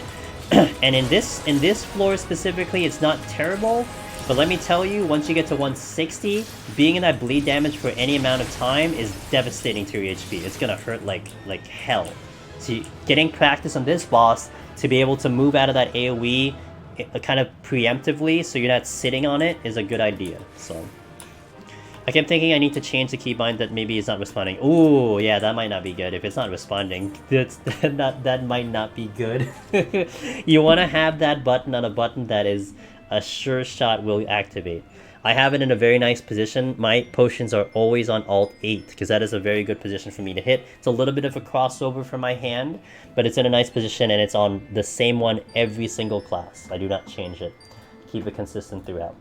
Alright, let's do the Stream Raider, and then we will continue on to the next set. Again, if you have any questions as we're climbing through the palace solo, if there's something that you're dying to, something you're confused about, something that if my gameplay is weird and you want to know, ask it in. I'll explain as much as I can about it. I would love to do that. But hopefully we're given a pretty good kind of rundown of what we're running into, some decision making. I mean, sometimes I do feel that I think the gameplay in itself does kind of help.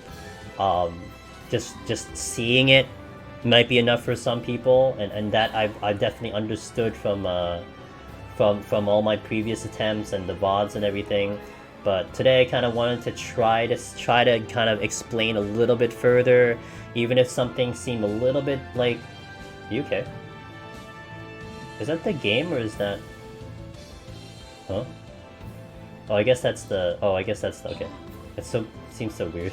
I wanted to even if things seem a little bit brutally obvious and like like you didn't need an explanation. You never know. Someone might be confused and they just having that information at hand. I have to kind of take into consideration kind of the entire populace of people looking into this for the first time. Now that we've also proven that one can do this on a free trial, right? Maybe someone never touched 14 before and they're looking at this mode and they're like, damn, this is actually kind of cool. You can do this for free, dude. Anyone out there, man, you can actually do this 100% for free. Now, the only bad part is you can't actually play the job I'm playing because Red Mage does not unlock until you get the expansion of Stormblood. But we did do it on a job that you can unlock, and really the principles of how you conduct a run, how you make decisions don't vary that much between the jobs. It's just kind of what toolkit you have. So especially on these lower floors, a lot of the theory crafting of how you use your Pomanders, the levels that you need to be on, how the bosses do their things, how that operates for job to job to job to job to job really does not vary tremendously outside of maybe one job has more DPS, one job has a little bit more defense, one job has a little bit more heals, but outside of that, how you conduct it really doesn't change that much. So no, you can. So BMW, believe this. On Sunday, I had just acquired Necromancer on a purely free trial account. I had a free trial account on JP. I created one, purely free trial. No way you can fake it. And we got Necromancer. The title is on my character right now. When they updated 5.3, the previous patch that we had, they unlocked up to Heavensward, so you can play all of ARR, all of Heavensward. You can get to level 60, all for free. And then they also made a note that they increase your ability to do Pals of the Dead. It was originally capped, I think, at floor 30, but now they removed that cap and you can go all the way to 200 in Pals of the Dead. So the original thinking when that first came out was, oh dang, a free trial could potentially get Necromancer. But my thing was, well, could it? Like, I actually asked that. I was like, well, could someone do it? So I took it upon myself to try it and give it a shot, and we did it. So in essence, there is just no dispute. You could get it on a free trial. You can do that for free, man. If you're watching the stream or you're watching the video of this, the VOD on this stream, the video of the VOD, and you're looking to play this game and you're looking at this content, you're like, wow, this content's actually kind of cool. Dude, you can do this for free. And you can accomplish the goal for free. And you can play, and dude, people have spent hundreds of hours in this specific mode. Like, forget about the rating, forget about the crafting, the rating, the leveling, the story. This one specific mode, people have played this for hundreds of hours. I mean, how many games can you say you put 100 hours in plus? People have spent hundreds of hours in this just to get this one title. And you do that for free. That's so sick. Now, again, the only kind of bad part is that I'm playing a job that you can't play on a free trial. But with that being said, I cleared it on a job that you could obviously play on a free trial. So, mind you that. Only an FF game. Valid. Oh, well, actually, wait a minute. Oh, you know what? My Fire Emblem file, I think, is only at 80 hours, so we're not quite 100. What other game have I put a lot of time into? Oh, my Stardew Valley file has a lot of time into it, though. That's also valid. I also put a lot of time into Counter-Strike, so I don't know. Back in the day, we had hours in Counter-Strike. Yeah. But, I mean, and there's a lot of... Okay, so also make this a point. Every single job has cleared Pals of Dead. Every single one. So you're not going to be... I mean, there might be jobs that some people will like better, some people will not like. So you might gravitate towards certain classes, okay. With that being said, all the jobs have done it. So you can probably find a way to pull it off. So if you had it all the time spent Civilization games, you're really sad about it. Don't be sad, man. I mean, I think you should celebrate the fact that you're able to find a game that you were actually able to put a lot of time into, right? And you had fun. You just want to see Heaven on High? Well, that's not on the free trial, though. But hey, yo, if you like Palace, and you've been playing it for free, all you gotta do is just subscribe to the game. Get the expansions, and you can do Heaven on High yourself. How's that go for the business? That good? Did I sell the game enough? Do we have to do better? I think we should do better. Alright, 61 plus. I'm trying to learn how to be a business person, salesman, if you will. No, I know you're not. I know you're not, man. I'm talking about in general. Did I try to sell that game good enough? Did I try to sell this game good enough? Man, I would love if they gave payment options like Deep Dungeon only sub. See, here's the thing, Ethereal. You have to get to a point where they fully commit to the roguelike challenge. If they commit to that, maybe, but there's no way. They don't have a priority in Deep Dungeon. That's not their priority. That's a treasure room. I'm gonna do a site in a big... We're gonna do a pretty big pull here. I'm gonna do a steal. Actually, let's do a rage. Forget it. I'm gonna do this. And we'll do a rage, and we'll walk ourselves back. Buy it. Buy it now.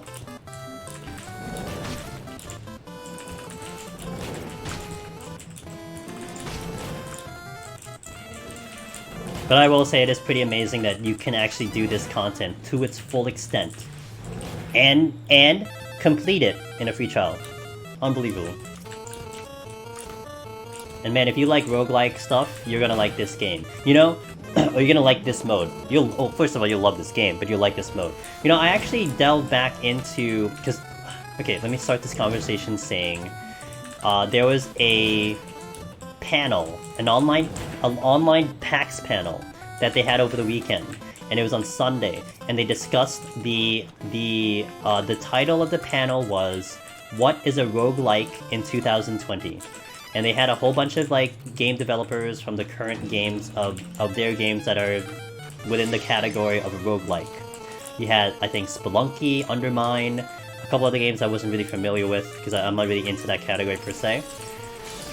Anyway, they were discussing all the reasons and stuff. One of the ones that, and I've said this last stream I think, so this might be a repeat, but one of the ones that really struck with me, and the way they described a roguelike, was the idea of making do. That you enter a game mode, and your goal is just to make do. And that's what this game mode is. You walk in here with the very first time you walk in here, you don't have palms. And you're gonna get random palms. You might get, 20 strengths, you might get no steals, you might get 20 rages. But whatever the game gives you, you make do. Fine, your RNG is bad, well, figure out a way to beat it, And that's such a cool thing. I mean, that's not something you do in a raid. You don't go to a raid and make do, because the raid is set in a script. So you're not making do, you're optimizing. You're taking your ability and optimizing it to cater to that fight, to make sure that you push out as much damage as you can, you don't die, etc. It doesn't have the same concept.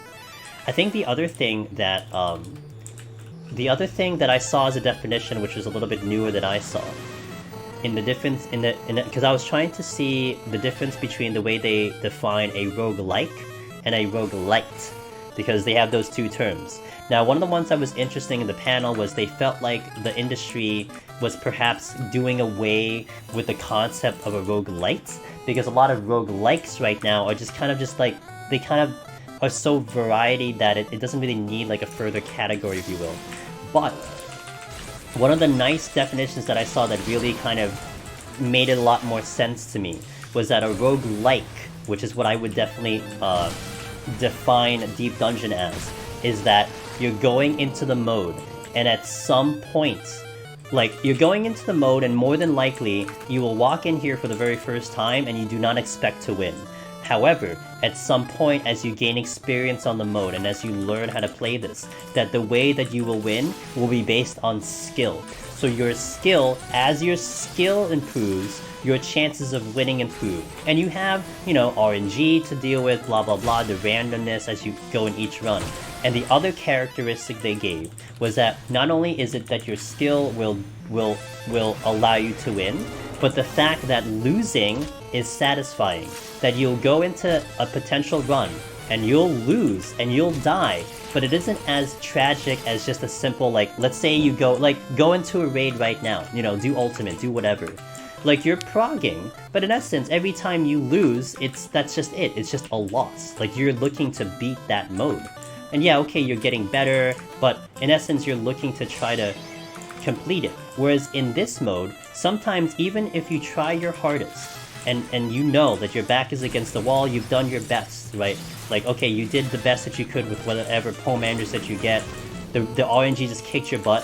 Even if you die in 170 or something, but you came away feeling like we tried our best, that's a victory. That's not a failure, that's a victory, You don't get that in another game mode.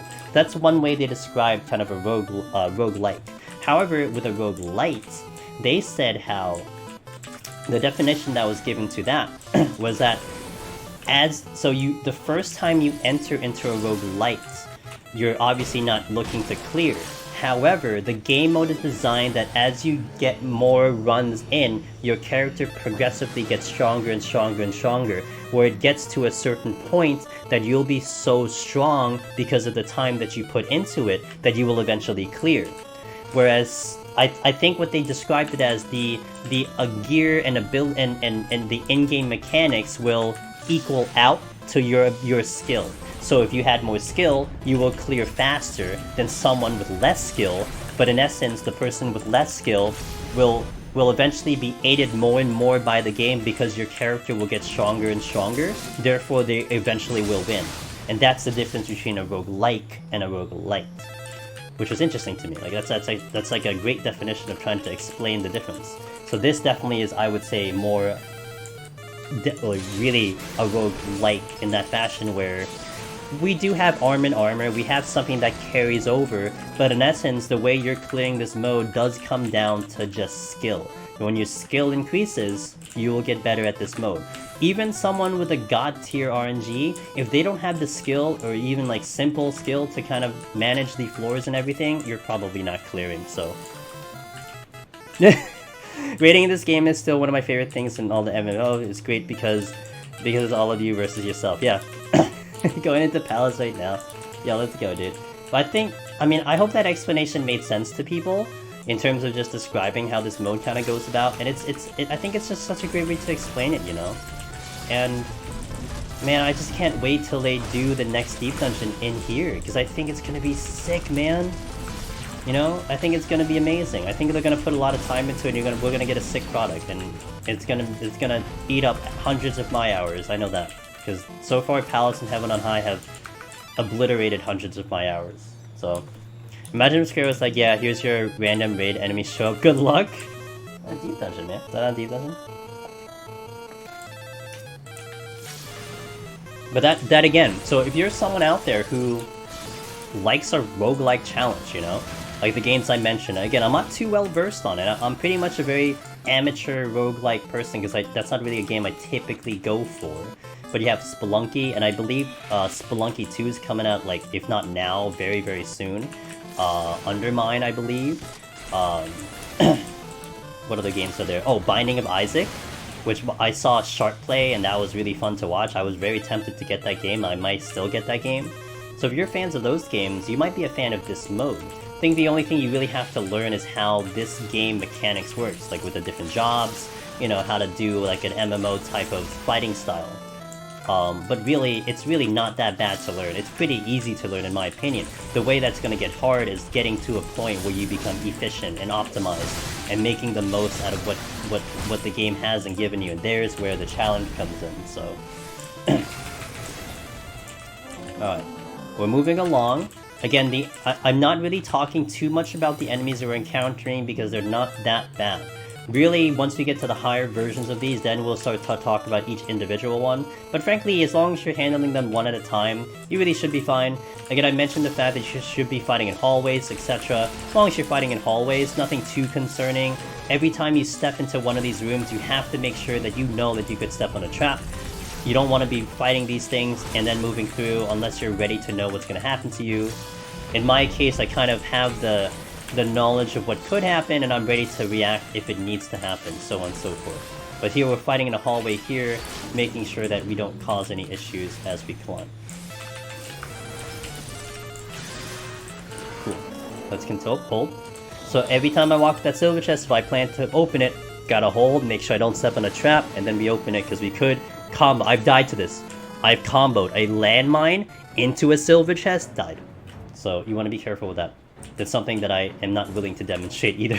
There's a couple of scenarios where I'm talking about them and I'd love to show them off, but some of them cause me to die and I'd rather not show them off, so just saying. Kinda don't want to die on this run, so... I mean, that's kind of, I guess, a bad example too. Hey, here we go, we died. GG. I mean, we almost died earlier, but we took an interesting risk there. That was definitely a case of do not do this at home. Got a patrol coming in.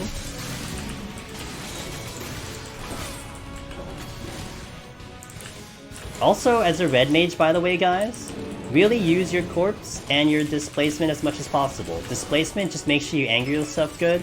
It's free damage, man. You just have to make sure that you kind of just get them out. Don't sit on them too long. If they're up, use them. You don't really have any other reason not to use them, so just use them.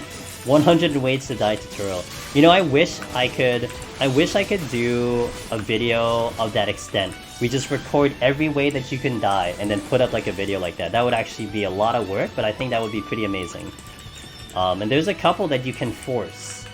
But it's gonna take so long, man, because you had to like reset the file, you gotta get the same situation, like...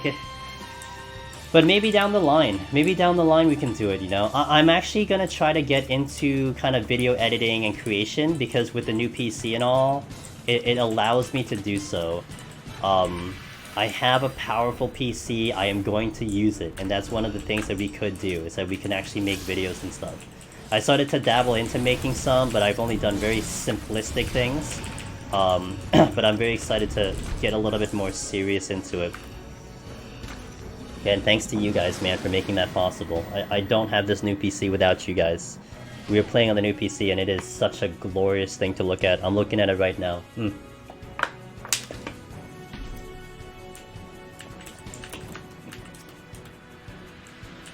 Love. Level 4 deer into level 4 roaming deer on floor 1. Sounds like a lot of XP. Psych.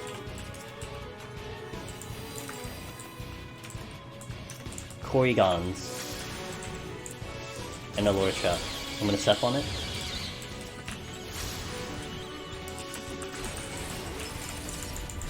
I don't have steel, so I want to be careful.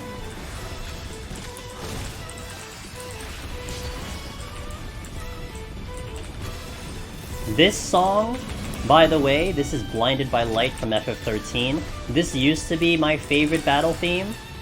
It still is a very good one. I'm not saying it's like all of a sudden like I hate it. It's just that the FFR songs have kind of beaten it out for me, so you know, I kind of moved on. But this was for the longest time one of my most favorite battle themes of all time. I missed a silver chest? Speaking of getting serious, thank you for being such an encouraging dude. Hey man. Not a problem, dude. I like to look, I'm you know, I'm gonna say Killon. I think maybe I'm a little bit too nice sometimes, you know? Maybe I go about ways a little bit too optimistic, you know? But I just kind of feel like things are just better if you're just positive about it, you know? Think of a positive way of thinking about things. That's just how I view things. There's no need to get negative about things. Sometimes you do. I'm not saying I'm 100% positive, but my eyes, it's just your thoughts are better put when you're just thinking of something good, you know? Instead of just kind of delving into something where it's just like negative, negative, negative, bad, bad, bad. It gets exhausting sometimes, man. And I've been in some drama type situations. It's just, man, it's just so annoying. I'd rather just be happy about something, you know? That's how I died, no skill, no health. Wait, no skills, no health, dead. That was the worst RNG you got for Palace? Oh no. All it takes is a little bit of encouragement to say someone's good. Yep. I like to believe that, at least.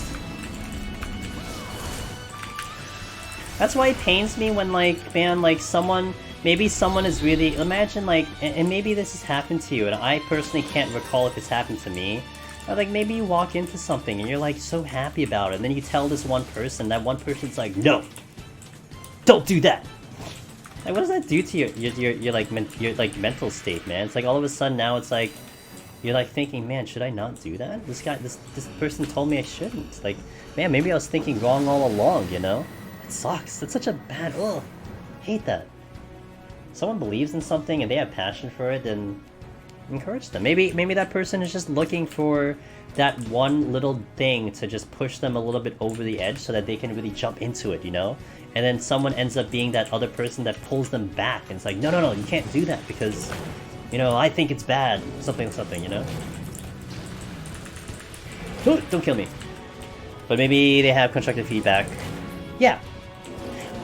I would have to think, man, if you're someone that gives constructive feedback, you'll make sure that is what comes across as opposed to just being kind of a jerk about it, you know? Like, for instance, I will definitely call myself, like, first, I said I'm positive, I like to be positive. Okay, let's put it that way. I like to be positive, I like to be optimistic, but I like to be honest too. So like if I see something that's a little wrong, I'm just gonna tell you about it. Like, okay, you played this bad. Like, this is how you should like, this is how my thinking about it should go. Like, I will also just not sugarcoat things, right?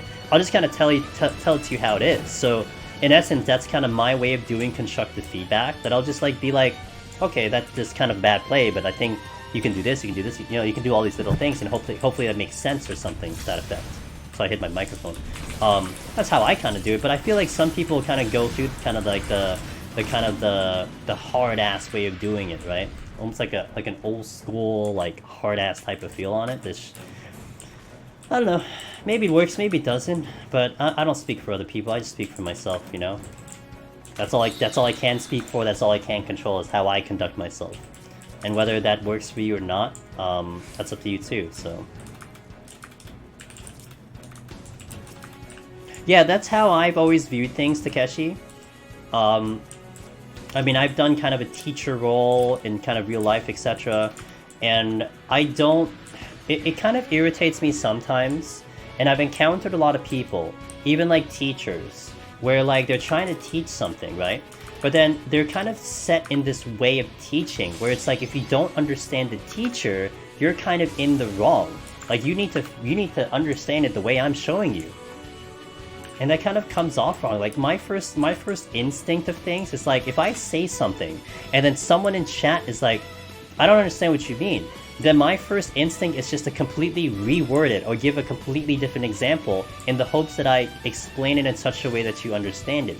And that kind of comes in a way where it's like, well, we also have people that don't speak English well, right? Like you have Europeans that aren't the greatest at English. They're trying their best, but they want to communicate. So it's like I'm racking my brain to just figure out a method of just showing it so you can understand. That's where my brain goes. It doesn't go into like, well, why didn't you understand me? I explained it perfectly. Everyone understands it. Why don't you understand it? It's like, what? Hello? Like, what? Why would that be my method of doing it? But I've run into people who are like that, you know? It's almost like a lack of communication almost. Like, the communication kind of sucks, but it's like, if you don't understand them, then it's like, what's wrong with you? Oh, I hate that. Oh, I hate that. That's like, I would say that's like a pet peeve of mine, if anything. It's like, yeah. Hey, Rowdy, how are you, man? I gotta increase the volume of this song, too. But okay. You need to be an ass to make a point, even though it's one. I know I mentioned a bit of anxiety that I deal with, but last couple days I've just been researching building. I'm really feeling good about things as of late. Fantastic. Anxiety, man, is difficult. Let me tell you, anxiety can cripple you mentally, no matter what it is. Whatever the heck it is, anxiety can really cripple you, and I understand that from some people.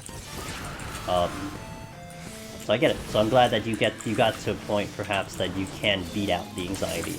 If you view helping others in similar ways to teaching the person at work, you have to highlight that what they did good before you point out what they did wrong, followed by encouragement. Yeah. I think, although I'll be honest, Takeshi, I think I do the reverse. I think I do it a little bit of reverse, where I'm like, that's pretty good, but I think sometimes I just don't sound impressed. Like, I very rarely sound impressed about things, but to me it's like, oh, I mishit that button again. I don't know. I think if you guys have watched the stream long enough, I think it just comes out. It's hard to explain, but those are just mimics puns. Pretty good. Just prepping to start one of my own runs, just to refamiliarize myself with the floors of PLC. Okay. Hope you guys have a blast, dude. But today is kind of the day where I will, you know, as I said, it says in the title, how to PoTD solo! So if there's anything that you are confused with, just let me know. My boss roasts me super hard when I make mistakes, stresses you out, but you do learn pretty quickly if you avoid. Yeah. Hey, look, I think one thing that I've definitely adopted myself is that there is just no one way to go about things. And I try to be very kind of open, out of the box. Like, we'll go it like my typical way, but the moment someone's like, I don't really understand what you're saying, I'll just immediately U-turn it and try to explain it differently, you know? Until they get it. And I'll work with you until you get it. Like, I'll just keep explaining it in different ways until you finally understand it, and I hope, like, those people don't, like, all of a sudden they get frustrated, like, they're not understanding and they give up. Like, I don't want to give up on you, like, let's try to figure out something, you know? It's kind of just my thing, so... I kind of have fun with that, too. For the YouTube, for the VIT food buff, is it literally just... Okay, so from my understanding for Palace, and I think this would be on Mage's Guide if you ever took a look at it, because I don't know the details per se, but I believe for Palace you want something at least 410 and above. I don't recall what the lowest level food for Stormblood is. That might be level 80 food, but 410 and above is fine for Palace because of the HP values, etc. However, for Heaven on High, you want to have 480 and above, because 480 will give you more HP percentage than something below 480. So if you can afford it, do it that way. Of course, I can also make the argument that you don't even need food, but that's a completely different story altogether. So I'll leave that one slightly alone. Thus, being research, you look at the people, if you know something, then you know how to break it down. Yeah! Exactly, BMW. That's how I view it, man. That's how I view it. That's how I see it. So, I've seen many teachers you know, a good variety of teachers. I've certainly had fantastic teachers, and I think those fantastic teachers were kind of what showed me and maybe other people like that is the way you kind of do it. Yo, what's up, Kisara? How are you? Welcome, guys. My need food pal is one thing I don't have. Is there strength food? No, it's just the secondary stats and HP food, so... Yes, they do. They do, Malice, they do work. They will increase your damage. So if you can afford pumping out the grade 3s, I would highly suggest the grade 3s. And they will work. Now, I will also admit and say that I typically don't use them myself. If you watch someone like Pharos, he will bust them out like they're candy as much as sustaining potions and Empyrean potions. But he also comes from that kind of like that raiding experience. He's used to popping potions. I am not used to popping potions. I would rather spend my time sitting on a max potion or a super potion for the extra HP. That's just me. But if you're someone who is very accustomed to using tinctures, etc., then get them, use them. They do increase your damage. Yeah, well, you know, Rowdy, I will say one of the questions I proposed to people was, do you believe that if you're in Heaven on High 71 plus, do you think you can beat those set of floors without Pomanders? And we're talking also like you don't get any bad, like no debuffs, so 0 debuffs going to 10 floors. You still get the random amount of enemies you need to kill, but do you think you can get through 71 to 80 without any Pomanders? And I would say personally, I think the answer to that is no. You do not get through 71 to 80 without Pomanders. And that was the theory I was proposing in terms of a case of using Pomanders and utilizing and trying to maximize your efficiency. So there will be a point in Deep Dungeon where you have to use Pomanders because you will not get through without them. You can get through a lot without Pomanders, but you won't beat the mode without Pomanders. A group? Oh yeah, for sure for a group, but who cares about a group? Who cares about a group, dude? It's solo, man. Yes, score is 1 rating then. So Takeshi, I will say, so the question was, what do you open silver chest for if my Aether Pool is capped? I am doing it specifically for points. Roughly speaking, opening the silver chest, if it doesn't explode, is like killing an enemy. So it adds up to my points. If you're going, though, for clear, you're going for the title for the first time, blah blah blah, I suggest you avoid silver chest, do not bother, it is not worth your time. But I am doing it because of point value. It is worth the effort to go over there and get it for the points. Now, of course, if you're talking about... Oh, we'll keep it to Palace, we'll keep it to Palace. So if you talk about Heaven, bring it up, but we'll keep it to Palace. That's what it is for Palace.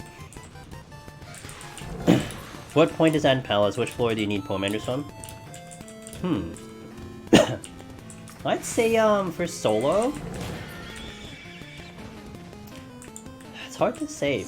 Honestly, maybe... You know, I would say, Malice, in terms of, like, how far can you get without Pomanders? I would argue, depending on the class, I'd argue 140. You can only get as far as 140 without Pomanders, because 140 would essentially require a resolution, and if you're not using a resolution, then it would require you to use a strength and steel, otherwise you may not be killing that boss, because that is one hefty boss to deal with. And depending on the class, because Hydra really kills, like, kicks your butt too if you're not using a strength steel. So, oh crap. I don't have enough. Oh, I should be using a strength steel here, though. Well, at least a strength. Yeah, we're not gonna kill it. I'll use Groovy.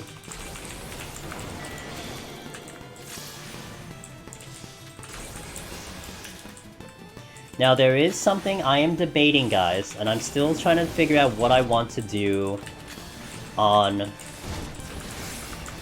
Sunday. And I think I might do a poll maybe at the end of stream today, and maybe I'll do another poll again to do the same poll on Thursday, because we might get a little bit more people on Thursday. I'm trying to decide what I might want to do on Sunday, since we did finish up Machinist, and that's all done now. So I'm open to ideas if there's something you guys want to see specifically. I mean, I may not do it, but if there's something you may want to see, I may take it into consideration.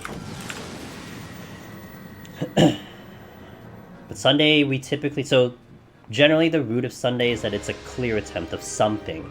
I always want to do a clear attempt on like a Sunday. So, but it could be of a variety of things. But there's something that you may specifically want to see, but there is an idea that's floating in my head that I might consider. Because I tried it out one time and it actually was kind of cool. So it may kind of bust it out, but we'll see.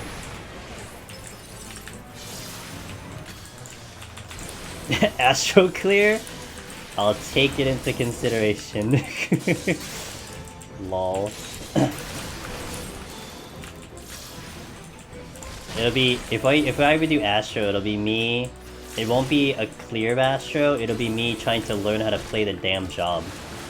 It'll be such a stark difference from like, from trying to do like my other jobs and stuff. So I knew that AoE is coming in. I saved my displacement to jump out of it.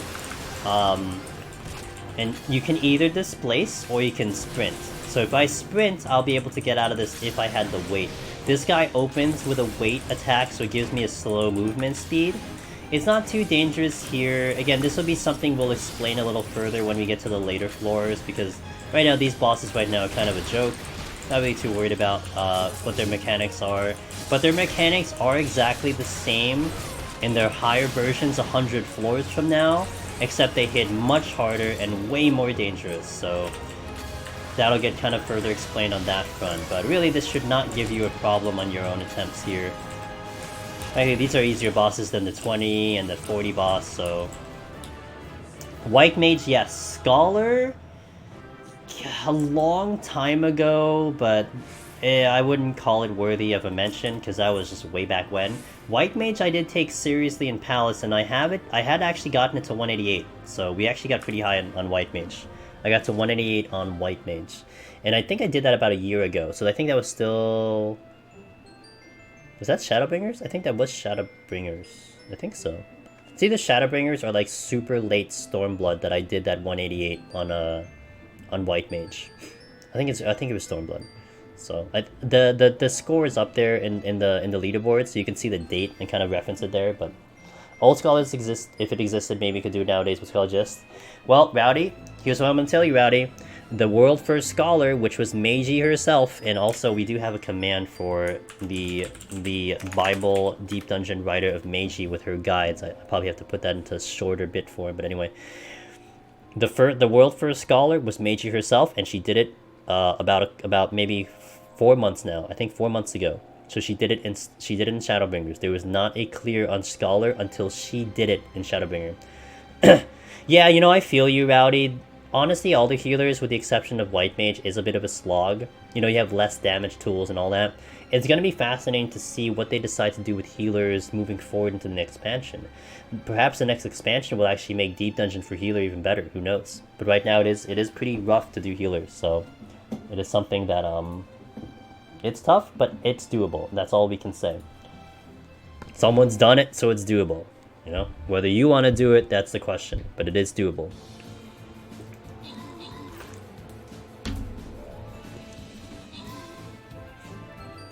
But yeah, so that's where we're at. Alright, so we're moving on to, this will be 71 plus. The boss here is Baby Behemoth. We'll call him Baby Behemoth because he is not his father, or her father, because that Behemoth in 180 is the one that trips up many of runners alike. This is Stream Raiders. It's a little bit of a chat participation battle. We are faced with a group of enemies, and the chat participates by dropping units in. It looks like we're going to lose this battle though, so that's GG.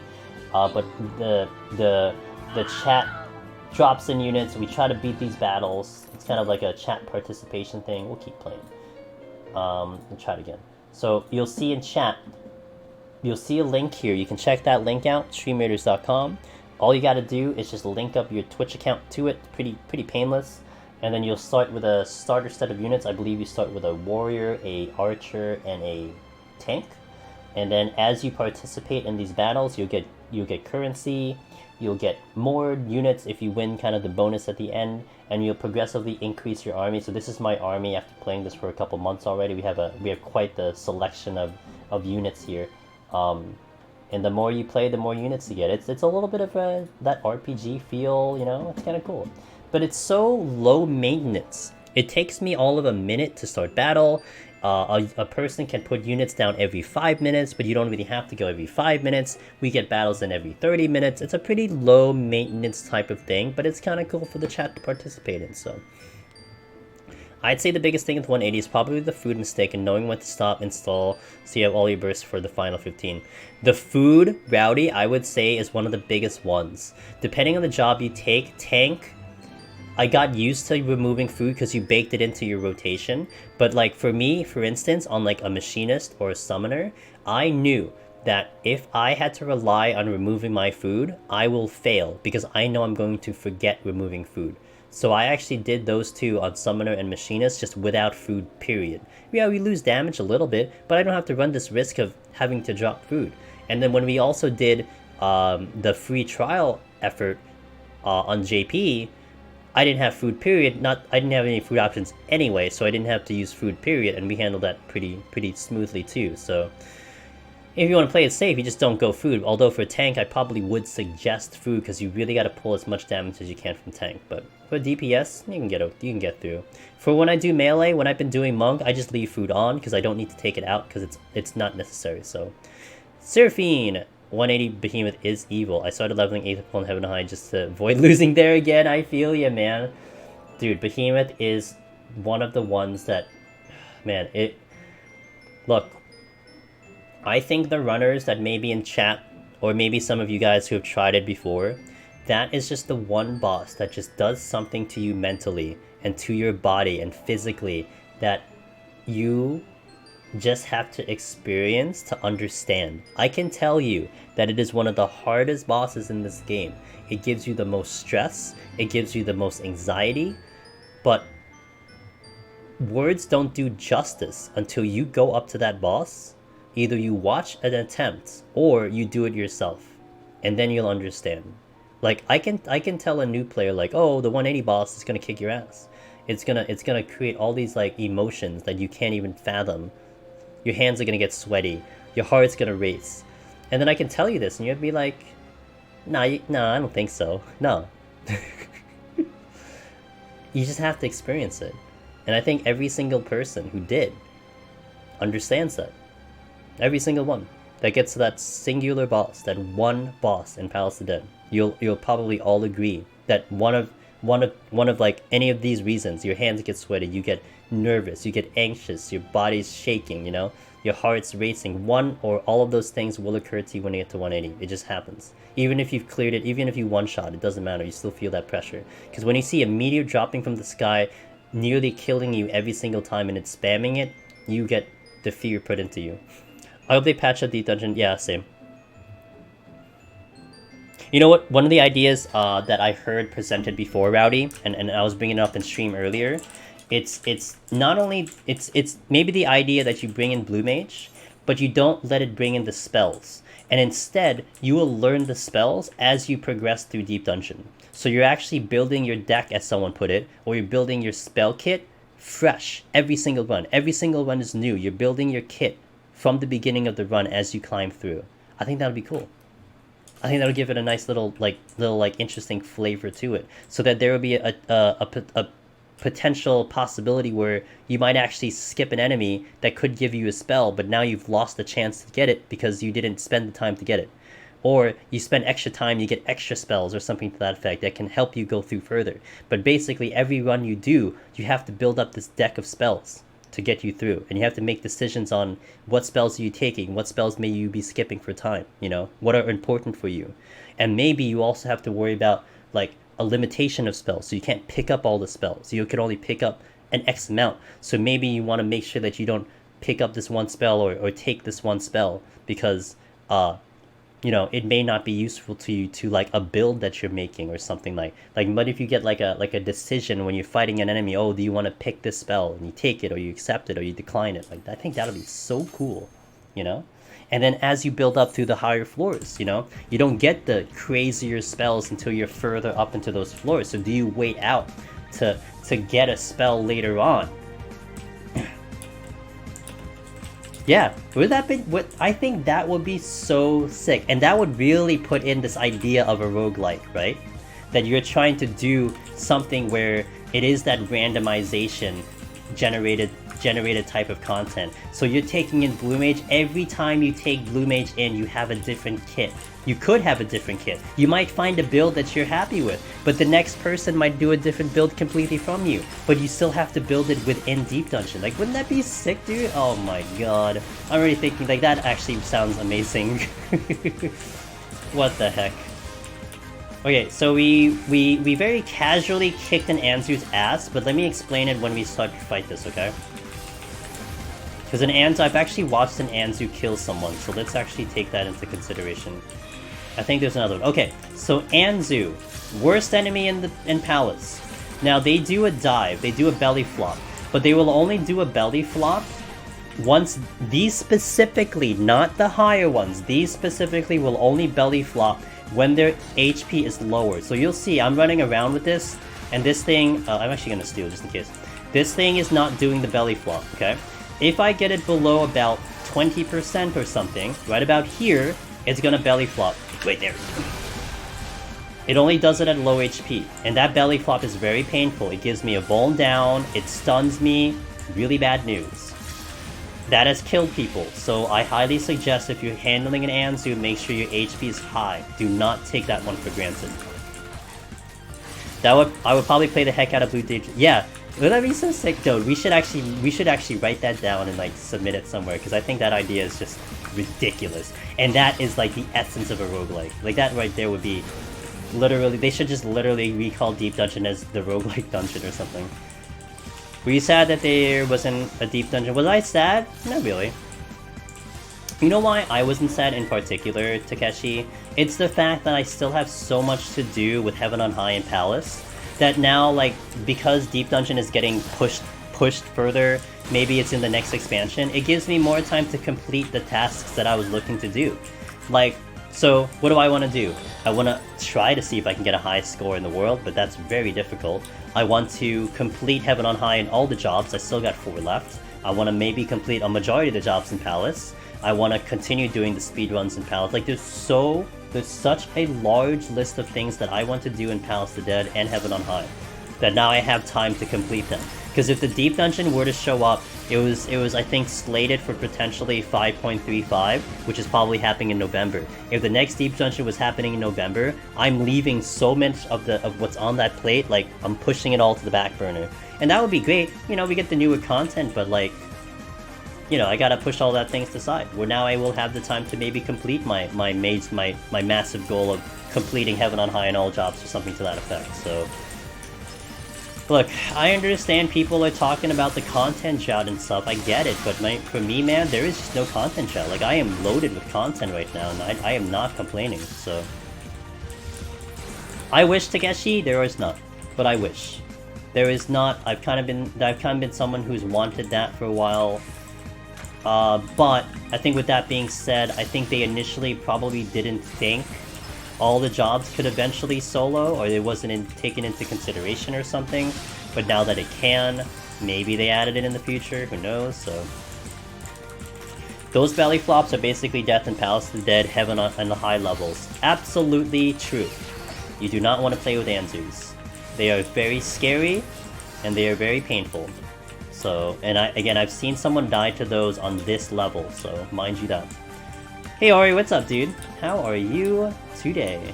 How's UCOB going, by the way? Wait. Actually, the last time I saw you doing UCOB was right before patch, and you guys almost got it, but you had a lot of deaths and golden, so... You're here to learn!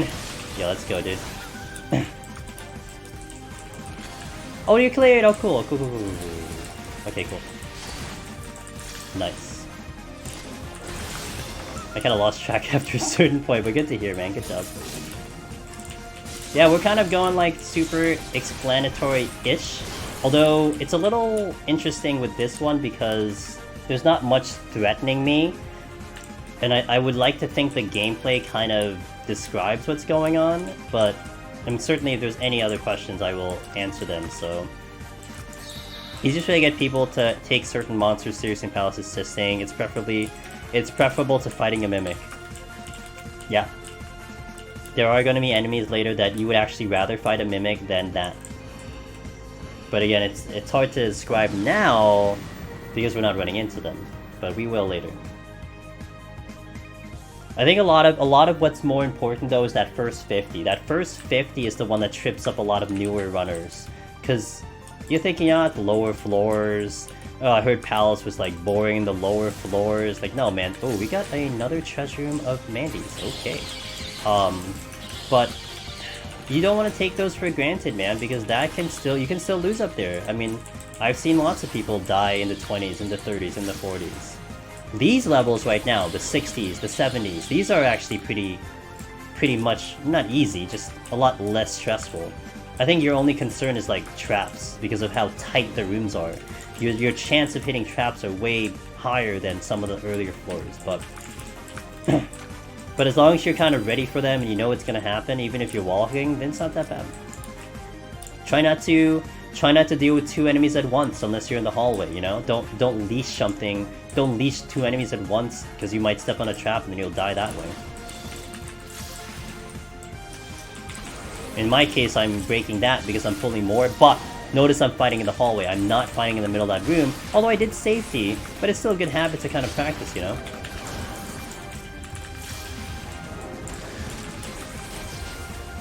Not all day. Also, again, mind the fact that we did safety this, so that's one thing to note, but intuitions, that yellow beam of light that I just stepped on, can potentially be on top of a trap. I do believe that intuitions have the same spawn positions as traps. So sometimes an intuition will bait you and you'll trigger a trap on that. So I would probably suggest that you clear off a room, kill everything in the room, and then if you're going to go for an intuition, go for it at that time, so in case you pop a luring or something, you're not running into a problem. There's another Anzu. We're going to blow that one up by getting full gauge first, because we want to eliminate that. Oh, really? We want to eliminate that before it becomes a problem. I expect number one to be the alt. Good job. I never made it through the high scores taken out. I'm not gonna lie, this might sound a little braggy, but I think I could take over number one on light. Yeah, I am currently on Phoenix on the light server. So this is another alt of mine. I've actually had this alt for a while. I used this alt because I was PvPing on EU at a certain time during Heaven's Ward, because I wanted I wanted to PvP at a different time slot, because NA was always happening at a certain hour, but then I was home during the time of EU prime time, yeah, let's just give this a shot. Let me try to PvP in EU. So that's what I did.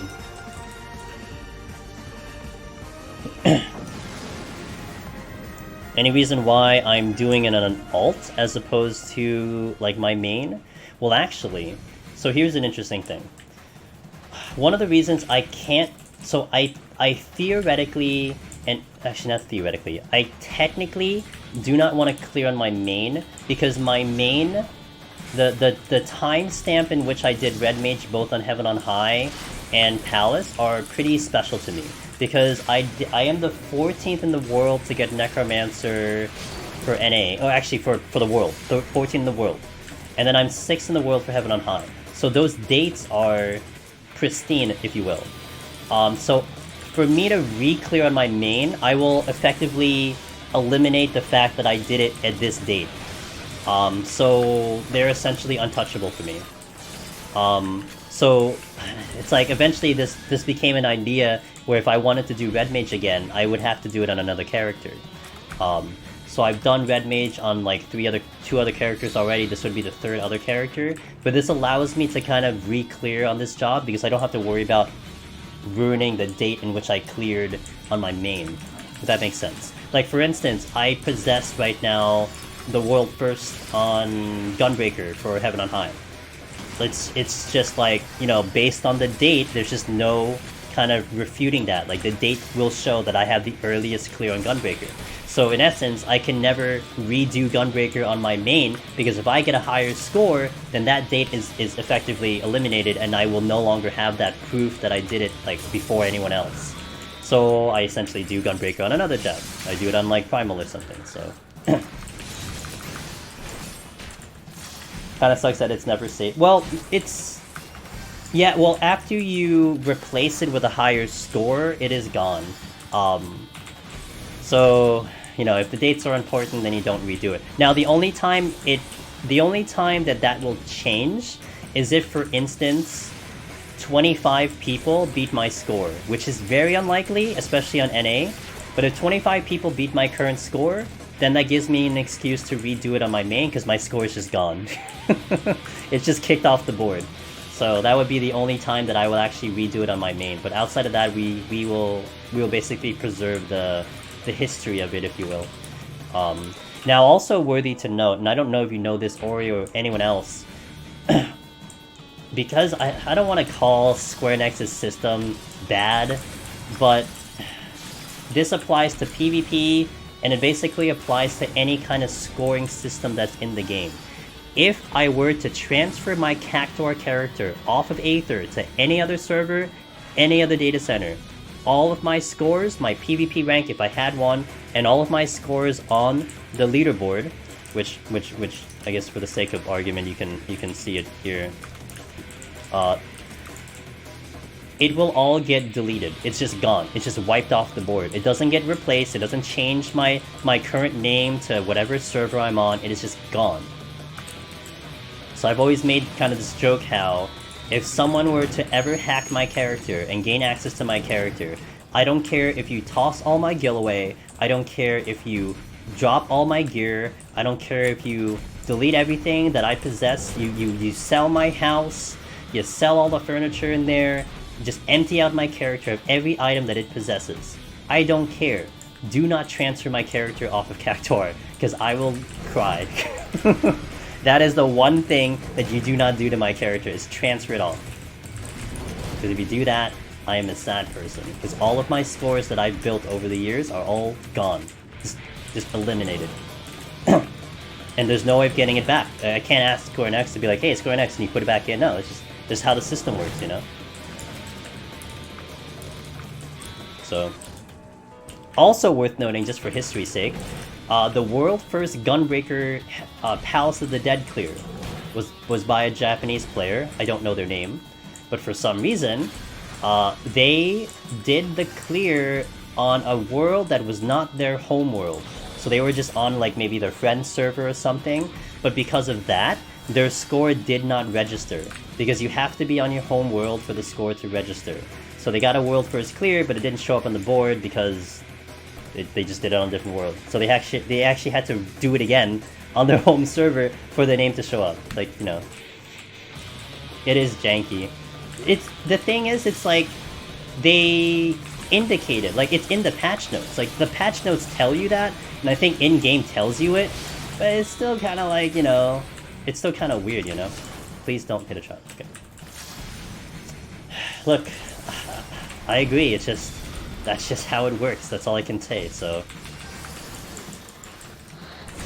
One of my other favorite aspects of this game, I liked the crafting, and I liked the gathering, but I'm not really into it right now. But I do keep myself BIS on it. Well, I'm trying to keep myself BIS on it. I had liked PvP, but I'm not in favor of what PvP currently is in its iteration. And I'm probably not going to touch PvP until, like, next expansion, so I pretty much just kind of full dedicate into Deep Dungeon at this rate. Best in slot. So the best gear and the best melds you can have, I do keep up with that for crafting and gathering. I make sure that my gear is, like, top tier. I don't do that for raid, though. I think my raid gear is, like, 483 or something. Why do you give me more mimics? Oh, cool.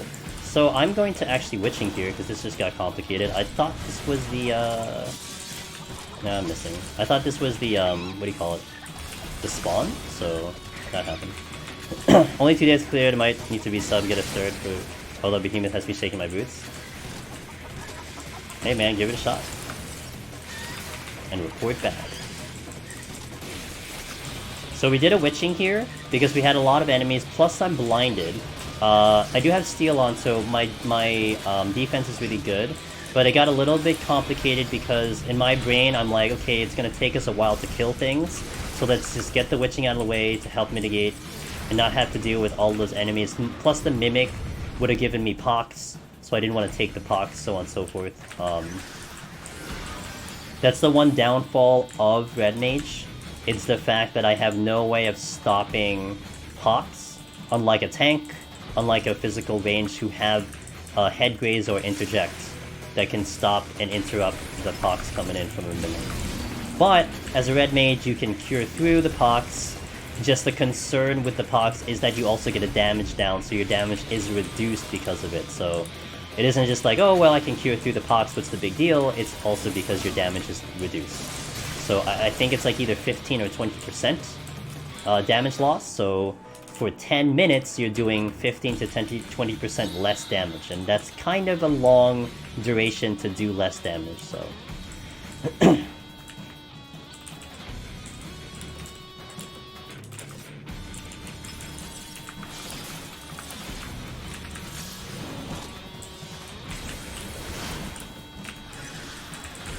Okay. Oh, you're not dead yet because I've missed. Cool. Also, while I have the free chance, I'm gonna give a shout out to Mr. Ori, who has a fantastic stream over there. He's done he's done some savage clears on a DDR pad and a Guitar Hero pad, but he's also a hardcore raider, so I guess that would kind of fall under the category of doing it hardcore. So I respect it. 100%. I respect it on the platform of playing weird. You know, like I'm sure I'm sure it was weird for you to learn how to do Guitar Hero and all that stuff, but I mean on my end it's different because I played FF11 for like 9 years, so playing on a keyboard only, it's like natural, but it's still weird for someone else, you know, which I get. So okay, I'll deal with this straight up. Not really. I used to do Choco Racing, but Chocobo Racing broke my heart. I had this envision of Choco Racing where it was gonna be like FF11, where like you'd make a lot of money, you'd invest so much time, you would raise this like little chick bird that would take like a month to turn into an adult. Like it was just such this process in FF11, it was amazing. My expectations were like destroyed, and I'm like, oh my god, this is just whatever. And then I didn't even make money off it, it's just GP. Oh yeah, I finished it out though. I got to like the highest rank, I capped out my bird, but it was not satisfying. Oh, it would have been awesome. When am I gonna beat it on a dance pad? Half past never, dude. Half past never. I'll do the lust here. Dude, I've never ventured off into doing like another controlling scheme. I dabbled with controller for like half a minute, but I've never done a keyboard mouse or anything. I've pretty much just been keyboard only forever, so for me to learn another controller scheme, I don't know. This is a big floor, I probably should have raged. I'd rather do that than... Yeah, you know, sometimes if I really need MGP, I do bust out the bird sometimes, but I don't care so much about the rewards over there. Not really my thing.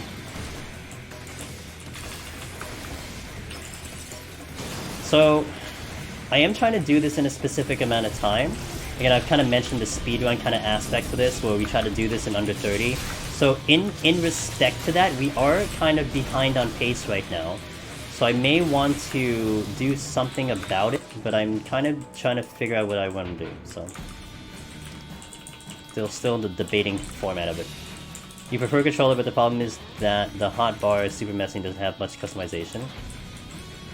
All I can say about controller, man, is I've seen some amazing players who have legend titles, triple legend titles, that have done it purely on controller.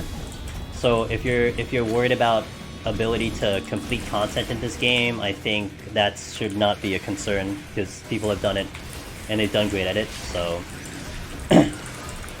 the world first player who clicks all his skills. There's a world first player who clicks all his skills. There you go. Yeah. Ori definitely has the backing to say that. I'll definitely say if there's one person in the player community as one person who you better listen to on that notion.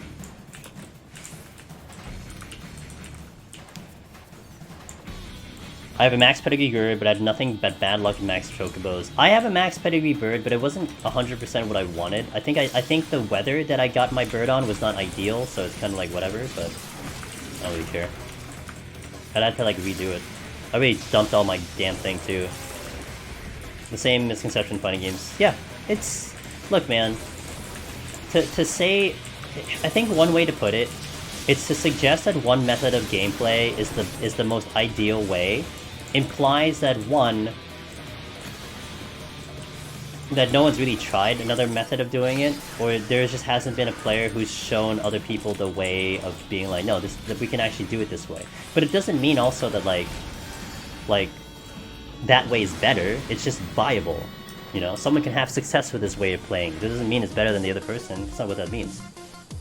It's viable. We need to go a little faster. I'm gonna sight here, do a little...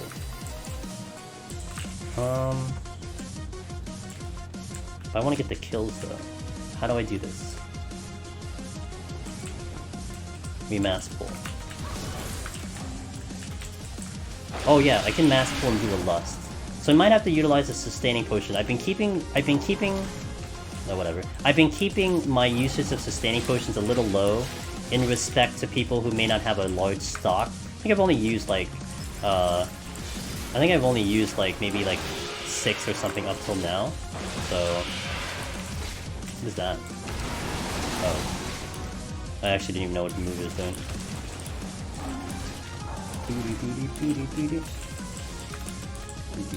That's a lure. I'll do a witching here. Also do a strength here.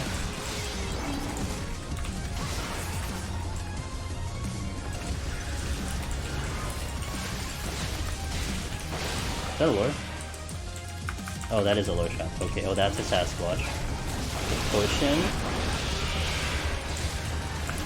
Witching.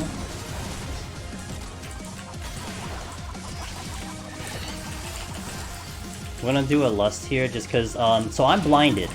A lust does actually not miss. A transformation does not miss on damage. That's why it's a little bit more ideal for me to do this versus doing a, my AoE. Okay, hold it.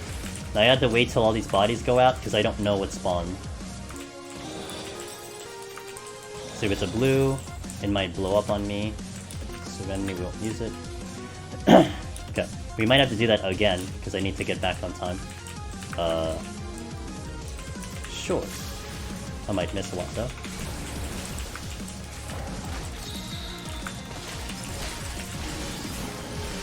Overkill. I started playing fighting games on keyboard a while back. It was really amazing to be honest. I could hit my inputs a lot more consistency. Yeah, all that matters. You know, I think personally, one of the reasons I have my keyboard UI on the bottom right is because if I don't have that, and I tell people, hey, I play without a mouse, I don't really think people would believe me. 100%. So yeah, you're kidding. Well, I think that gives me kind of the evidence right there of like, yeah, actually I do. Which, I mean, this board's so big. When I don't need big floors, we get big floors. Annoying. We're trying to go... So I'm trying to get these kills in because, I want, what do you call it? I want the points out of these. So this is something where I don't typically suggest for someone only focusing on a clear, because we are kind of going a little overboard on the kills here. But with that being said, we're still also keeping it within a certain amount of time. So it does give a little bit of flavor to this attempt, if you will. But it's not something I would suggest someone doing if you're just going for a clear. Not really. But it does give a little bit of a variety here.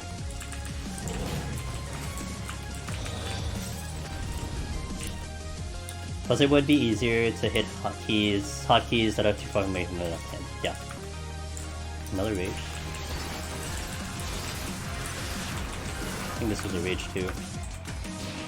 Okay, now we're gonna go like fast.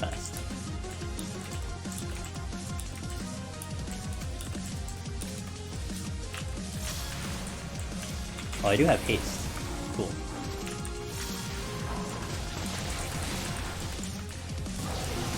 That is a fortune.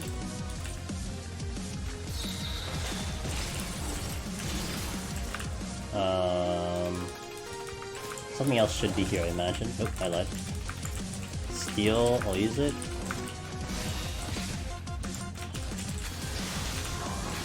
I'll do my own curing here. Okay.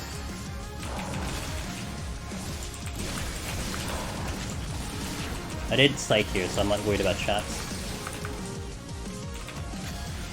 4. Really hope we get a 3 rumor, otherwise my time will be pretty interesting.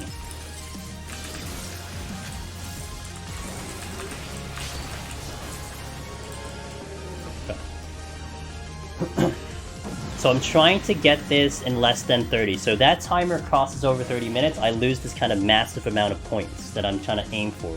That's why we're kind of going a little bit faster here to kind of squeeze it in that amount of time.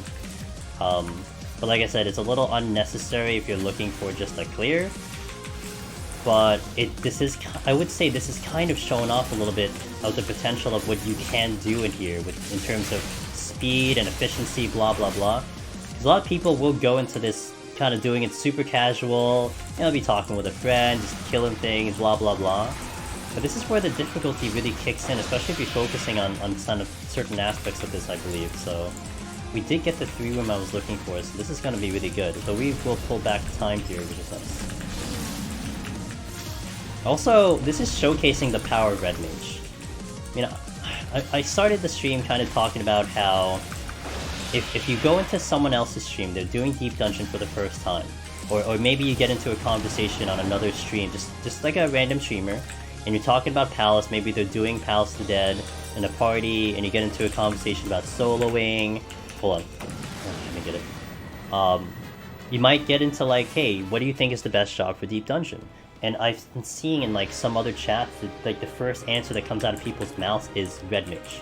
But it's like, if you then kind of follow up saying, well, why Red Mage, and they don't give you an explanation, or their explanation is, well, that's the job I heard is the one that's the best, well, that's not good information. Because first of all, it isn't even in the best. I mean, if you go objectively speaking, like, if you want to just go by simple numbers, like which job has the most clears, then it isn't even Red Mage, it's Machinist. So that's already wrong.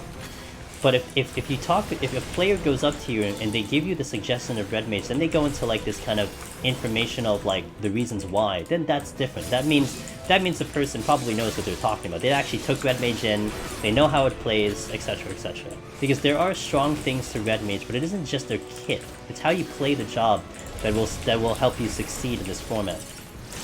The kit is great, but you gotta know how to use the kit. And I've seen so many people play Red Mage like a tank, where they're just kind of standing there, and they're just eating damage. You have to play this job like you're scared for your life, and you're kiting, you're moving constantly, which is not something you'll do in a raid, really, at all. I mean, later, as we get further and further, you'll see, I mean, I think up till now, you also see my movement in terms of every cast. We move every single time. In this specific fight, we're not doing that, but that's only because this fight is a little bit different. Because I'm trying to position these AoEs in a specific manner, so I kind of, you know, park myself. But we're always in motion to kind of mitigate damage, etc. Features in 11 that I would like to see in 14. I'd have to give it a long thought on that one. I don't think so. They tried to do Eureka, which is kind of a callback to 11, if you will, but that wasn't the greatest job to that. But it did kind of do it, just, you know, not really. Not really, so. Alright, we're already done. So the next floor, by the way, is the one that I kind of was talking about a little bit. We're gonna counter Godmother, and the 90 boss has killed a lot of people, so let's run it down a little bit, okay? One of the common places for people to die that I've seen, I've seen people talk about and seen on streams, etc. The 20 boss, the floor 20 boss, which is the Rafflesia boss with the bees. That catches people off guard because sometimes you get to that boss at like level 30, level 31, level 32, and that thing will kick your ass because that thing is level 35. Bit more because it has like tank busters, etc. So that's one area that can kill people. Second one could be Hydra, which is the level 30 boss. Sometimes its damage output might be super high. You might be a pretty low level, maybe 45, 44, and that damage output's really high if you don't have a sustaining potion. If you're a little bit closer to the level, its level's 49. If you're closer to the level, you can make do with the potions that drop inside, which I believe are X potions at that point, either Mega or X potions. Again, take into consideration the potions that drop in the zones, use them. The next part would potentially be floor 40, which is the ghost boss with the two ghosts that spawn as ads. If you're low level there, that boss is 59. If you are 54, 55, you may not do enough damage to really push that boss. You may not even have enough damage to kill the ghosts, and the ghosts have to die. I actually made a pretty, what'd you say? An unintentional description or an unintentional demonstration of what happens when you leave those ghosts alive, because they almost killed me. We actually got very close to dying, but it's a good kind of live demonstration of why you need to kill these ads, and why, because I left them alive, I almost dropped dead. And then the next hardest part would be 41 to 50, not the boss. Ida's not that bad, because more than likely you are definitely hitting Ida by 60, so you're at level cap. But the enemies from 41 to 50 might catch you off guard because they might hit you a little bit harder, etc. But they're not too bad. Once you get through that kind of packet of 21 to 50, you'll probably stream yourself all the way through up until 90. 90 is the next part where lots of people do take deaths, and we'll go over that boss when we reach him. The enemies in this set are not bad at all. There is one enemy that does enrage, and they are the bombs. They're almost like your traditional enemies. If you keep them alive long enough, they will literally self-destruct. Don't keep them alive long enough. Generally speaking, the only people who are attempting to keep them alive long enough are people who are doing big pulls, which you're not doing as a new runner anyway. You wouldn't do what I did in the previous floor with those massive pulls because you want to play carefully. Another reason why they might self-destruct is if you happen to pull one and then you step on a toad trap, there's a chance that it will explode.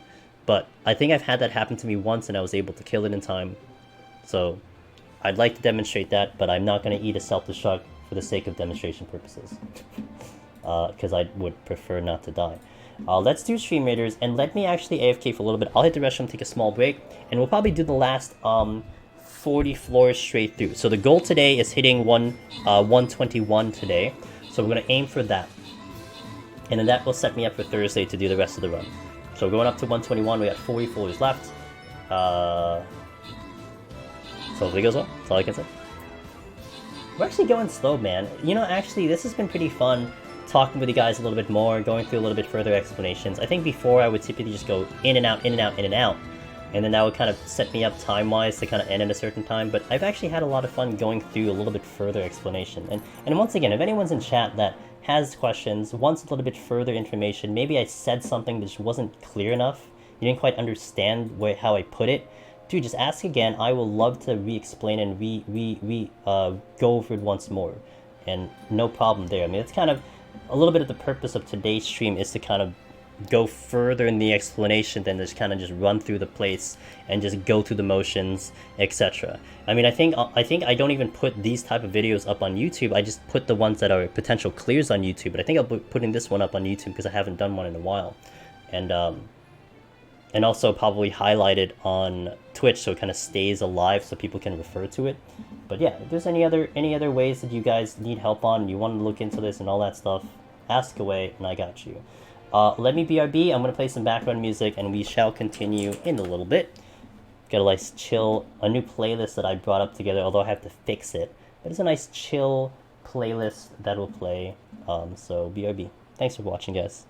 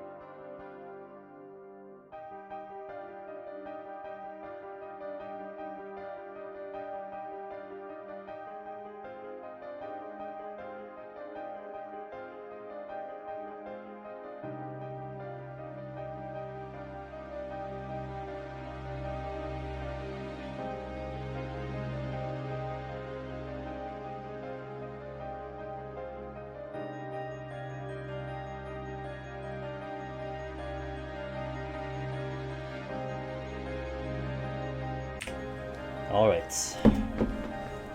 Let us continue.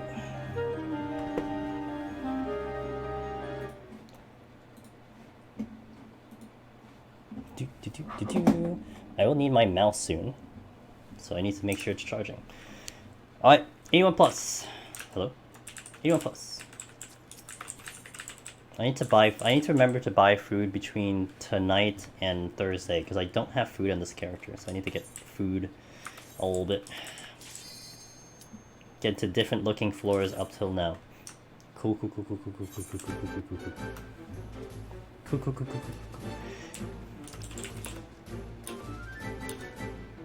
Alright, let's go.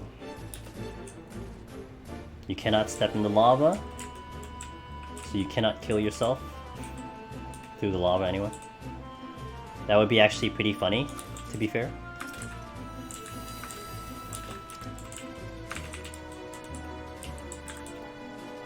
Let's see what we got. We got next to the room. Okay, these are the bombs that can explode, but we just have to risk. Oh, what? Wait, what? Okay, there was one behind somewhere. So we want to make sure that they die. Okay, so what I was looking for right here was to see what was further ahead of me. So what I'm actually going to do is, because the exit is right here, I'm going to be using a Rage and a Fortune. Because here's the logic here. Exit is over here. I'm going to use this Rage. I'm going to go down, all the way down the map, okay? With the Fortune, we already stepped on 2 traps. We're going to go all the way down the map. And if there's any chests that drop, because I have to walk back anyway from the furthest part of this map, then I can pick everything up and only go kind of one direction. So that kind of benefits in terms of just kind of logistics for this run. As opposed to, say, if the exit was all the way north and I started my Rage all the way south, I'd have to go all the way south to pick up the chest, then I have to go back all the way north just to get back to the exit. So this kind of makes it a little time efficient, if you will. That kind of logistics will help not only for speed, for not oh my god, I stepped on every single trap on this floor. Not only just for, you know, score and stuff, but even if you need to find a way to shave time somewhere. Like if you're crunching time and you're looking to do a Rage, but you have like Fortune and stuff, it might be a good idea to kind of do it like in a way where you're kind of making it efficient, you know? That's one way. So now I made it all the way north, killing with the Rage. And now I'm just gonna have to walk back south just to get back to the exit while checking all these chests. So I don't have to walk back and forth twice, if that makes sense. Resolution. So I didn't show off this macro. I just remember because I'm hitting this macro. It's on my top bar. When you look at my bar, I have 3 lines, and you'll see an X macro. That's a custom. And we got the Rage back. That's a custom icon there, but it is a macro that allows me to break off the transformation of any of the 3. So either it's a Rage, a Manticore, a Succubus Lust, or a Karibu Angel. By hitting that specific macro, I can jump out of my transformation at any time that I please. Now, I think that's a really important thing to note, because I have definitely seen people who don't know they can jump out of transformation and they die because they're like, oh, my HP's low, I'm stuck in this lust for the next 40 seconds, I don't know what to do, boom. But you can jump out. The macro is here. So you see this macro, it says status off and it's transfiguration. Transfiguration is the buff that you get when you use Lust, Rage, and Karibu, same exact one.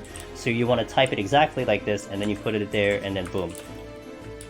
You'll get that one to work. So I can pop out of any of the transformations almost instantly the moment I use it. Extremely useful. Otherwise, if you don't have the macro, if you're a typical keyboard mouse user, you can just use your mouse and click it off. It'll just click off, no problem. For a controller, you'd have to get into your status effects, so that actually might be a very good macro for controller user. It is definitely good for me, because I have to go into my status effects to take it off because I don't click, so. I'm going to use a strength here.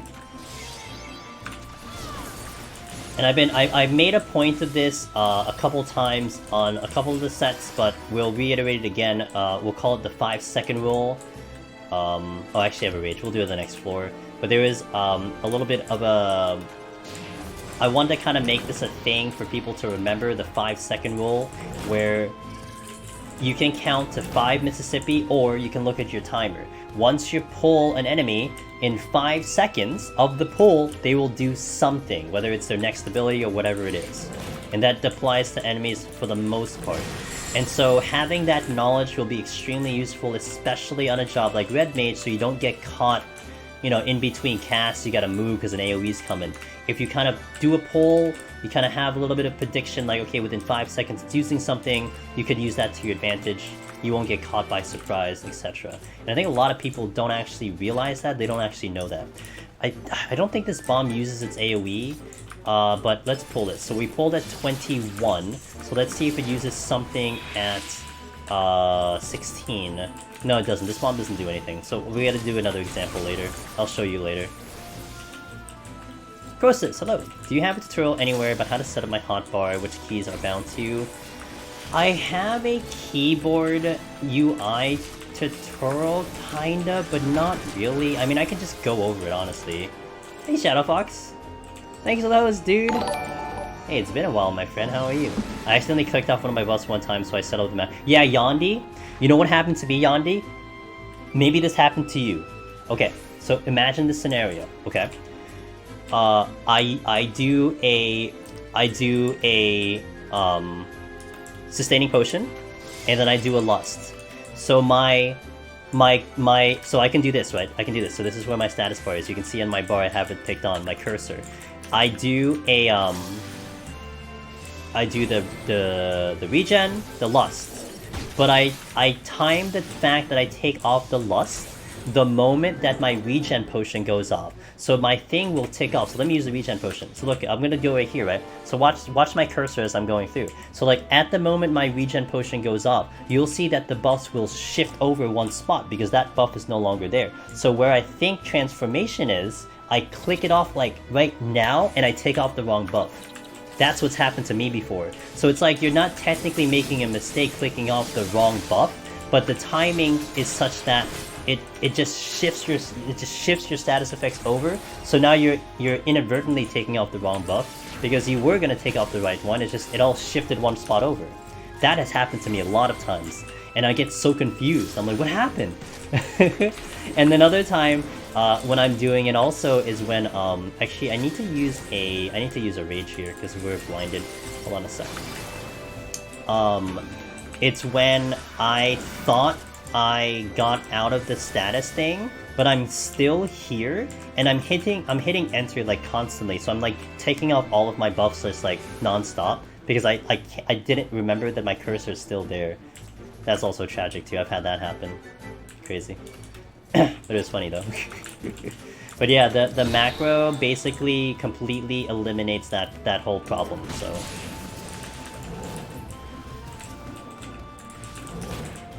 But yeah, like Crosis, if you have any questions about how I set up my bar personally, I can just go over it live if you want. That works. Hey, thanks for that host too, Killon. Generally speaking, my main damage buttons is 1 to 3. My less used ones are like between 5, 6, and 7. My potions are always on 8 or 9-ish. My heals. My CC is typically a 9 or 0, well, although I have my AoE here for Red Mage on that one.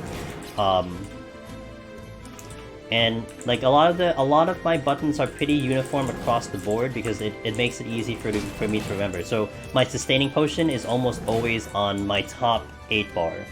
My combo is always 1 to 3, no matter the job. So that kind of stays consistent with that one. So, alright, cool. So did you want to know my key? Did you want to know how my hotbar is positioned per abilities, or did you also want to know how it is in relation to my key bindings in terms of like how my fingers are set and how my hand is to my keyboard? Which one did you want to know? Did you just want to know all of it? I'll go through all of it. In relation to my keyboard. Okay, perfect. So, since I'm an old school FF11 player, man, I'm a boomer 11 player. In 11, it was actually pretty much forced into how you played the game. So they had Alt 1 to 0 and Control 1 to 0 for your hotbars. So basically that's my top set of my keyboard, 1 to 0, the numbers. Not the number pad, but my numbers on top of my keyboard. And I pretty much adopted that into 14, where basically my entire hotbar on the top on the rows is 1. This is 1, and then this is like hold on. Strength sights. And like my alt and my control are like this button and swift cast and magnification, so they're across the entire top bar. But roughly the majority of my main abilities are 1 to 0 here across the whole bar. So the middle bit of it is gonna be the more difficult ones for me, because I have to reach over with my hand to get to like 5, 6, and 7. So I put my less likely buttons that I'll use, like I'll use maybe, you know, once in a while, not often, I'll put those buttons there. But my main ones that are very easy to access, which is my left side, my 1 to 3, and my right side, which is like 8, 9, 10, 8, 9, 0, those are my main buttons, and I get to them very quickly, so... Oh wow, the hotkey. Okay, cool. You know what? Hold on. Let me make sure that I have this, because that actually I do explain in that video. So let me just make sure I have that. So I don't remember the command, because I'm a dummy. I didn't make that command. Yeah, I'm a dummy, dude. I'm such a dummy. Hold on. I know time is ticking, but we're fine. Where is it? Okay. Here's the link to my... I did do a video on doing the... I did do a video... That's fine, I'm not gonna die. Oh, it didn't kill me. Alright, so here's the YouTube video of what I did before. But, okay, so in relation to my... Would you say? My targeting and my camera. Okay, my targeting and my camera. So... My targeting, I do use tab key sometimes. But I have set up my targeting in such a way where I actually utilize Q and E. So what Q does, which is left of my W, of course, it targets anything to my left of my character. So based on the camera and my character right now, whatever is on my left side, I can basically seclude and target things to my left. So that helps with like multiple targets. So like right now, I can target this by hitting Q. And then my E button is set to target anything to the right. It will cycle things from the right of my character that way. So that allows me to, in essence, it's still tab targeting, but it's a little bit more secluded to go into certain locations, either left or right. So that gives me a bit more precision than just simple hitting tab, etc. Because tab can get a little complicated with, you know, distance of the enemy, especially if they're in motion. Sometimes they shift from forward and back. I also do have, I believe, Alt-E, and Alt-E gives me the nearest target. So if anything, like if I know I need a specific target and I know it's the closest to me, I'll hit Alt-E to get to the closest target. I don't use that as much in PvE, but it does come in handy once in a while. It's more of a PvP thing, but I do kind of use in PvE once in a while. Now my camera is a mimicry of WASD except for my right hand. So I have it positioned right now where my up camera is the negative sign, my up camera is the open bracket, and my left and right is P and closed bracket. So that's how I can control my camera moving up, down, left, and right. And again, it's kind of like a right-handed WASD, if you will, and that's how I control the camera. It's kind of very natural for me to kind of do, and I've gotten so used to it too. So. But that is how I conduct my movement. So that's why I think some people will come in here not knowing that I'm full keyboard, and it would look pretty smooth. But the difference that that I think someone who has a little bit more of a trained eye is the fact that if I'm moving my camera is moving at a very kind of static type of speed. Whereas a mouse, right? If we do a mouse, we kind of move in a different kind of speed amount and velocity of where the camera moves. So we can go really fast, we can go really slow. But my camera motion with my keyboard only avails me to go at a certain speed. It's just a set speed interval. So, Crusade, thanks for that follow. Welcome to the stream. Does that make sense? Hopefully that kind of went over that, Croesus. I can go further if you need to. Odin did not curse me and let me use him to get past 90 for the first time. I need a break to settle down before continuing. Let's go, it's Drez! Yo, dude, let's go, man. Let's go. How do our palms look, dude? How do our palms look for the rest of the run, though? Do we have some pretty good floor wipes? How many we got? I'll watch the video and come back. Okay, cool. I hope the video does justice. But yeah, It doesn't go into a lot of the further detail in that video. I kind of went super basic, but if there's any more you want to know, let me know, Croesus. I got you. Okay, my time is bad. I do want to go a little bit quicker. We're still behind on time again, but we've been getting big floors. Also, we kind of took a little bit of extra time on certain floors, so... We are still trying to maintain the pace of killing everything within 30 minutes, so that's why we're kind of making it a big deal. Again, some of this movement, some of these decisions are not something you typically would want to do on a clear attempt, but again, it's showing you just a little bit of a different flavor of how to do it. I mean, I would suggest if you just want to do a clear, you just kill to the exit and move on. And this is fine on the higher floors because you don't have to worry about XP anymore. On the lower floors, it's better that you try to kill everything because you're getting the XP out of it. But once you hit 60, man, if you just want to move on, just kill enough to exit, go to the exit, get on out. And also, in terms of palm conservation, it's not a bad idea because, if you're getting off the floor quick, you don't have to worry about using palms, right? Like, that's kind of the way that works. So, you know, keep that in mind as well. One infrared, that's it. Got everything but not amazing with bone dry, but not bone dry. All right. So it sounds like it sounds like if anything, you'll get some amazing progress. That'll be cool. Like I would say, if you can get yourself to like 97, even if you're crawling up there, like you know. Whatever last bits of energy you got left and whatever your character in the game gives you, that's a humongous victory, because you're gonna see everything. If you can at least fight a little bit through 97, you will see everything that floor set has to offer you. So 97 is a good way. How does my cursor select the palms to work? So I have my what do I have? My F3. My F3 and my F4 traverse the UI. So I can hit F3 and it immediately goes to my palms, and then I use my buttons to select the palms I need to. And that also does allow me to get to other UI, like the whatever other UI includes into the game. So menus, etc. I will use that to get over there. So what does doing PoTD give you? So Palace of the Dead for solo. It does provide a special achievement solo. You will get a special title, the Necromancer. But to do that title, you actually have to start from the very first floor, floor 1, and you have to go all the way up to 200 solo, which is something that not very many people have done in the entire game. It's a very rare title, very difficult challenge. But if anything, man, it's really the challenge that what Palace gives you. The challenge, the thrill, the fun of the mode. I mean, you do get some pretty good cash out of here. That's not a lie. You do get pretty decent XP. You get some tombstones out of here too, so that's also not a lie.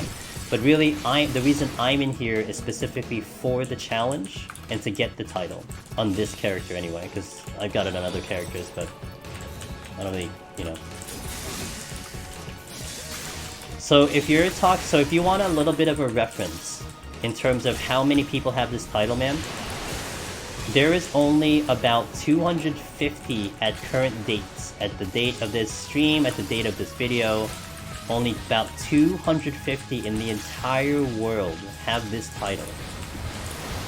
In comparison to, say, an ultimate title, which this isn't to down ultimate or whatever. I mean, you're gonna have more people doing ultimate, therefore more people have the title. But you probably have thousands of people with an ultimate title at this rate. So there are way less people with a Necromancer title than there is an ultimate title. And again, I will reiterate, this is not to mean that one is more harder or more difficult than the other. It's just more people are clearly doing ultimate than they are doing this content. However, I'll definitely say more and more people are stepping into this content and giving this a shot and giving this challenge a go. So we are going so slow, it's not even funny. I gotta go quicker, guys. We gotta go Sonic fast. Solo. No, I solo, man. Nina, getting up to 101 solo is way better than doing a 51. You don't get anything out of 51. I mean, you can't even reliably farm, you can't reliably farm, 41 to 50, because you gotta climb all the way up from 1 to get over there. So I will go 101 plus, and you'll get a lot of potshots. You can come away 101 to 110. You can literally come away from there with like 10 potshots in just that one set of 10 floors. That's how much potshots it can give you. It's crazy. So, ooh, bandies. Now, do I do a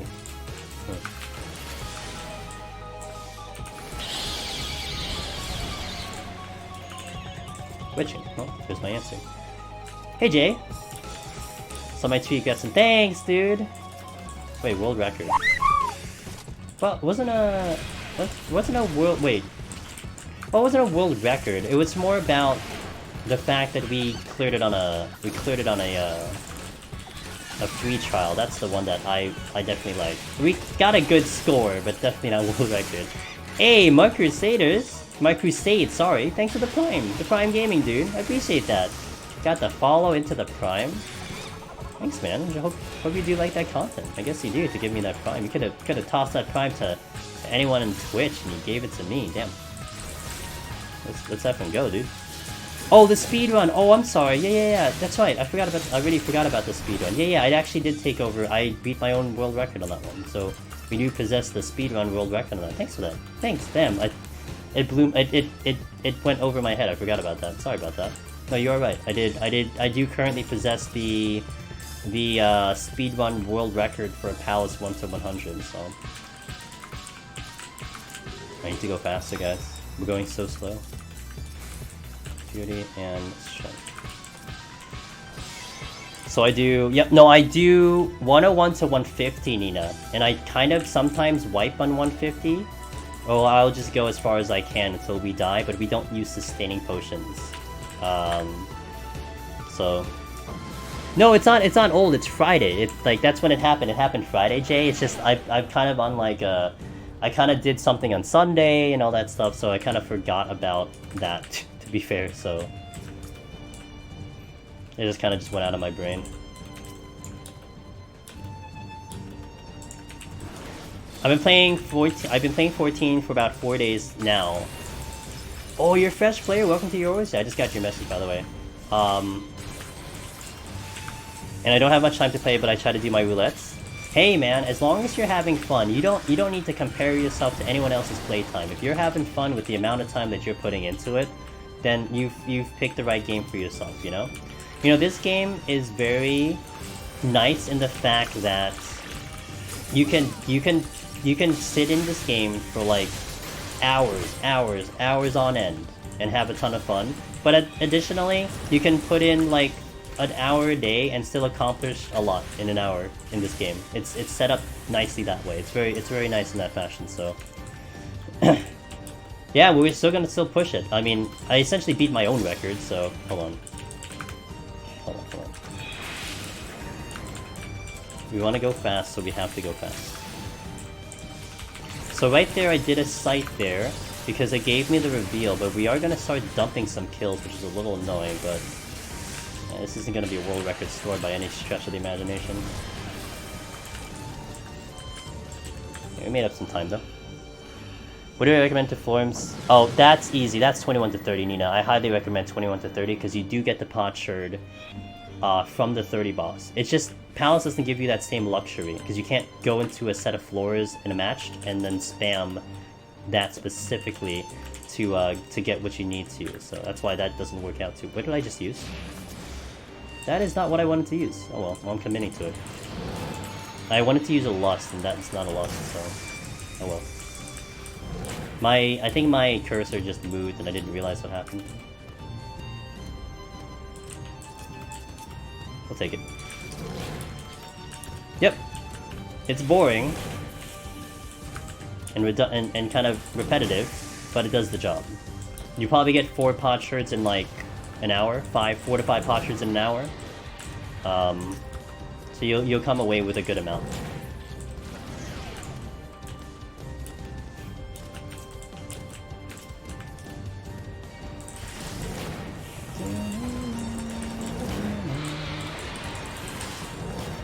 I do need to check that last room though, but it's near the exit.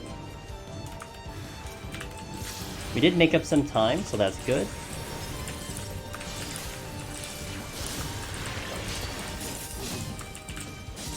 Okay, dead. Let's continue.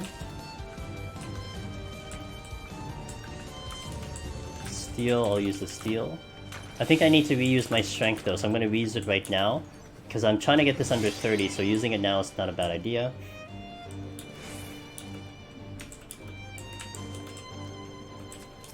But again, Jay, thanks for the congratulations. I do appreciate that. You know, it's I still feel weird about the speedrunning in Palace, because it's not like we have like hundreds of people doing it. Like, we had literally like 4 people on the list. Like, there's like 4 people in the world that have tried it, and I don't know about other sections. Maybe other people have tried it, they just haven't listed it on the thing. It's just kind of funky to talk about that. I mean, it is in all the technicality of it. It is a world record thing. It's just, I guess it's different than saying, like, you know, say like a world first race or something where like, oh, I got world first Savage, like everyone understands that. But like, you know, getting like a world record in a speedrun, which is so kind of a very obscure kind of category, like, I don't know how people perceive it or something, but I mean, people seem to take to it and like it, so I'll take it, you know?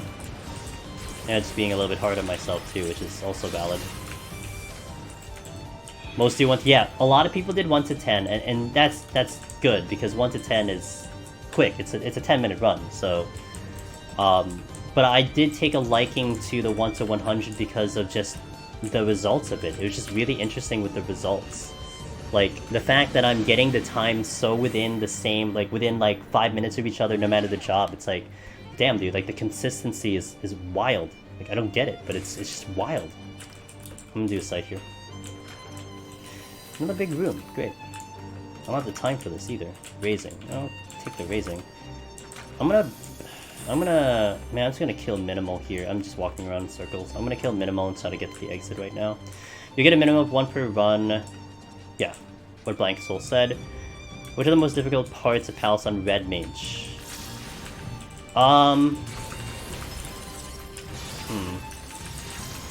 think, I mean, probably once you get to 171, once we get to the higher level enemies, there are going to be enemies that you really need to steal for, because they will really hurt. Or, okay, here's the deal with Red Mage. Red Mage has a lot of survivability because of your ability to Vercure. But you always have to remember that if you're Vercuring, that means you're also not doing damage.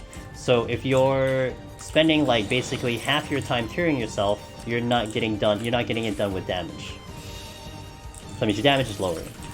So kind of optimizing that whole thing kind of comes into play a little bit. So that is something that you do have to kind of take a note on. Lust. Pop a potion.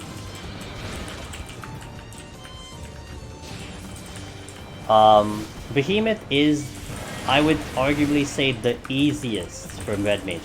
When we get there on Thursday, you'll see how, I don't want to say it's a joke, I mean, it's never a joke, but kind of the ease in which we're going to deal with that boss. It's almost laughable compared to how we've been seeing on the Machinist, how we've been seeing it on the tank jobs. But it still does have its difficulty in terms of what you gotta do and what's required, so I'm gonna bring back the music. Okay, so with this boss, we are gonna fail a mechanic on purpose. I will demonstrate something for you guys, so maybe it helps you understand this boss a little bit better and to kind of manage this boss a little bit better, so. Just for the extra kills, Nina. That's really the only reason I did that. I got 3 traps out of that. I had a lust, so I was gonna get extra kills on that one. Meteoric rebounds? Wait, what do you mean? Seems like you're pretty consistent looking at the... Yeah, we are getting a lot of consistency, but I think right now, Jay, the one that I'm very interested in is honestly to see how all the other jobs play out. And it does fascinate me how we've taken in 3 different jobs right now, and the times are just so close to each other. Like, you would think there would be kind of this big disparity of jobs, but there really isn't that big of a disparity, even though the jobs play extremely differently. Pretty damn cool, if you ask me. Okay, I'm going to be using Sustaining just to keep me a little bit up here. So that bomb, by the way, is a set position. The bombs are set positions. So I am positioning this boss where I know where these bombs are, okay? So the next one is going to spawn right next to this bomb over here. Probably like right around the circle where I'm standing-ish. And we have to kill the first 2 ads, otherwise they'll do a big move that will do a lot of damage. This, I think, is typically okay for most people. It's the next mechanic that trips up a lot of people. So, the next mechanic is a blue bomb that spawns underneath the boss. That bomb needs to be underneath the boss because this boss will do a move called Massive Burst. That bomb underneath the boss will stun the boss. We will purposely fail this mechanic to show you guys what happens if you happen to make a mistake, okay? So the boss is coming in, the bomb that's coming in right now, right under it, because I have it properly positioned, that's the one.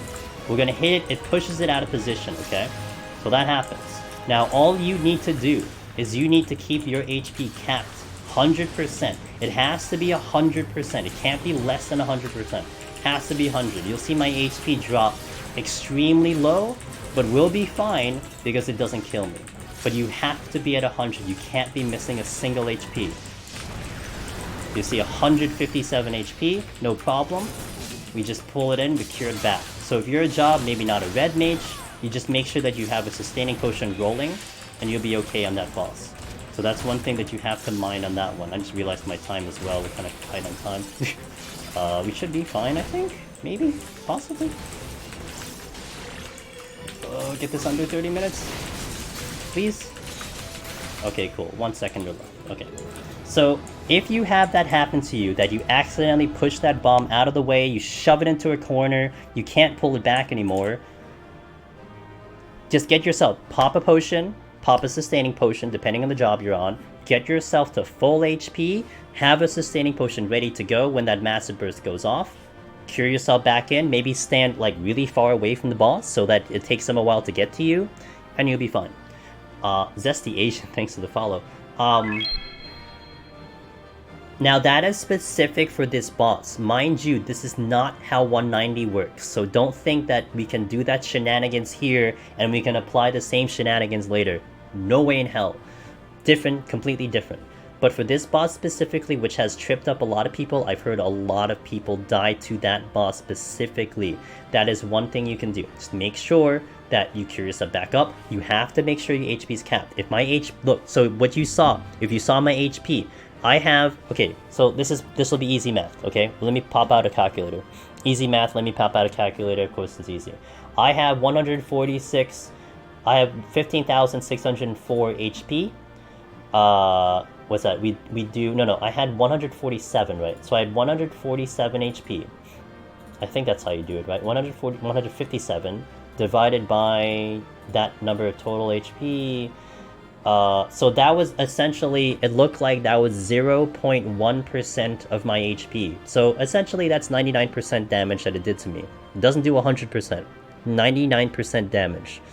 So if I was missing 157 HP off of my total, I'd be dead. So it has to be 100%. So mind you that.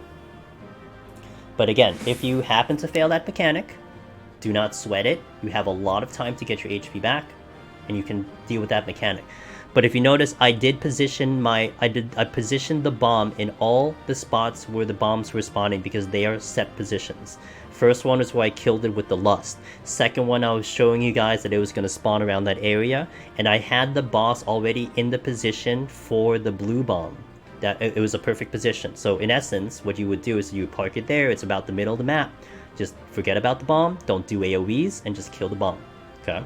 But again, you make that mistake, don't sweat, don't run around it to reposition, just cure yourself back up, make sure you're full HP, eat the damage, cure yourself, you're okay. So, because you've accidentally tabbed before. Yeah, it happens. But it does, I think knowing and having that knowledge does help, because at least it's like, okay, we didn't really fuck up here. Like, we can go for a plan B. And again, I kind of mentioned this earlier, but I'll mention it now. If you're a tank job, if you are a melee job, you can actually stun the boss yourself. It will get stunned by you. So let's say you knock the bomb out by accident. You can just walk up to the boss, stun massive burst, boom, you're fine. Don't worry about it. So keep that in note as well. I think I've demonstrated on a monk before, but that's the second way of doing it. But if you forget, and this is the one you remember, just make sure your HP is full. So 1 to 100 has a lot of chance to be super viable. So to consistently get similar time means you have good. Yeah, exactly, Black Soul. And I think it still amazes me though that I think it's where your ability to apply skill for 1 to 100 comes into play. Yeah, adapting is good, managing how you utilize palms, but it's more about your skill level that really pushes that time to so low and to keep it consistent, you know? I mean, the times are very varied on that list. So it really comes down, that I think is really a lot of skill based, and that's one thing I really want to see, because the little bit of an issue I have with a 1 to 10, both for Heaven on High and Palace, is that it is basically reliant on RNG. If you get sick RNG, well, you're going to clear faster than someone who doesn't get sick RNG. Whereas the 1 to 100, I feel, has less RNG involved with it. It doesn't matter what kind of RNG you have, you just got to make the most of what you can do with what you get. And the player who is able to utilize their palms in the best way can probably succeed and get a high score, even if it's not as good as someone else, you know? That's why that category is so much cooler for me to do. I think so, Malice. I don't recall if there's a VOD of it, but I think someone had done it without spin. I think Ali did it without spin initially. I can't recall on her video, so. So that boss right there is the one that trips up a lot of people, as I said, so hopefully that helps you out on that front for anyone trying that boss out. I would say the next one coming up, which is 100, that can get people, that can kill people, but the only way you die to it is simply because you don't know the mechanics. Because it is probably, I mean, all the bosses up till now have pretty basic mechanics, I'd say. Like, it's not that complicated. But this boss in general has mechanics where, unless you kind of know what it is walking into it, you may get a little confused, it may trip you up, and you may get a little spooked by what the boss shows you. So we'll definitely go over each of the phases of the bosses and what we can do about it, etc, etc. I will do my typical strategy on this boss, which is more of a conservation strategy. What you'll see, I think most light parties do, is they'll kind of use 3 resolutions on this boss for the 3 sections of ad that show up. But when I do it solo, oh, I forgot about that, whatever, I don't really care. When I do it solo, I keep it down to 1 Lust and 1 Rezo, because I can use the Lusts later, I can use the Rezos later, so I kind of conserve my stuff and kind of compile the usage of my palms a little bit tighter and make the most out of the usage of it, so we don't kind of not wasting palms on it. So we'll demonstrate that when we get there. But this will be 91 plus, so this will be looking to finish out 1 to 100. I didn't update my title earlier, whoops. It is updated now. And we played clean so far. A little bit slow. I think you know, I've been a little bit because we were talking so much, I was kind of missing my times and stuff, and we're not going as efficiently as I possibly could. But no big deal. Not really that big of a concern for me. Also, this will be the first time we'll see our score. So if anyone is watching and you've done some runs, etc., we can run now. This will be the comparison of how I've been doing my runs in comparison to how you've been doing your runs. And you may see a score discrepancy in terms of the score that I get and maybe the score that you get. And again, the criteria that we've been focusing on today is kind of maintaining a 30-minute time in each side of 10 floors, so we've been keeping it under 30 minutes, as well as trying to kill everything available. I think the last side was the first time I was unable to kill everything because we were falling behind on time. But just focusing on those simple aspects, you might see that disparity of score, of where your score is compared to mine. And I think, you know, we could get into detail about scoring, but I'm really not going to do that for these type of videos, because that's a whole another conversation altogether.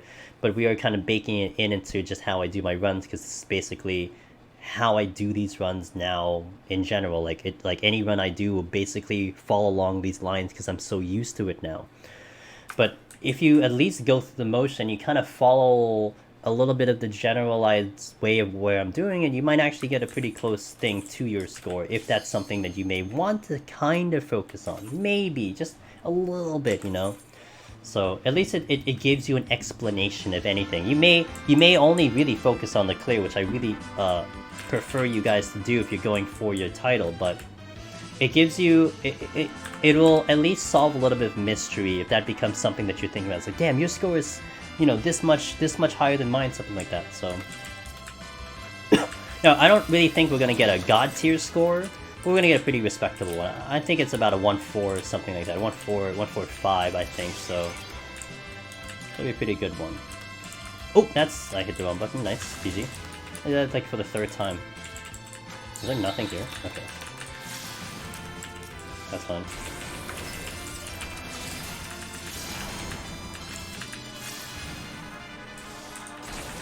So the enemies here are not too bad. This Roselette is one of the easier ones for a ranged player. And also that enemy will show up in 191, and it is one of the easiest enemies to fight because they take a very long time to attack and they only do a ranged attack.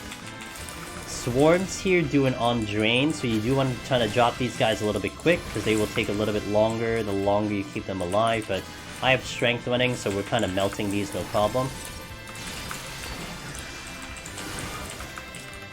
Okay, Sight, Fortune, got all that back.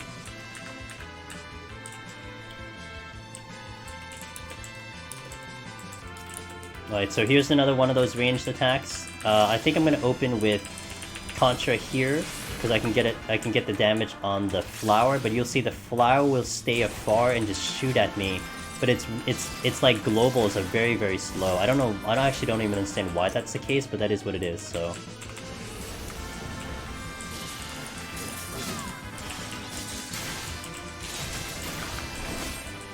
We'll use the steel. We will get to this last room. I've been stepping on traps all day, guys. Haven't been a good example of avoiding traps here, but Palace is a little notorious for the trap stepping anyway, so if anything that just gives you kind of this, you know, look at how it happens with the traps, etc. Yeah, we don't have to get close. If we actually get close, this will start to melee me. So if you're on Red Mage specifically, just stay away from it. You have really no reason to get up close outside of your melee combo. And then that's okay, but other than that, don't stay in close with this thing. Just stay really far away.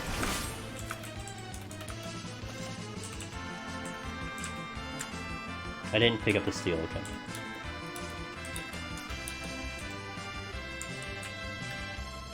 And there's another chest that dropped. Rezo. The Rezo, by the way, if you find an enemy that's an undead, like this mummy, the Rezo will one-shot it. So this is kind of the way I have to use a mouse here because of that Rezo, but that's the benefit of the Rezo.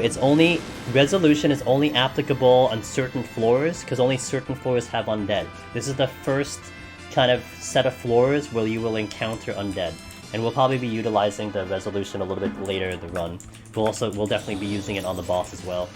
But that is the one thing that is useful for the Rezo. Also worth noting, we had run into two special enemies. One, I think, a bloated archer earlier, and an Ishgardian pikeman a lot earlier in the run. They are considered undead because they are dead souls that have been risen by the necromancer. So to that effect, they do take extra damage from the resolution. So if you have a bonus resolution in the chest somewhere and for some reason you are encountering a special enemy, it's a very unlikely scenario. But should it be there, you do have that option to nuke them out with a resolution. Let's try to move a little bit more efficiently on this file, because I definitely kind of went a little bit lazy on the previous couple of sets. Not to my liking, if you will.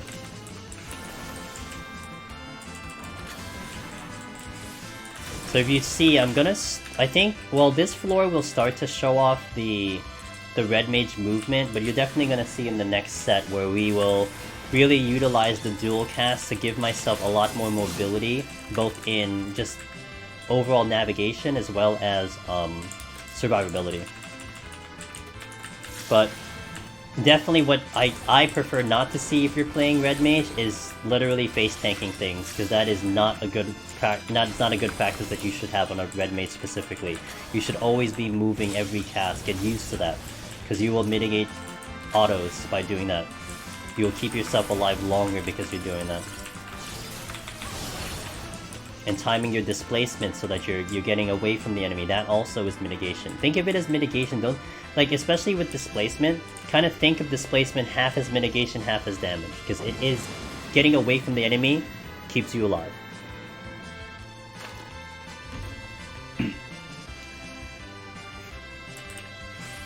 Okay, annoying room with 3 entrances. We do have mimics, but I'm not too concerned with said mimics. We can blow them up,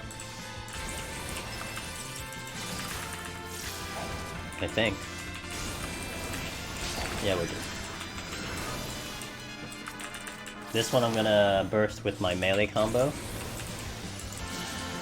If I was a monk, this would be a problem, because I actually have to use Tornado Kick to kill these. Red Mage is just very powerful though.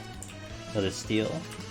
Again, I have to worry myself about a potential trap, because intuitions tend to spawn on top of traps. Affluence. I'll use another alteration just to keep that low. Alright, let's continue. Wraith. These have a very large AoE, so you do want to kind of make sure you have space to move, but he gets blown up, so that's not really a problem.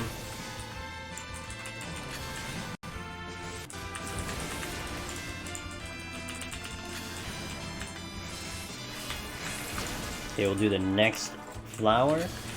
Have my burst kind of up here. Okay, we'll check the chest and we'll move on. Strength came back, very good. I need one more strength though.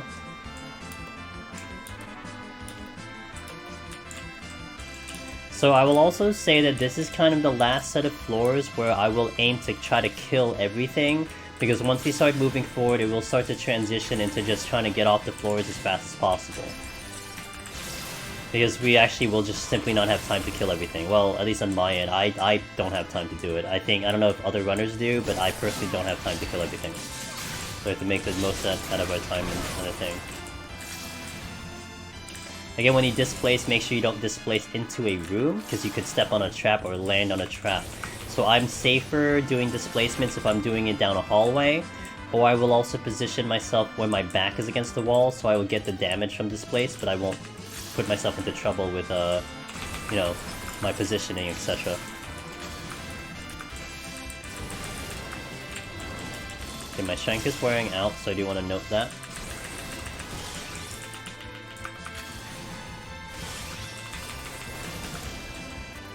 Do the last one here.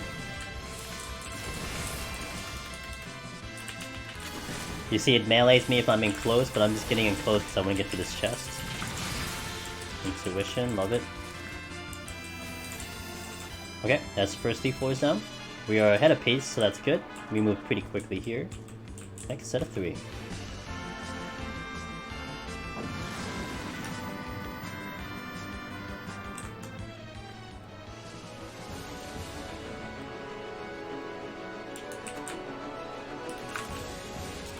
Let's see what we got here. Alteration again, I will use that again. Okay, we got Mandy's here, cool. They will die to one shot by any action, but they are also very quick kills, so they will contribute to the key. So getting these quick one-shot kills is very nice, let me tell you. We have a resolution in the chest, so we're gonna try to see if there's any undead in my way, because then I will utilize the resolution. Also, never forget to keep your HP up when you go to a silver chest if you decide to use one, because they explode. A silver chest can kill you, and you can duty fail because of a silver chest, so mind that. Hippo is not undead, but the corpses are. I'm gonna hit the swarm. The swarm is not undead as well, but I'm just gonna hit all 2 of them, and then I'm gonna move on to the next one. We'll get this one on the way. It's fine, the swarm can't kill me, it's doing low damage. We're gonna get this one in. Should be it, okay. Then we're gonna jump out rather.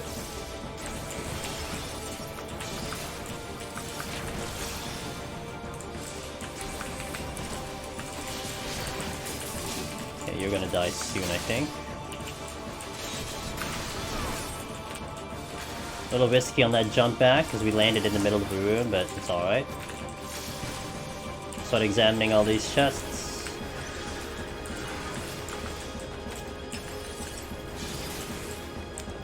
That was a witching, which I got back.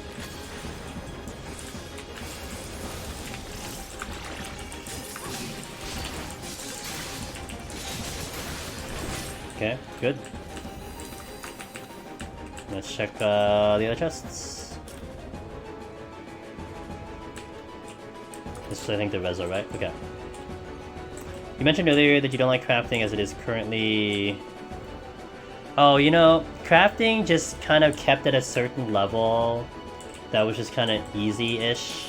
I was keeping up with crafting just so I can craft all the stuffs, Takeshi, and I had no problem with that. But like, for instance, the current Ishgard stuff, it's like the same title, same kind of thing, so it didn't really change for me. And also that grind for the crafting stuff is so hard. You really have to dedicate like the 8 or 9 days that the ranking is available. And I wasn't up to dedicating that much time to it, man. I just wasn't. That's why I wasn't really into it. So I don't really care about the rankings. I failed the rankings actually the first time I got introduced. I got rank 13, which was pretty tragic because you need to be top 12 for that. But it is what it is. You gave up on Saint after 2 days. Was the competition you were going for just too hard? I feel you on that one.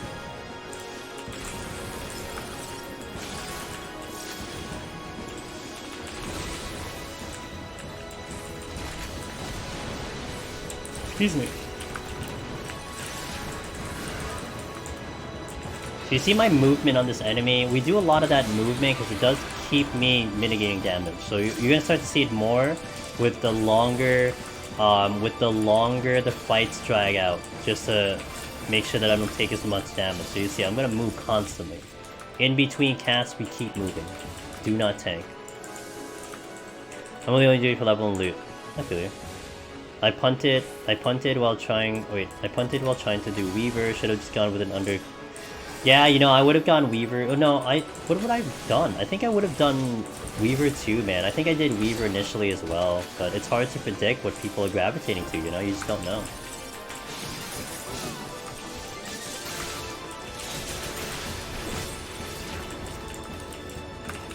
Be nice to get under strength. I usually just sell whatever the crafters need to make some money. Yeah, hey, look, whatever makes you money in this game, you know, as long as you're having fun. But you know, crafting has always... So ever since Heaven's Ward, the beginning of Heaven's Ward, actually more like, I think the second or third patch, like up till then, from ARR into the beginning of Heaven's Ward, crafting was like hard as heck, man. There was only a few people who really like got to do like the hardcore crafting, and then they made it easier. And that's when it really started to get annoying, because crafting just got easy and easy. So like, there would be points in time in ARR where I would have a market to myself, except for like 2 other people, for like a month. Because it took people months, like a month plus, just to get caught up with gear. Because the gear requirement and the requirement to get up to that type of level was just so damn high. And that was cool. But then they eased it up on it, and now it's like, you get a new raid gear, like whenever the new raiding gear shows up in 5.4, it's gonna get undercut and overstocked in the market in like 2 hours. Because it's not challenging. People at BIS from Ishgard, the raiding gear is just gonna be easy to make, because it's not gonna be as hard as expert crafter. So it no longer satisfied the difficulty that it used to have. And that kind of sucks. Because I enjoyed it because you had this little bit of exclusivity to that content if you really put the time into it, but you don't really get that right now. And then it's kind of exponential with the ranking, because you basically have to no-life it just to even get, like, you know, an appropriate amount of points, appropriate amount of ranking. It's like, yeah, if I kind of went for it, but then here's the other thing on my part. So what you're getting out of the ranking is a title, Saint's title, whatever the title is. I have Necromancer, man. Am I ever gonna use Saint's title? You know? It's like, am I really gonna use the Saint's title over Necromancer? Like, no, I'm not gonna use it over that. I'm just gonna do it for the achievement, but I'm not doing it for the title. So, all the more is just kind of more reason for me not to really care. If that makes sense? So.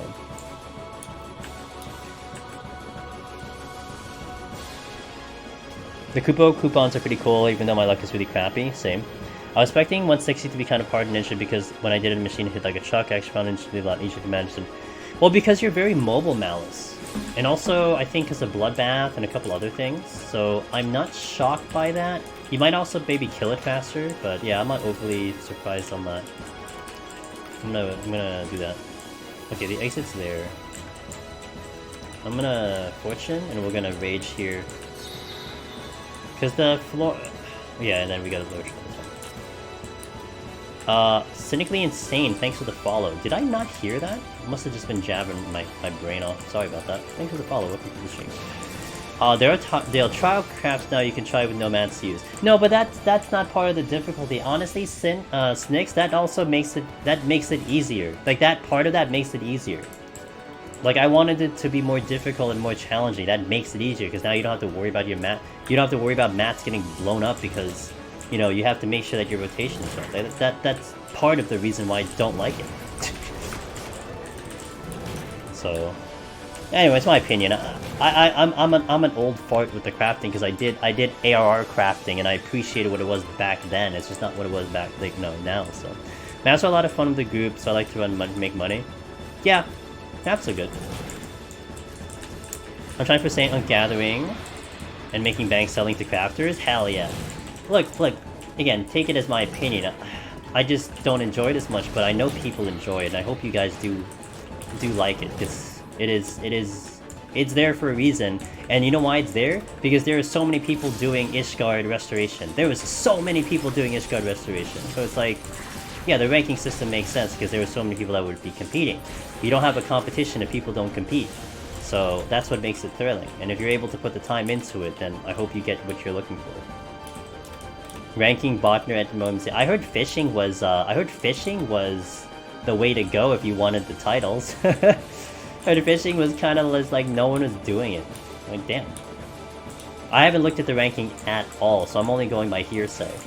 But yeah, so... The best part of the new experts is that you can still macro. Oh really? You can fill 40% of them, but one can touch? See, that again is the reason why. Like, I would have loved it if you couldn't macro at period, but whatever. That's how they want to do the game, so who am I to say? Yeah, who am I to say, man? Dude, look at me, I'm doing this content solo. I want a challenge, man. Give me a challenge. Don't make it easier. Give me a challenge. Make me work for this stuff. I will not do this willingly ever again. You know, that's where I was from the previous one. I did the first set of rankings, I really tried to push, and then my basic, like, ending comment was, I will not do this again. I did it once, I'm good, even though I didn't even achieve, you know, the rankings. Like, yeah, I'm good, man. Because, like I said, I would have to go all 9 days to pull it off. I'm not gonna go all 9 days, dude. We're gonna do a big pull here. So I can do this in a single rezo. We're also doing this for the time. I'm gonna do a fortune here. This will look a little spooky, but trust me, I'm an expert. I think. Did I safety?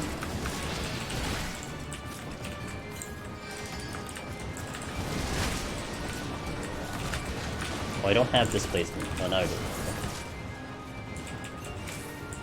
Hello, sir. We'll also show you a little bit of an interesting kind of feature. So these are all undead enemies, right? Which are probably trying to kill me. Hold on a second. I'll just go this far. So we're gonna witching all these things, okay? We're gonna witching. Now, they're still undead even though they're witching. So hold on a second, let me just get my HP up. They are still considered undead in witching. They retain their status as undead. So we can one-shot these essentially with the witching. So they're all dead. That is good to know for the future. Because when you're trying to do resolutions in like 191, sometimes these things will kick your butt. So getting them into a witching can kind of help you in that department. So if you needed like proof, there's your proof, you know? Instead of just me saying it, I just showed it to you. There you go. Kyoto Arts, thanks for that follow. The concept of the ice squad is pretty cool. Oh, I love the whole idea of it. Just the participation is kind of not really my thing anymore. Getting those PvP mounts sounds crazy, yeah. See, I have a majority of the PvP mounts on my main character.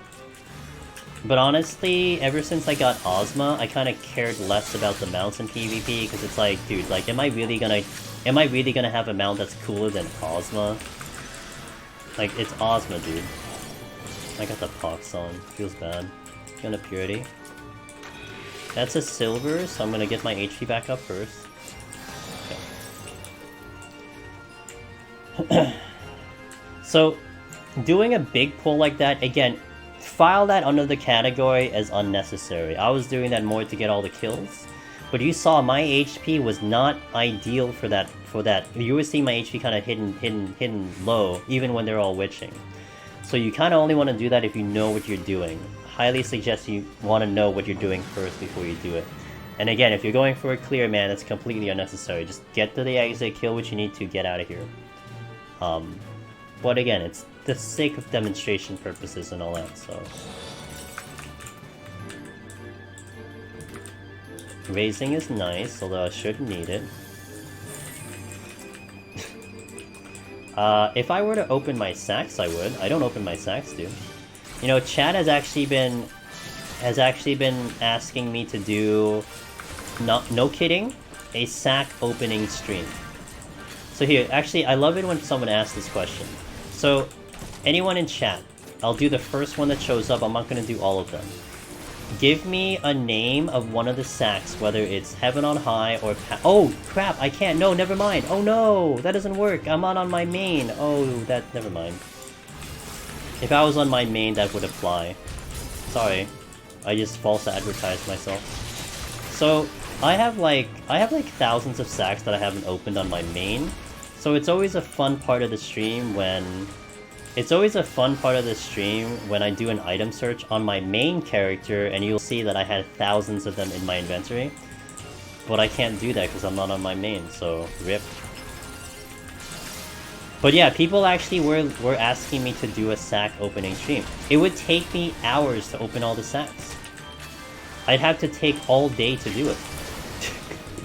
I was thinking, you know what I was thinking about doing? Almost like an ASMR type of stream where it's just in-game audio, no voice, no nothing, just, you know, ambient sounds, maybe the music in the background, and I'm just opening sacks for like 7 hours. You like to see how many PoTD mounts I get? Oh, this is a treasure room. Hold on a second. Hold 1 second. I'm also gonna do that. Okay. Do you guys say it's cool? You guys say it's cool content. I mean, maybe I'll consider it one day. We'll see. I'm really not kidding. Like, I will probably do it, especially because you guys seem to want to... Hold on. Want to see it, so... I think these don't die in one shot. Yeah, they don't die in one shot. Because they are dragons and have HP. The rest will die in one shot, but the dragons don't because of Gloom. Again, that's just because they have more HP, so... Space Witch 4, thanks for that follow, welcome to Dust Stream. And a couple of you guys, I see a couple guys coming in and follows. We are going through Palace of the Dead solo right now. And if anyone has any questions concerning the content, I will be glad to help you out and give you some advice. If you need to know my credentials in this place, I have successfully soloed this 7 times now. So I think I have a little bit of experience in here. And I'd love to help anyone looking to get this title. And we actually just did a recent clear on Sunday on a JP character, so... I would love to think that I kind of know my stuff in here. Purity. We're a little bit behind on time though, if I want to do this in a speed run. So I think I'm going to do a flight here, just to make sure we don't cause any issues. And then we'll go on. We're going a little slow, so... Witching. Cool. We could take drop rates off your sack hordes. Yeah, they'll probably just distribute it off the stream or something. Jeez. We're thinking, maybe. I'm gonna do a sight here to give me a full reveal. Okay, so we're just gonna go into like two areas and go. We didn't do great on the overall killing, I think. We'll probably get a little low on the kills in a relative term, but we did pretty good overall. I just do want to get this in 30 minutes. Gourmands are a little scary because of that beatdown. Oops, that's not the button. Well, actually, that was the button I wanted, because that's the one I pressed. Strength came back, good. Now the Gravekeepers are sound, so I'm gonna actually toggle my walk button here. So I'm only gonna aggro the one I'm fighting, and you can see I can walk right past this other one. No problem. Because he is sound. So he does not hear me if I walk. That's just how the game works. Alright, let's go. I'm gonna bring in back the Mega music. Okay, so this boss. This boss does trip up some people, but the reason why they trip up people is a lot of times people don't know the mechanics of this boss. I think if you understood the mechanics, this boss is okay. So we're gonna go over the mechanics of this boss, okay?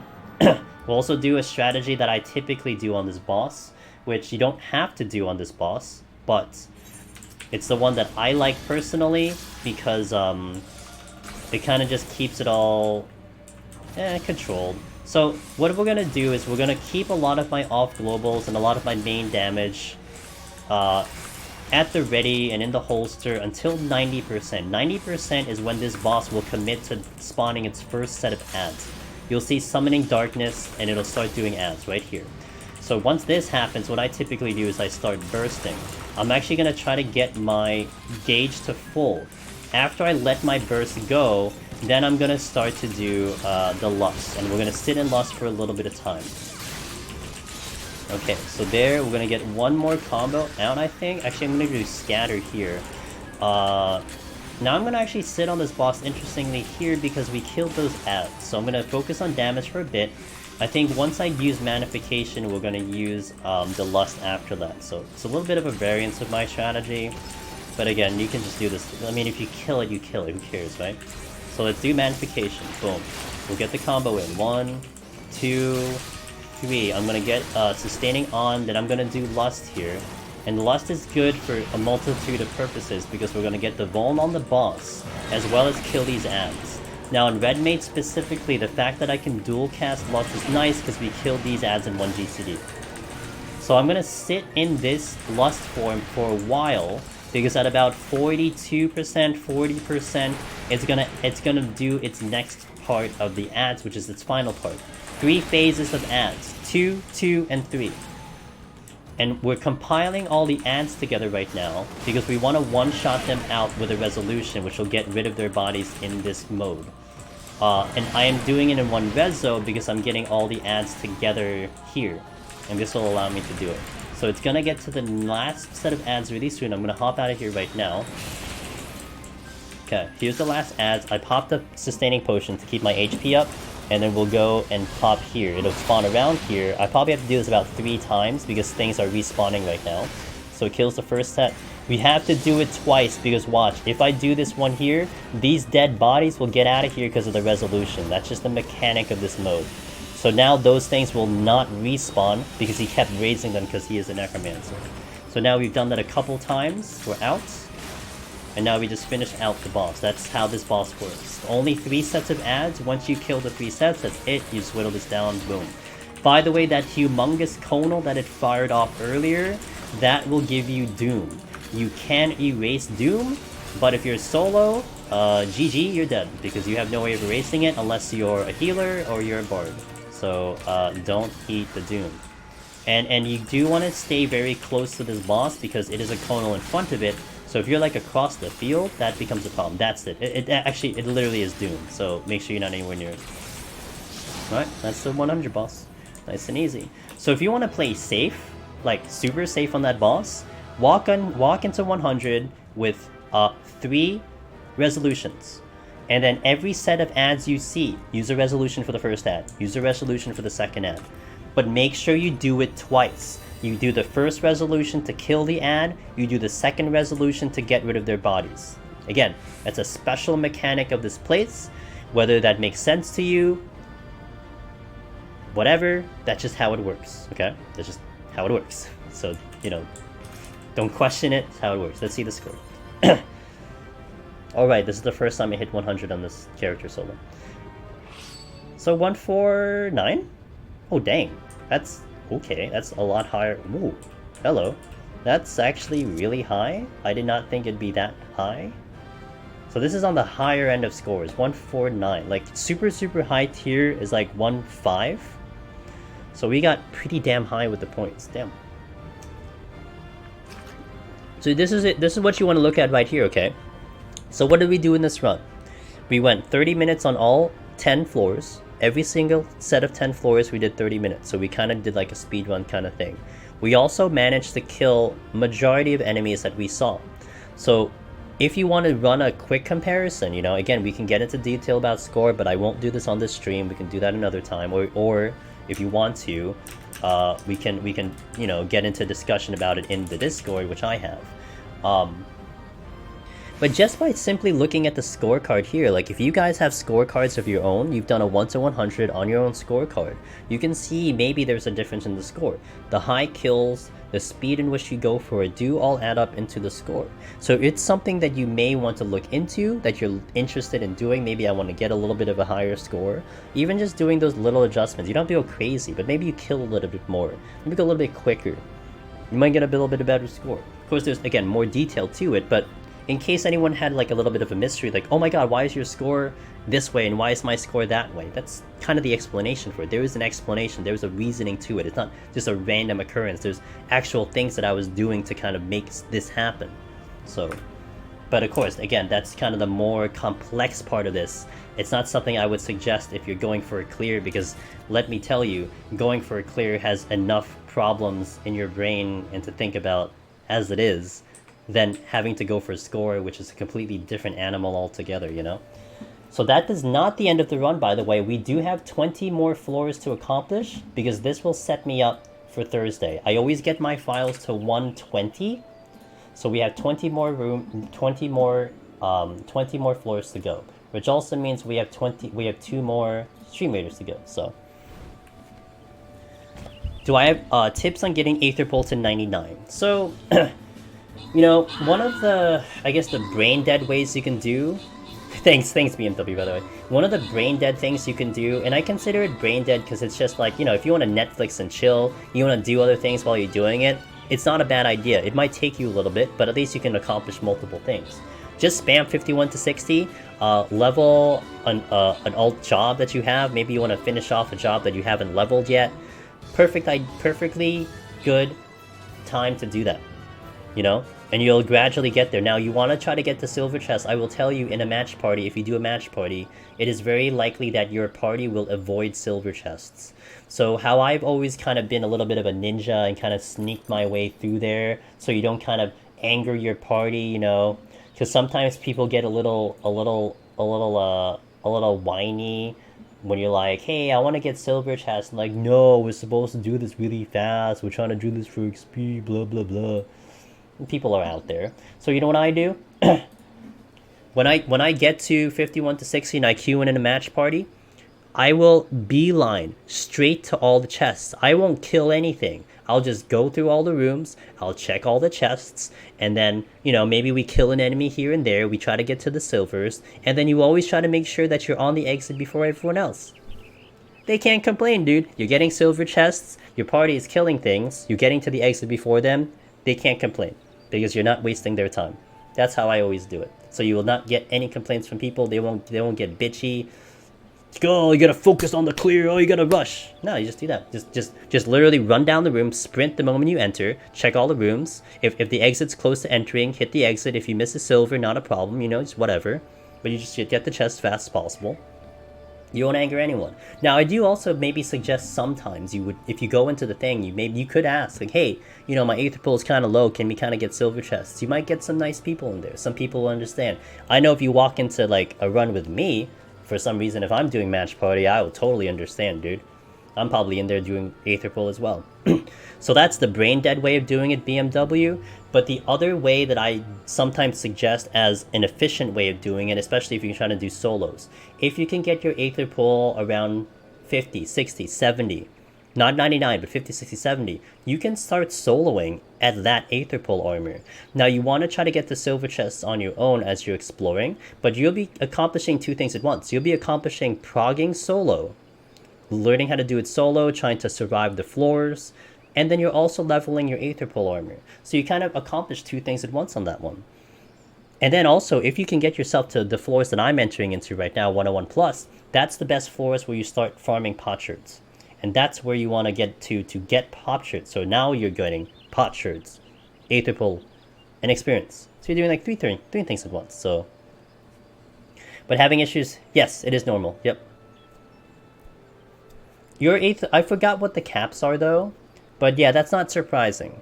You probably want to use your palms a little bit more to get through, but also 30 plus is not easy anyway, even with like capped. But also remember, so the Aether Pool does kind of hard cap depending on the set you are. So like for instance, if I have 99.99, if I enter floor 1 right now, it doesn't mean I have 99.99 in floor 1. I have more like maybe like +2 or something, because it sinks down. It only uncaps by like floor 95, so it's always sinking down. So I think 40 honestly is probably normal. You probably sink down at that point. You can tell if it's sink down because it's in italics. But one thing to make a note though, BMW, is it may not be your Aether Pool, but it may be your level inside. So you may be of a lower level than the enemies that you're fighting. So therefore they're going to hit harder and kick your ass more because you're trying to fight something that is essentially tougher than you. So to help mitigate that, you would want to probably kill a little bit more earlier to get a higher level earlier. So therefore you're a higher level later, if that makes sense. So it may not be your Aether Pool that's giving you a problem. It may be because your level is like 3 levels, 4 levels below the enemy that you're fighting. So you may want to spend some extra time killing something, and killing more rather, to get those XPs in to catch up with the level so that you're a little bit better on that front. So that's one thing to note on that. Okay. So we still have this file. By the way, if anyone is curious, if you die on your file at any point, you get a duty fail, you see the score screen with the exception of floor 100, your file is dead. See, these floors are only available when the party KO count is 0. So these are the floors right now. This is like the hardcore mode, 101 plus. We cannot continue 101 plus if our party has a 1 KO. You can actually do 1 to 100 with as many party KOs as you want, but it stops at 100. You can't go further than 100. You have to go deathless all the way up to 100, and then you have a chance to do 101 plus. And then to get the achievement, you have to go deathless essentially until you get 200. So you're like 2 levels ahead. Okay, if you're ahead, it might be a little bit better. So, but the enemies are still not the easiest overall. So okay, 20 more. So here is gonna be a little bit of a different in tactics, okay? So we don't have the time to kill everything. See, BMW, yeah, no problem, man. Yeah, okay, sounds good. Keep me posted on your attempts. We don't have the time to kill everything, so we'll be moving a little bit quicker and a little bit more concise with our movements. So I think this will be starting to see a display on Red Mage's ability to kite, so on and so forth. We'll also go over a little bit more on enemies here, because they're going to take longer to kill, and some of them do give you a little bit of trouble. So we were kind of going blah blah on the enemies earlier because they weren't really that bad, but this is kind of where it will start to matter. Hey, BMW! That's a depart on a high note.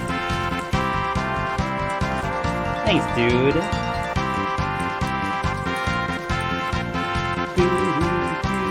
Yo, thanks for gifting a sub to Moxie, Akilon, Frostbite, Giggletuff, and Neophyte.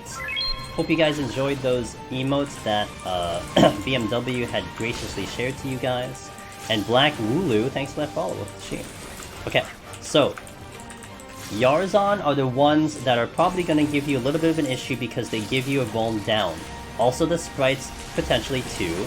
It's a little bit of an issue to try to deal with 2 enemies at once here because of that vuln down, so be careful. Are there any item requirements for starting on floor 1? Nah, you can survive Takeshi with whatever the game gives you. So in floor 1, the enemies will drop potion high quality, which is this one. And this is enough to keep you alive, to be honest.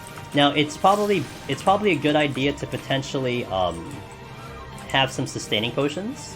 If you are able to get a few because of the Gilmorian potsherds right over here. Especially if you've been kind of, you cleared 50 of something, you would have one in your inventory. But it's not necessary, you can survive without it. But I do highly recommend you use the potions of whatever enemy drops, etc. So, those lower floors you get potion high quality. Use those, don't use max potion. Now, one thing to note about the Yarzon, by the way, is they are sound, so I don't have to fight them, although I probably will fight them anyway. But they are sound, you can walk past them.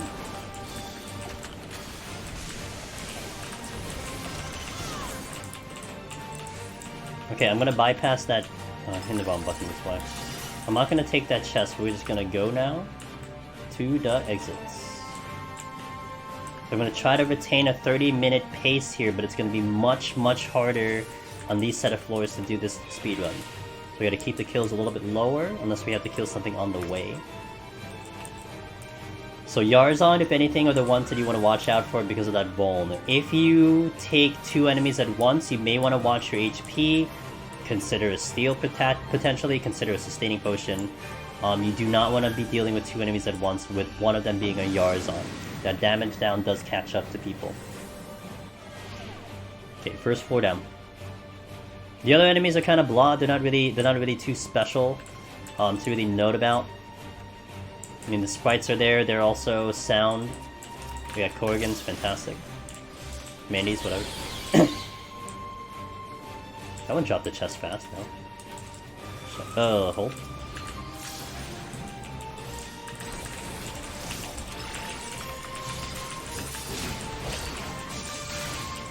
Okay, I had the full burst for him. Hold on. Silver chest, don't want to kill myself. Okay. Alright, so we picked up a Gamorrean Potsherd. We're gonna kind of keep count of how many I get. So we've gotten 1 so far, I believe, in this run. So you're gonna see, like, right away, like, how many you can get from these floors going on. Like, from once... Oh, no knockback, of course. So this floor is no knockback. I had a rage, I got excited.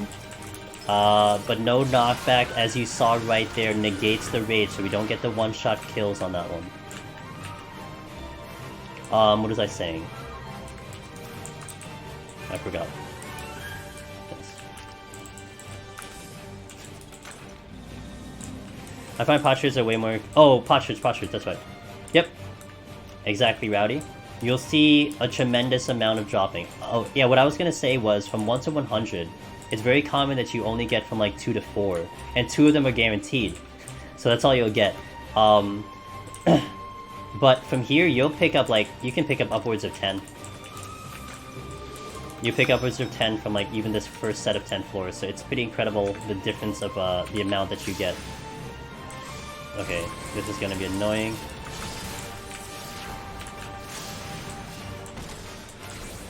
So these are both sound, but if I walk in their hitbox, I might aggro, so I want to be a little bit careful. Okay.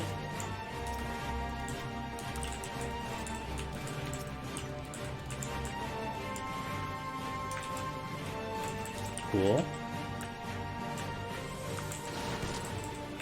I hit the crab. I'm gonna kill him. It was a little surprising I actually got the crab.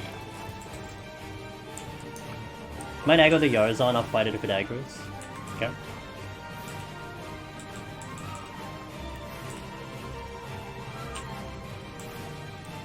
Using your focus change potion the equivalent nature race. Yeah.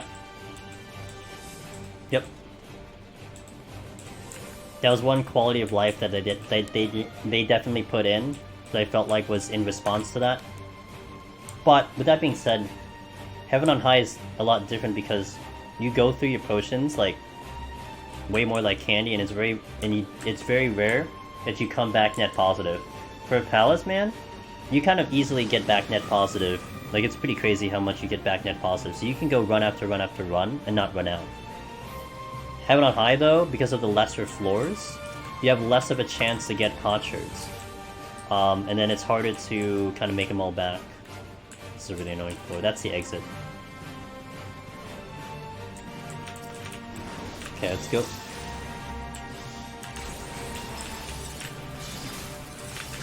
Yeah, we're gonna take advantage of Red Mage's mobility here. I just did all that damage, full mobile, no stopping. We killed the enemy. More Mandies, I'll take it. I'll reach it again, I'm gonna use it again. Okay, hold, just in case we're trapped. Lusts, Sights.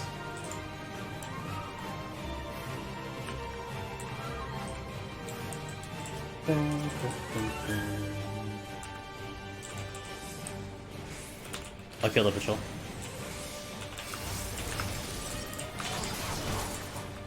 Clip through a wall, nice.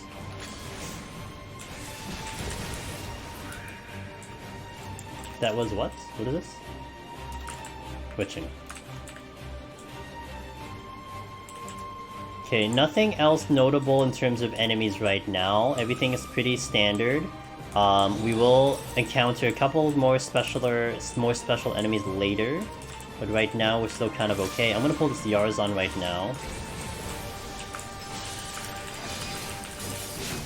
And now I'm gonna pull the goat. That's the deer. It's a deer, not a goat.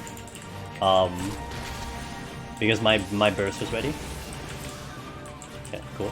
Hold. Steel came back, nice. Now we're gonna get to the exit here. We are making pretty good time, I'd say. That deer might aggro, and that's okay. I should have something for it. Yep.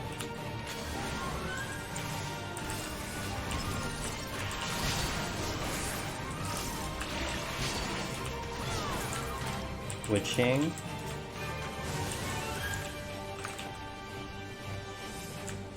Alright, exits here, which I had already noted because I saw the blue orb. We'll do the crown. Sight came back, nice.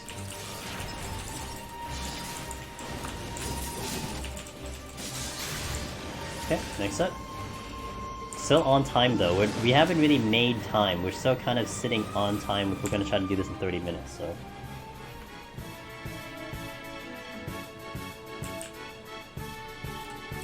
Okay. I think this is a dead end over here, so we're gonna go this way first. Goblin Adventurer.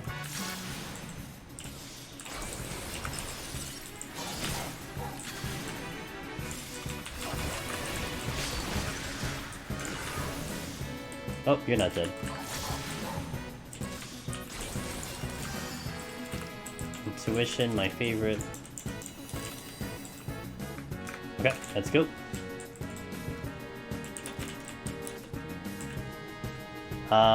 Okay, so 2 deers facing in here, one's facing to the right, so I can't go to the right. I can maybe squeeze through the left. Potsherd. Nope, motion on that one. Yarzan is blocking a bit, so I will pull Yarzan here.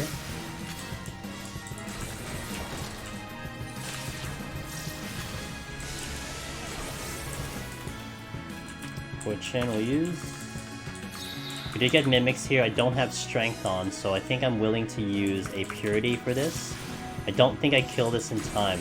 I might kill the first one in time. I'm not killing the second or the third one in time before the Pox comes out, so... Well, unless it does Death Trap, then I will. We are prioritizing these kills because these will give me a little bit more points than normal. But we are willing to use the Purity for...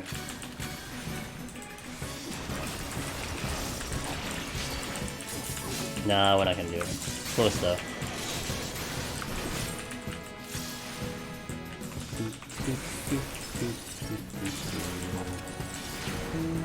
I gotta get my cure off here, just to get some extra HP out of there. Oh, that patrol is coming in, so we want to move. The patrol is sight, so I was able to avoid aggro, because I can get around him. Now I'm gonna pop Purity here. See if I can sneak this chest in before the thing turns around. We got a flight back, and then an affluence, so we'll use that. Okay, now we're gonna head to the exit. This is like the same layout as the previous room, where it was like a 5-roomer straight line to the exit to the east. So that's an interesting RNG there. Is the exit in the same spot? It is not in the same spot. Okay. There's also a bigger room, so there's that.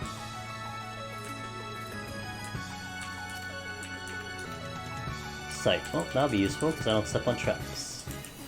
Sight reveals the floor. It also reveals traps. Okay, the squirrel is pretty easy. All it does is a haste buff. Funny thing, if you have something that can slow, so arm's length, it will cancel its haste, and then it kind of makes the squirrel completely useless, because all it's gonna do is it's gonna keep trying to get haste up. So like it has slow, it tries to get haste up, the slow cancels the new haste, it tries to get haste up again, it just keeps going into this like cycle until you kill it. So, but it's such an insignificant enemy though, so it's not really that big of a deal, because you're probably killing it before you even get problematic. But it is a thing. Sight's good.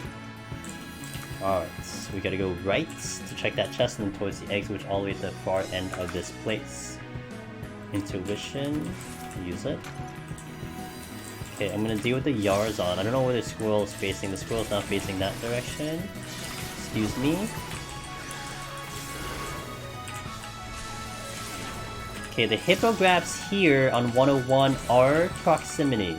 The hippogriffs earlier were sights.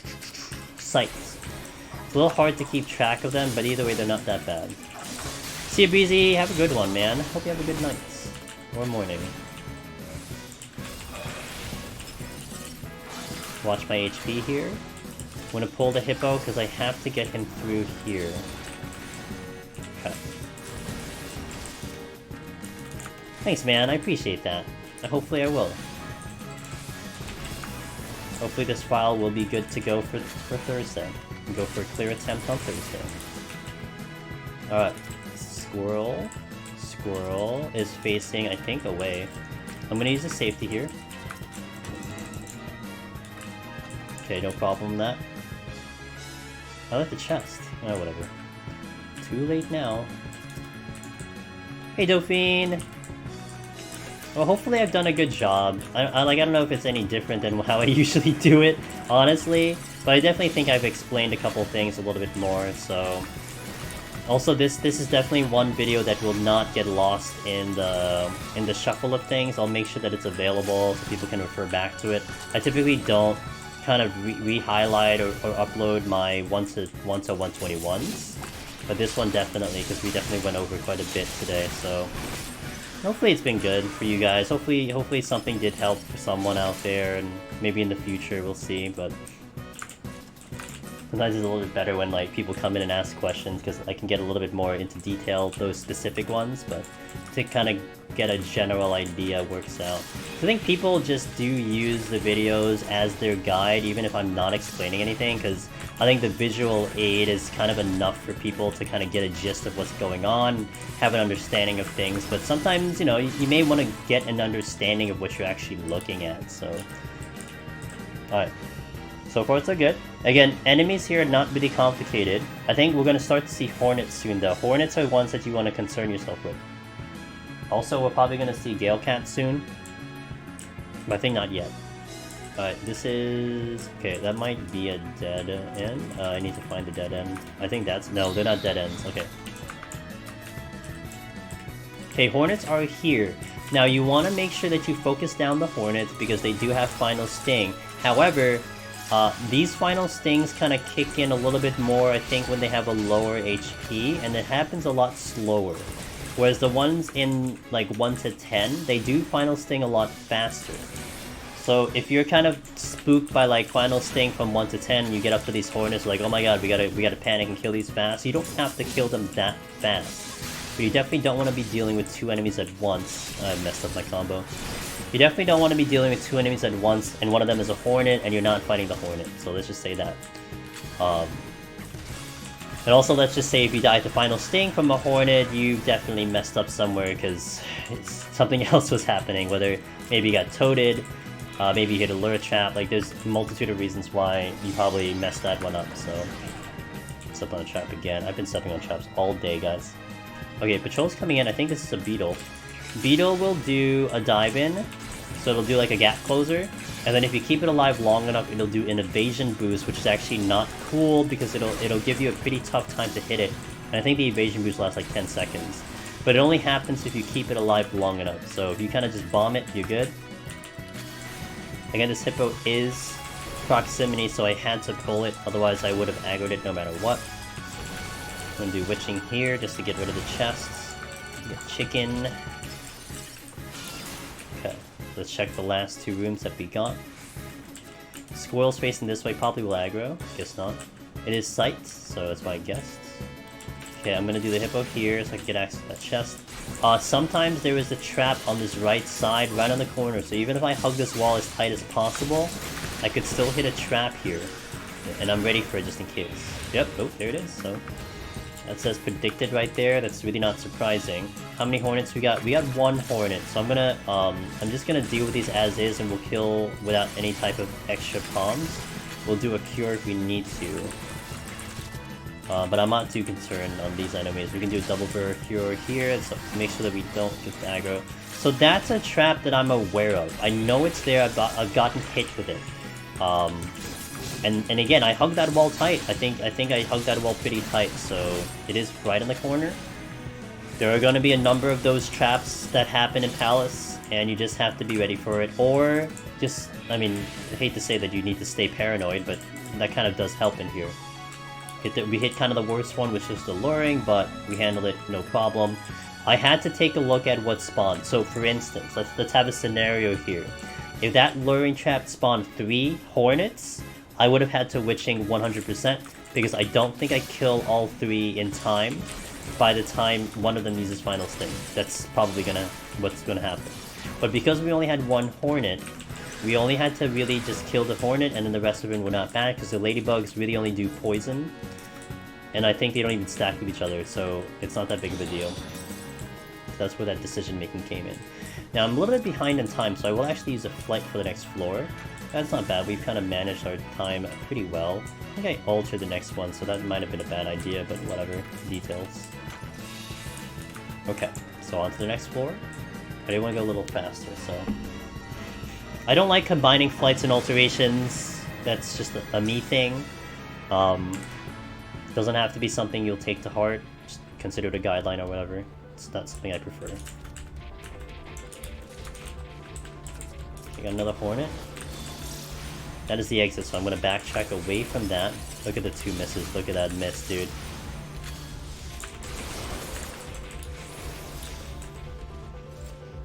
And there's an enemy here. Okay, actually both of these are proximity, so it's kind of whatever. The Gale Cats are not, the Galley Cats are not that bad. They do have a Conal AoE that, you kind of don't want to get hit on, because I think it gives you a pretty ridiculous attack down. You'll do like no damage for like 30 seconds, so best that you don't stand in it. Although really, I mean, at this point you shouldn't be standing in AoEs anyway, so that is that. Yow.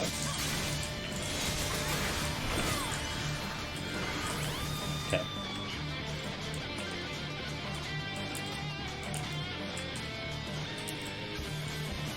Nothing to be too concerned with though. That's something I found out the hard way of what that actually does. The only reason I know about it. Okay, we're gonna go a long way here. So I gotta check the other rooms. That's fine, that's not a big deal here. Probably use that alteration as well. This will probably open the exit though, so... Oops. Cancelled my cast, nice. Okay, I'm actually going to sight here. Because I won't... Oh, you know what it is though? I need to explore the rest of this room. That's a bad call. We got a Mimic. I'm gonna kill the Mimic. If it starts getting pox off, which probably will, I'm gonna do a witching. I'll probably do witching here. What's my favorite FF? I'm gonna do witching. I really like 7R, to be fair. 10 was up there in my lists. I like 13. Not a lot of people like 13. I like 13. I love the battle system of 13 a lot, and I love the music. You can argue about the story, but I didn't have a problem with the way it played out, to be fair, so... Well, frankly, there isn't an FF that I didn't like. Actually, I didn't really like 15. Never mind. 15 was alright. 12? 12 was alright for me. I just regret I never got to beat that damn game.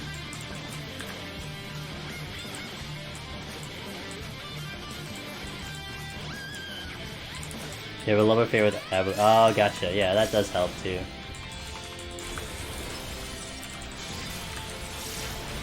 Okay, so we have a lot of proximity enemies all here. We have 2 beetles coming in as well, so we have to kind of kill all of these.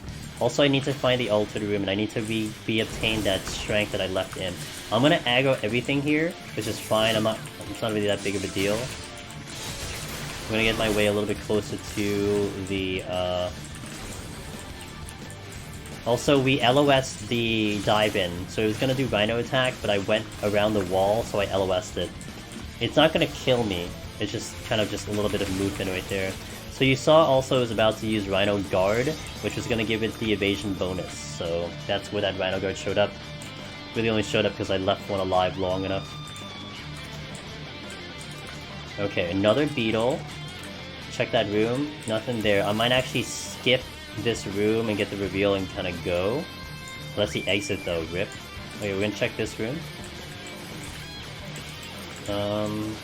That's gonna suck. Okay, there's multiple areas there. We're gonna move with this one. We have mimics. I do want to kill them.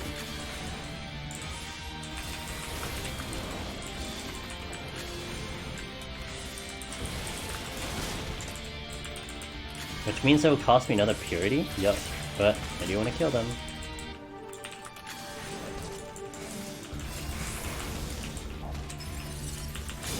Oh, it actually used the other one instead. Which means I can kill this before that gets dangerous. Nice. Now, Crisis Core is playing right now. I really did like Crisis Core a lot. I think a lot of people did like Crisis Core a lot, so I'm a fan of Crisis Core. The music was great too. I can do this, please! Oh, good. Okay, got it off. Red mage damage for the win, by the way. Oh crap. Hey, Rage, I'm gonna use it right now. This will help me kind of get through. Oh, no knockback. GG. God dang it.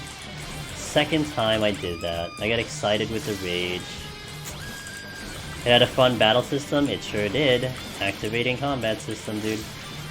Okay, evasion bonus is on, so I'm gonna have a tough time getting damage off him. So I'm just gonna move around and kite a little bit. We'll get some chests while that thing is going out. We got another mimic, that's not good.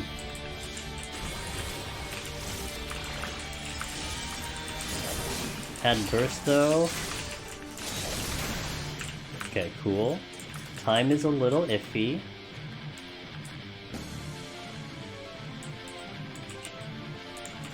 Honestly, going to work out and get some stuff ready to come back. Wait, hold on. No, I don't need to use that. Only Floyd really puts into how fucking long this takes. Yeah, it takes a while. I mean, in theory, I could go faster, right? But we are kind of going a little bit on the scoring and kind of pushing score a little bit. I mean, put this into a little bit of perspective, if you will. On a clear attempt that I do, so we're going for a clear. Hold on. We're going for a clear attempt.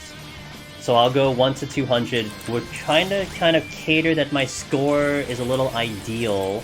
So we're gonna spend like 5 hours from 1 to 100. Like no more, ideally no more than 5 hours. But no less than 5 hours because we want to maximize our kill. It's like an optimization thing. We're maximizing kills. We're getting as much in as we can within like 30-minute bits every single time. So it takes 5 hours. If I were to do a speed run, which I've been doing for 1 to 100, we can finish a 1 to 100 in like 2.5 hours, half the time. But that also eliminates score and all that kind of stuff, so there's a lot of things that kind of happen when you're trying to go for a speed run. So depending on your priorities, honestly, you can do a speed run like I do, like 2.5 hours speed run, and if you're only going for the title, then that's fine, man, because that's all you need.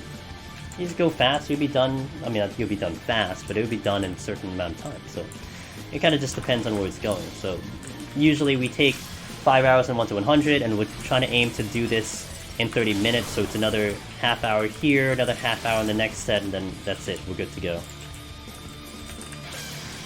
1 to 100 speedrun to Heaven on High. Maybe for a duo, but for a solo, man, there's gonna be a spot where you'll hit a wall and you have to take your time, because I don't know how much faster you can go. Although I will say that the top tier runners have been able to kind of get a couple of those speedruns in, even with the difficulty of Heaven on High. It's pretty nuts and insane how much they can pull off, so... But...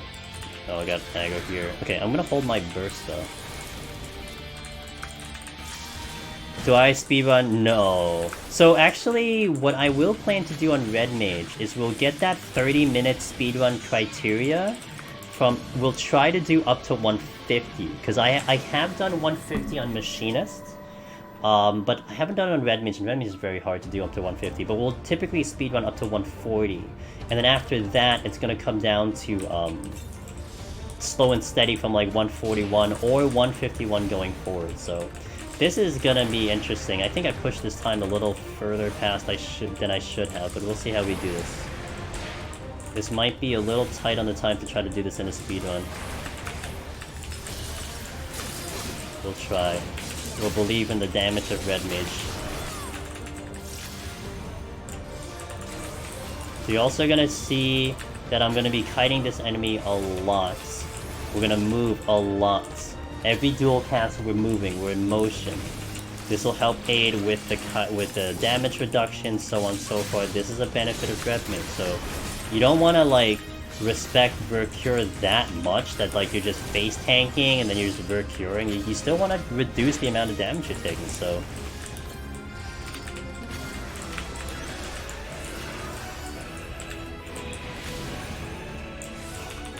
It looks like I should get this in time. I think I did a minute in that burst, so... We're trying to get this before that clock hits under 30, because then I'll get a point bonus. That's what I'm aiming for. That's why this is a little bit of a thing. To try to get this in an ample amount of time. I'm gonna do a Vercure, double cure here, because it's gonna do like a bit of a tank buster on the next bit. Which will be here. Right there. The whip crack.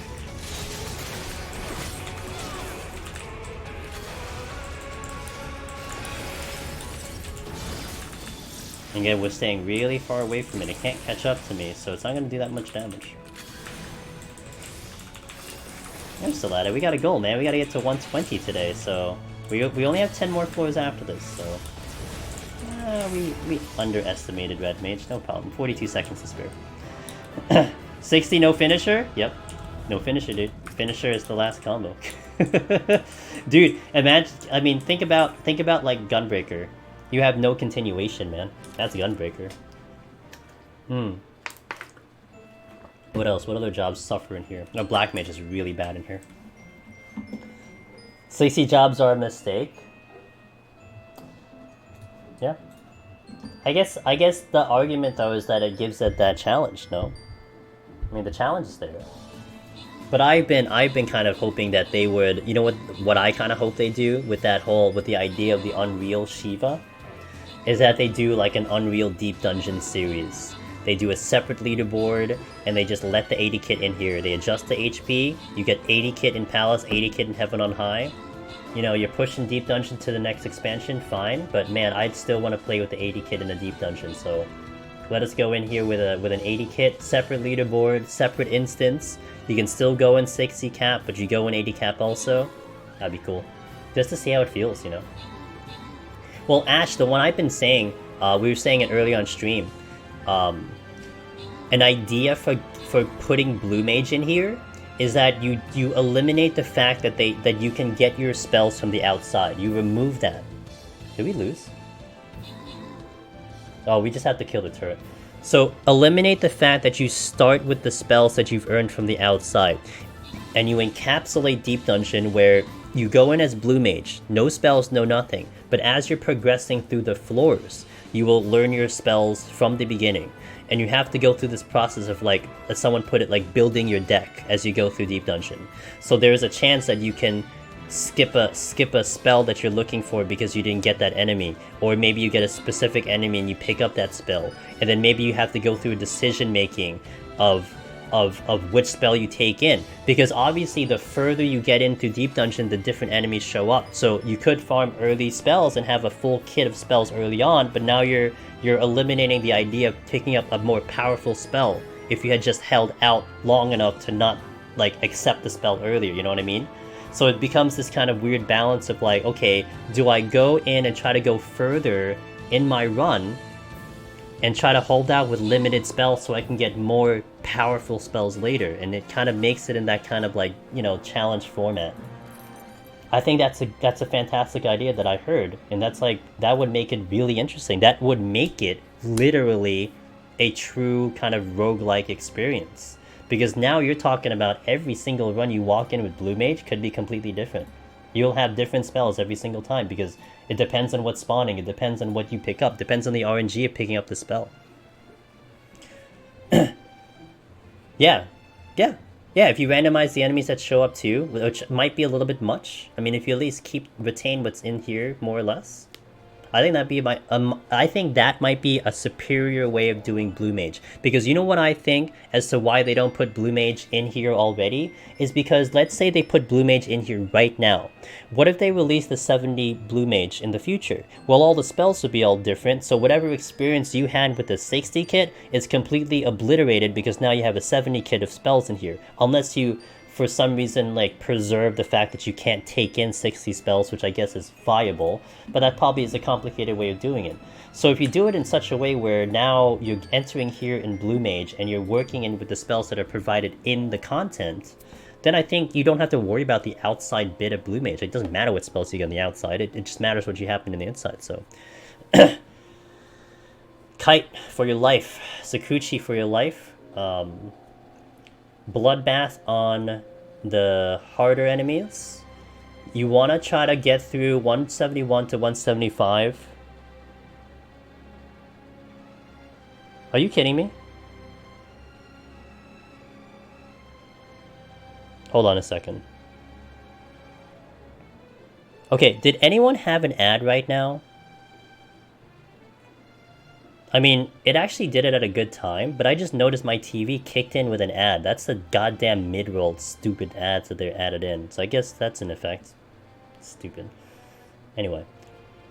Yeah, the subs won't get the ads, but I'm not sure of the other guys. I don't know if that kicks in for like everyone at the same time or if it's different cadences, but I just saw an ad kick in. I did not hit a button. A Gorilla's safe for then, not without steel. You want to do it with steel, man. You want to go in with steel for that one. You didn't get an ad? Okay, good. Just checking. Okay, just checking, guys, because I'm definitely part of the amount of people who are not pleased with this whole thing where you guys are forced into mid-roll ads in the middle of streams. I actually posted a I'm gonna share this with you guys. I posted a meme video on Twitter that perfectly represents exactly what could happen if they push through with this new mid-roll ad thingy where, like, you know, randomly speaking or randomly during the stream the ad just kicks in just because that's how that works out. Perfect description of what could occur that I hope it doesn't occur to you guys. So anyway, I have my TV open, but it's not logged into my character, so it's like a viewer or something. So I looked over and there was an ad there. I'm like, hello, okay. Anyway, you think 100% learn rate may be limited to? Yeah, I would say a limited kit, Ash. I don't know about 100% learn rate though. I think that's part of the beauty of that. Maybe make it like an 80% or something, but not 100%. So you have to kill a couple, because there's a chance that you will just kill a bunch and you won't actually get the spell. So it gives it that flair. But not to mention, because your kit is limited, there's a potential that because you skip a spell early, you may get a better spell later, that kind of thing. So, alright, let's continue. This is the last set of 10 floors we'll do for the night. Again, if anyone has any questions concerning Deep Dungeon, they want to go through, whatever, ask it now. Perfect time to ask it. But we'll also kind of do the same type of stream on Thursday, except we'll continue this file in the assumption I do get to the boss today. There'll be a little bit more explanation though.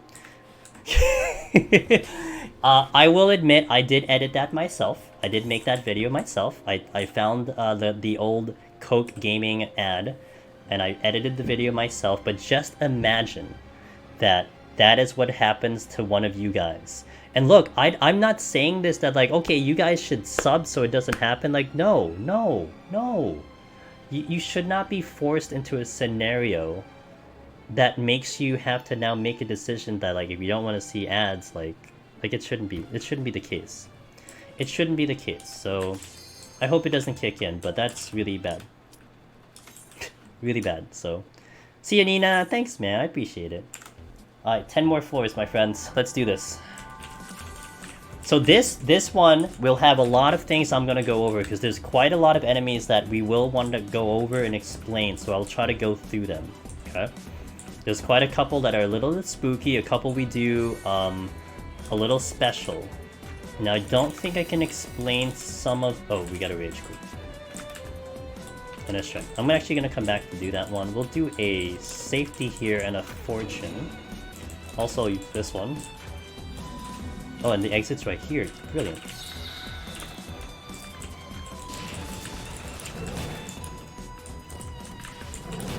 I'm gonna be so pissed though, Surfing, if that happens to one of you guys. I'm gonna be so pissed. I'm gonna be like, are you fucking kidding me, man? And it's more because it's like, especially with this content, I mean, it's not like I'm, like, in comparison to a raid, right? Even, I mean, imagine a raid where a team is about to clear, like, you know, ultimate raid, like they're on the last bit of like the last 30 seconds of the fight and an ad kicks in, where everyone is screaming and excited and you miss that. Like, what the hell? But here it's like, dude, there's only one chance I'm getting to Behemoth in like a week. And like an entire week, I'm only seeing Behemoth like once, and then you miss that one chance because an ad kicked in at that very moment. It's like, hello? That is not cool, dude. Yeah. Someone else had a video, I think it was like an Overwatch match, and they were the premise of the video was like they had like the entire team in their sights. And I think it was like one guy left in the team and he had to kill the entire team, and they're like prepping and like, man, what is this guy gonna do? You know, how is he gonna survive the match against this whole team? And then an ad plays and the ad finishes like, whoa, we can't believe what he just did, oh my goodness. It's like, you missed the entire thing, dude. Like, oh my god. GG. That's exactly what that is though. If you miss clear meteor phase, then yeah. Yeah. Dude, that's part of the fun. Like, I don't invest time in raids, right? I mean, that's no mystery already. You guys know I don't raid. But damn, I've had a lot of fun watching ultimate clears and people getting that excited feeling of like they're about to clear, they're about to do it. You know? And you feel it for them. It's like you're invested in that run. And then an ad kicks in. Oh my god.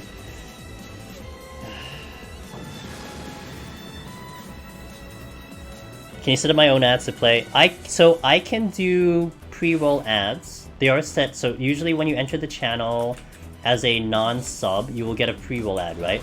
And I can set up my own ads, which I typically have done in between floors. So let's say I go to the restroom, I will fire off an ad break, which I have the option to do so. And what it will do, so let's say I do a 30-second ad. I'm sorry, a 90-second ad when I'm AFK. After the 90-second ad, it will actually prevent ads from playing from my channel for 30 minutes. That's how that works. You're playing an ad now, you're making it an ad-free experience for anyone coming into stream for 30 minutes. The problem is, man, it's just, if I wanted to guarantee someone that doesn't incur an ad in the middle of a set of 10 floors, I have to play a 3-minute ad. 3-minute ad, dude. That's like literally the same ad you see in like a goddamn television show. Like, and I have to do it every 10 floors just to make sure someone doesn't suffer an ad in between like a set of 10 floors. Like, I'll do it occasionally, but I'm not gonna do it every 10 floors, you know? I mean, you can kind of, I mean, we have hour packets, so in essence it could work. It's just like even then, it's like my content, the deep dungeon content is kind of almost one of the better contents because you are going in this kind of 60-minute packet, if you will. Because you're kind of like, I'm doing this in 60 minutes, so whether or not we wipe clear, whatever, it's 60 minutes, if not less. Other streams, man, they don't have that luxury of like having those set breaks where it's like they have to do an ad just to make sure people don't get, like, that's silly. That should not be a thing, you know? So, yo, what's up, V10? A lot of ads load in, I can't imagine dropping in and... yeah. But that's what they want to do. They are testing it out, and they're seeing what people think about it. You know what people think about it? Everyone hates it. Even the streamers hate it. They kind of said it like, oh, the streamers can get more revenue, and it's like... no. I'd rather have... I know I personally would rather have you viewers, you guys watching the stream to have a good experience. And I prefer to do the ads at my own ability to do so, you know? I don't want to have an ad kick in when I didn't tell it to kick in, then all of a sudden you missed content, you know? I always have done ads in such a way where you don't miss anything. Even if it does put it in picture mode. If there's a picture-in-picture mode that happens, and it'll put it there, but that's, I mean, still, man. Serenity. And then think about this, okay? So, I think the larger problem too, it's really gonna hurt the people who have smaller streams. People like the smaller streamers, because it's gonna kick in on their stream, man. You're gonna lose like audience because an ad kicks in, and it's already hard enough for you to retain an audience, right? Because you're starting off and all that stuff. Like, imagine that. And like you're not even gonna make a penny off of it because it's so marginal in terms of the money you make off the ads. So it's like, it's rough. Like, yeah, it benefits the people who have massive amounts of viewership, but what about the people who don't, you know? You guys suffer. It's dumb. Yeah, I don't know, man. Whatever. I just hope they don't do it. I hope they don't continue to do it, because it's kind of ass. But...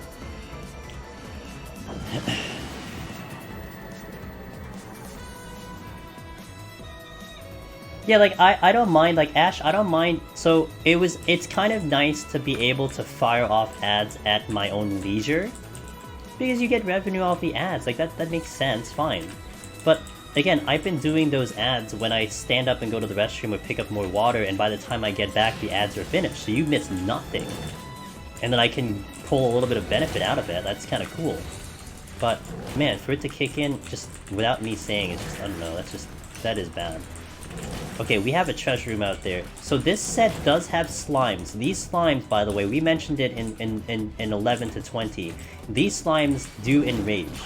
So we do not want these alive for a long period of time. We have to respect them. Well, we are raged, so you know, there's that. Also, these toads, by the way, they have positionals. We may not be able to kind of explore that because we just got 3 rages on these floors. But they will do Sticky Tongue. And if any of you guys are Blue Mage fanatics and you've leveled Blue Mage, you would know that Sticky Tongue in the Blue Mage spell has a stun. Now, the Sticky Tongue in here... okay, I'm not gonna... actually, I can demonstrate it.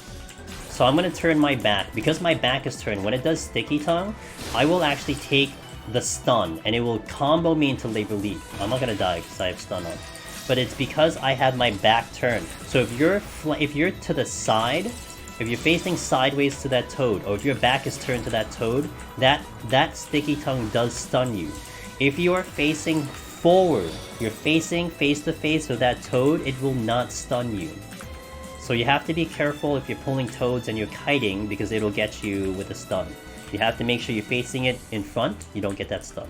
Little weird mechanic, it's like the only one that does it. It doesn't even do it 11 to 20, but it's worth noting because that has killed me before. Yo, Takeshi, thanks, man. You learned something new today? Alright, that's the purpose of this stream today. Hell yeah. We went through 113 floors, I managed to teach you one good thing. Let's go. The leech will aggro. Is that the Hellhound armor? That is the Hellhound armor, y'all. I did PvP on this character a long time ago, and I was able to get, like, I think top 10 or something like that, so that's why I have it on. My other two did really late. Alright, fair. We have to kill this.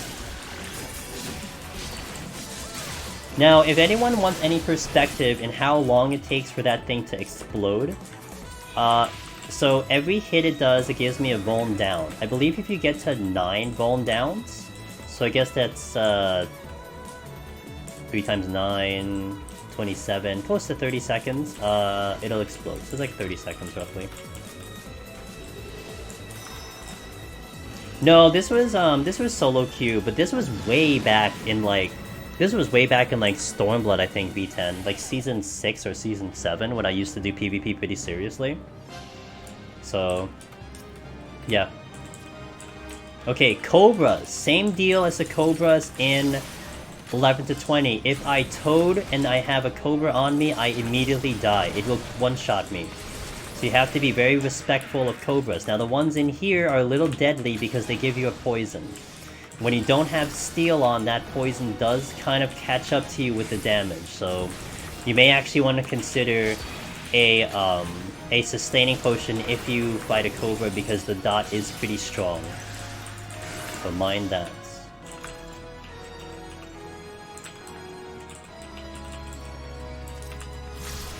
I'll be honest, V10, if I could give this glam to you, I would, 100%. I don't really care about this glam. It's alright, but I pretty much got it just to literally show off that I did PvP, but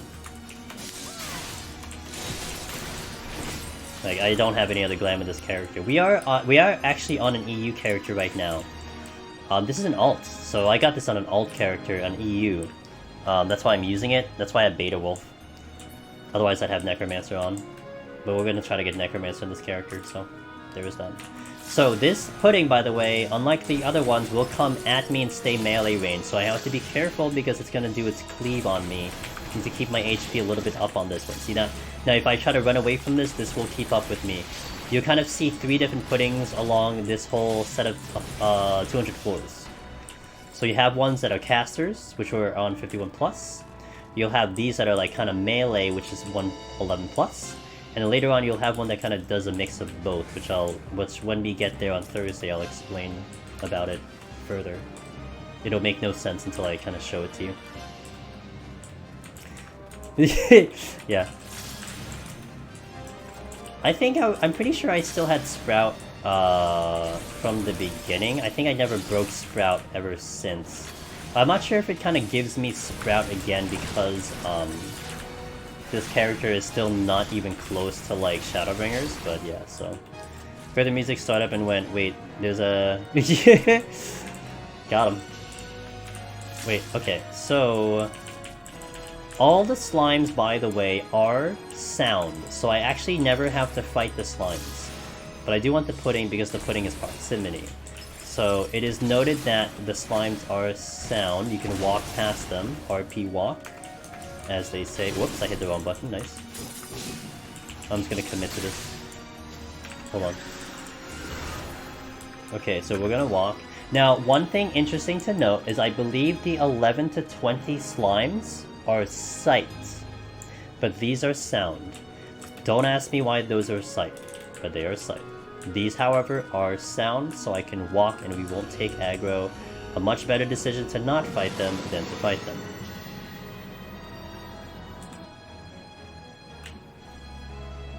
Right, so we went over the Cobras. The Cobras are deadly. We're probably gonna still see Cobras up to here in the next floor. Nanka are also sound, and they shoot a AoE at you from a distance. Also, let's go back over to the 5-second rule. Good night, Surfing. Oh, right, you said good night. Okay, cool. Okay, there is a Cobra here, so I want to respect it because I do not want to turn into a toad. We gotta watch the damage too, because the poison will be coming in a sec. Oh, I got obliterated though.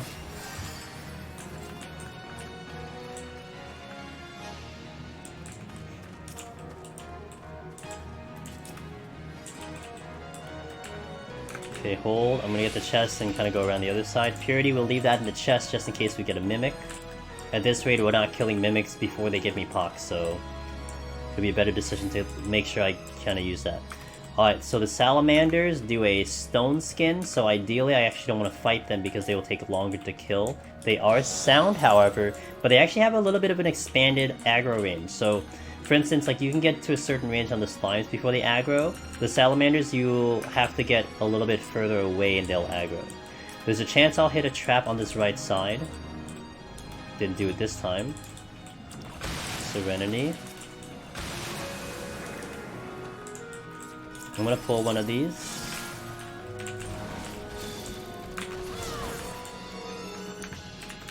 Okay, good to go. And as you saw, those enemies shoot at you from afar, so you have to watch out for that.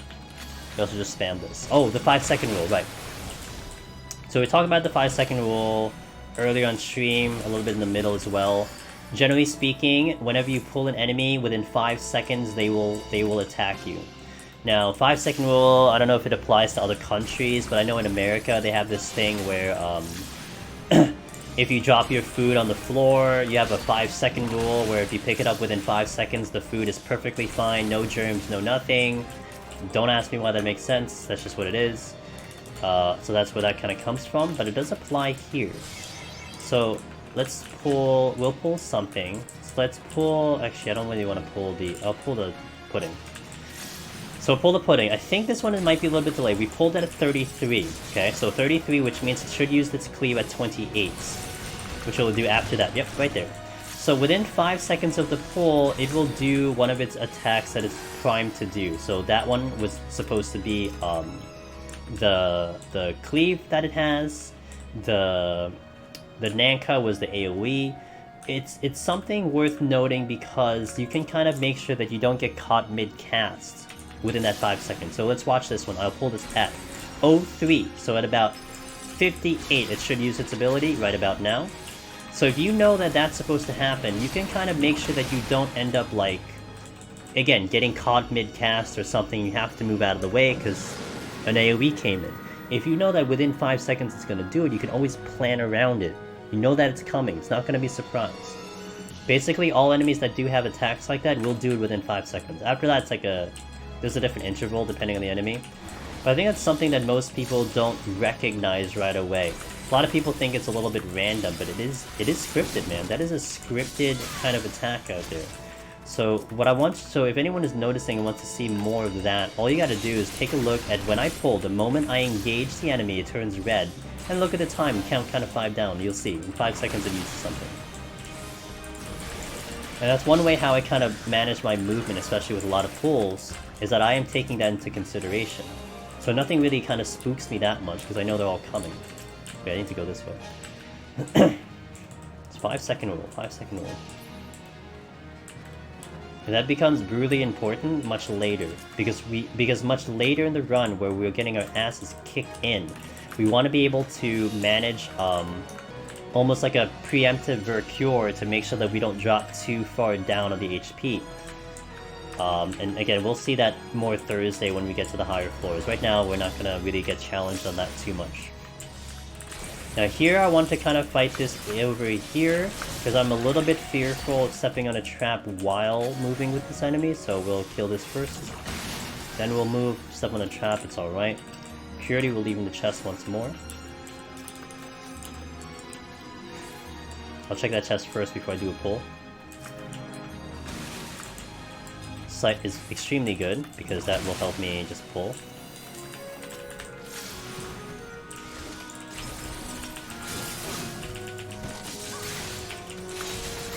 Okay, dead. We'll do the next Nanka. Again, 5 seconds. Look, we pull at 52, so we're going to expect an ability at 47. Roughly 46, or close to 46, so... Not out yet. So that's Nanka, okay? Now we're going to pull an Ochu. Same thing with the Ochu. It's going to do Golden Dust within 5 seconds of the pull. So we do the pull. Pull at about 30-ish, 31, 30. So we're going to look at 25, 26. Wait for that to come in. Boom, 25. Okay. The ability comes out. This is, again, for I would say a caster, especially when you're having to worry about interrupting your casts, that's so good to know. Something like a machinist, it's not that important, because you're on the motion anyway. You just have to make sure that you're not standing in place. But like a black mage, maybe summoner if you're doing Ruin 3, you know? Something worth knowing to... It's good to know to register. What's my time? I'm behind on time right now. Okay, I'm behind on time. Yeah, I'm behind on time. Yes. Especially on imps later on. The imps later on would be humongous trying to know those too. Alright, so let's do a rage here. No fortune, no fortune. I do have a specific strategy for Morble, so if we deal with Morbles in the next floor, I'll show you a pretty like super safe way of dealing with Morbles. Morbles up here, they will do a special attack. They will open with a sleep, and then they'll combo with Bad Breath. Basically what that mechanic is meant to do, it's meant to kind of CC lock you and kind of make you stand in Bad Breath. Like, typically when you see Bad Breath, it should be easy to walk out of, but they just do that ridiculous combo of sleeping you first, so you're essentially stunned, and then you're stuck in a spot where you will eat that Bad Breath unintentionally. And it sucks. It doesn't kill you, but man, does it slow you down. Fun fact. Prior to, I think, this patch, I think 5.3, whenever you got hit with Bad Breath, if you had Strength on, it would actually dispel your Strength Pomander, because it gives you a damage down, and damage down overrides the Strength buff. But I think since 5.3, they actually fixed that, so your damage down, your damage up does not get erased by their damage down. So it just, like, it's almost like a quality of life thing, which is such a, like, a weird thing to just go about and change, but that's just what happens, so you don't have to worry about it. But we'll kind of, in the assumption we fight a Morble, we'll definitely, I'll show you a very safe way of handling Morble, so you don't have to worry about the thingy. Steel's nice. Okay, Affluence is on the next part. I'm gonna do an Alteration.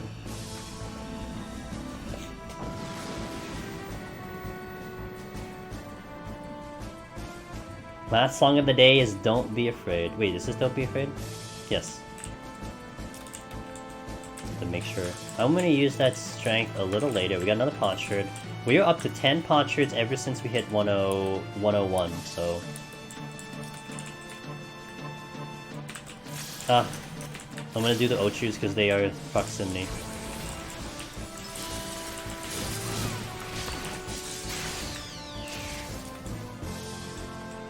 Walk. I go the Ochu. Oh, damn it. I didn't want the Salamander. I forgot its hitbox is so big though, so why that happened. You didn't drop the chest. I gotta wait for that Stone Skin to go. This is one reason I didn't want to fight him, because of that Stone Skin, because I can't do damage to them. Okay, we do have a Morble. So I'll demonstrate to you guys how to handle a Morble. It's pretty simple. What you're gonna want to do is you want to stand in its hitbox, like literally inside its hitbox. So you'll see. We stand right dead center. It's gonna do the sleep right now.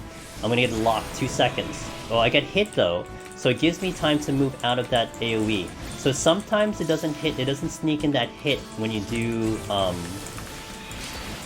when you get hit by that sleep. But by the time the sleep naturally wears off with the 2 seconds, you'll have more than enough time to get out of that AoE. So you stand dead center on the Morble, and you'll never take Bad Breath, assuming that you're moving just after sleep goes. And that should work even with higher ping. I think when I was not using the VPN tunnel on JP, I was able to pull that off no problem, so mind you that. That's how you handle the Morbles. A lot of times you'll fight an enemy typically at regular melee range, but that's what that kind of combo attack is designed for. It's designed to almost punish you for that type of positioning. So to easily handle that, you just stand dead center and you've got it no problem. Ochu.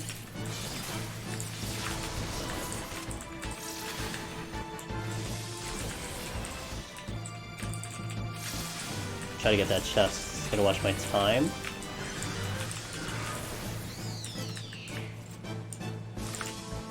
Safety is very good.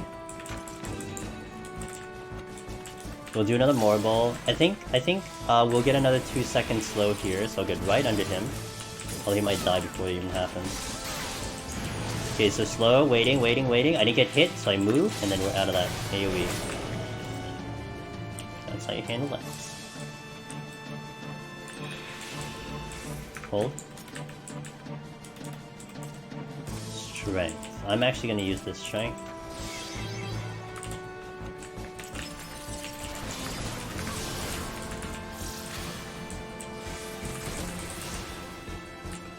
Chest. Ooh, Corians. I did alter, but I didn't get to these fast enough, no problem.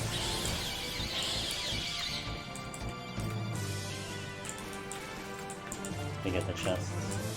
Tuition. Steel's good.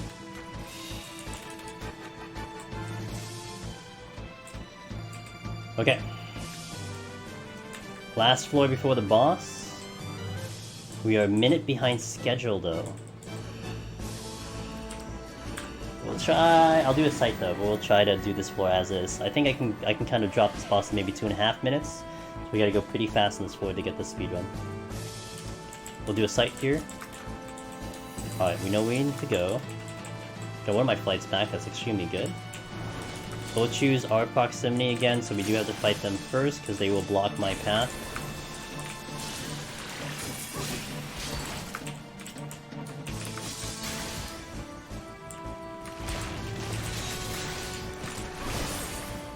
It's a little awkward. Okay. Resolution, that doesn't mean no good.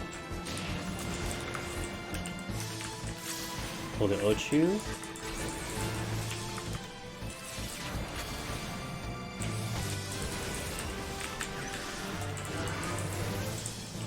Check the chest first. Okay, this is gonna be a little complicated, so hold on a second. I do have a witching.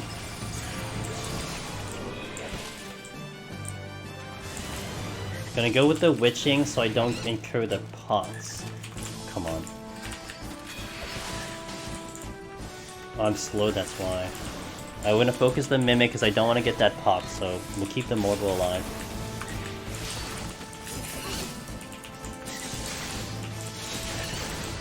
Okay, good. Alright, let's go towards the exit. I'll bypass the other chests for now, just for the sake of time.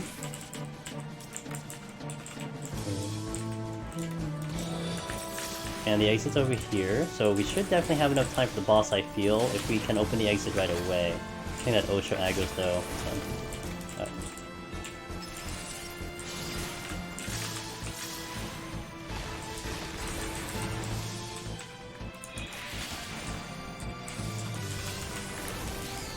Okay, we're out.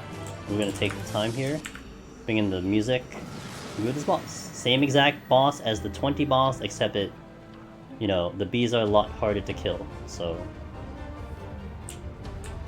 So here we're gonna do a little bit of an interesting strategy. We're gonna fight him now, but we're gonna lust later, okay? So what this is gonna do is I'm gonna be using the lust for the bees themselves, and to kind of drop the bees at the same time as I do the Vol on this boss. So I feel like that's a better strat than opening with the lust and having to kind of one-shot the... not one-shot, kill the bees as they're coming in. So waiting until the bees show up, which is gonna be soon. This is the same rotation as the 20 boss. Gets into the AoE. Okay, the bees are coming up soon. We're gonna continue doing damage for a bit until the bees get a little closer. I'm gonna pop a potion right now. Now I'm gonna get into lust here. By the time I get this in, we're gonna be dealing with those bees, and we're gonna try to get AoEs on them as we go, like that. So again, we're hitting the bees and the boss at the same time. The bees are dead on the 3rd GCD there. I'm not gonna greed this. We get the 5th one here. Ba-ba, we're out. Alright, now we're gonna have Vol up. Let's go. 1, 2, in. We missed the GCD there. So we will have to kill the next set of bees that do come in. I'm using a max potion just to get my HP back so I don't have to weave in a cure or my sustaining. Again, we're staying in motion for the kiting, because he has to come at me just to hit me, but if he doesn't get to me, he doesn't hit me. Alright, bees coming in a sec. C number, thanks for that follow. We do want to focus the bees. They will be pretty good on Red Mage. A couple other jobs might be a little tricky for this, like a tank might be getting it a little bit close. Healer would definitely be close. But Red Mage is a little bit, hold on, I gotta respect this. Okay. Red Mage is a little bit more juice in its attack. Move here. And we do get that speed run. That's 120. Alright, that is 120. That was the goal for today. So 1 to 120 accomplished for today. I sure hope I did a pretty decent job explaining how we went about things in here. Let me do the stream raiders first, and then we will do our closing things. But let's do stream raiders first, eh? So, I do welcome everyone. We do have a Discord. If you're not on this Discord, everyone is welcome to join that Discord. If you have questions that you maybe you're a little bit like, you know, maybe you didn't want to ask, I get you. We have a lot of lurkers here, and I do respect a lot of you. If you want to DM me privately, you want to talk in Discord, maybe that's a better format for you. Dude, not only will I be able to answer questions, a lot of other people can answer questions, and a lot of people there have cleared, they have experience, they're good. Good people over there. So if you want to join that to go a little bit more in depth and get a little bit more into it, please join it. We will do our next stream on Thursday. It will be continuation of this file. So let me show you what this file looks like right now. I'm going to exit out of here.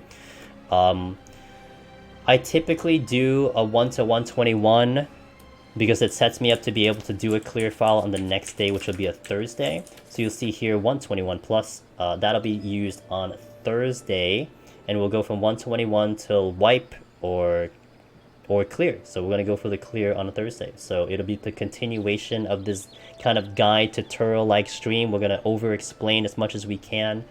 Again, I hope I did a pretty decent job, and hopefully if there's anything that may have been confusing or you were unsure of, that I hope that cleared a little bit, maybe made it a little bit more comfortable for you guys who are maybe attempting this type of challenge. So, and this is specifically more for Red Mage, I'd say. A lot of other jobs can do this. Bear in mind, all jobs have cleared.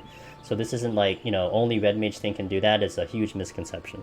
And frankly, like, a lot of other jobs almost do it better than Red Mage. But this job I'm very comfortable with. So if you kind of insist on doing Red Mage, then I got you. We'll get it done on Red Mage. So, alrighty, dudes. Did I start the stream? I didn't start streaming. Okay, good.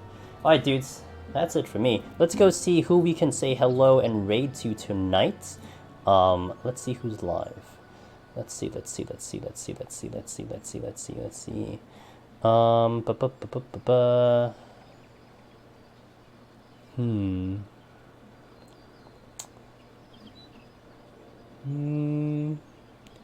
Okay. Like, we're kind of in like an interesting hour where I might start seeing people I don't typically see. So, just trying to see who we got though. I think I know who I want to go to though today. I think they just came back from quite the break, and they're a really funny person. I actually like them a lot. Elevets, thanks for that follow. I appreciate that. We're gonna go to a friend by the name of her name is literally Celine Dion, but she's pretty funny. She might give me you might laugh a couple minutes we're on her stream. Celine Dion, she's a raider. They're doing raids right now with, I think, no, she's just doing raids. But she's great.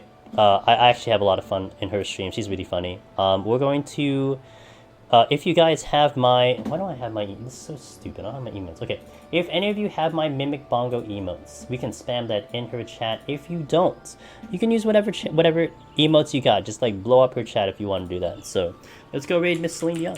Hopefully I catch you guys for the continuation of this file on Thursday.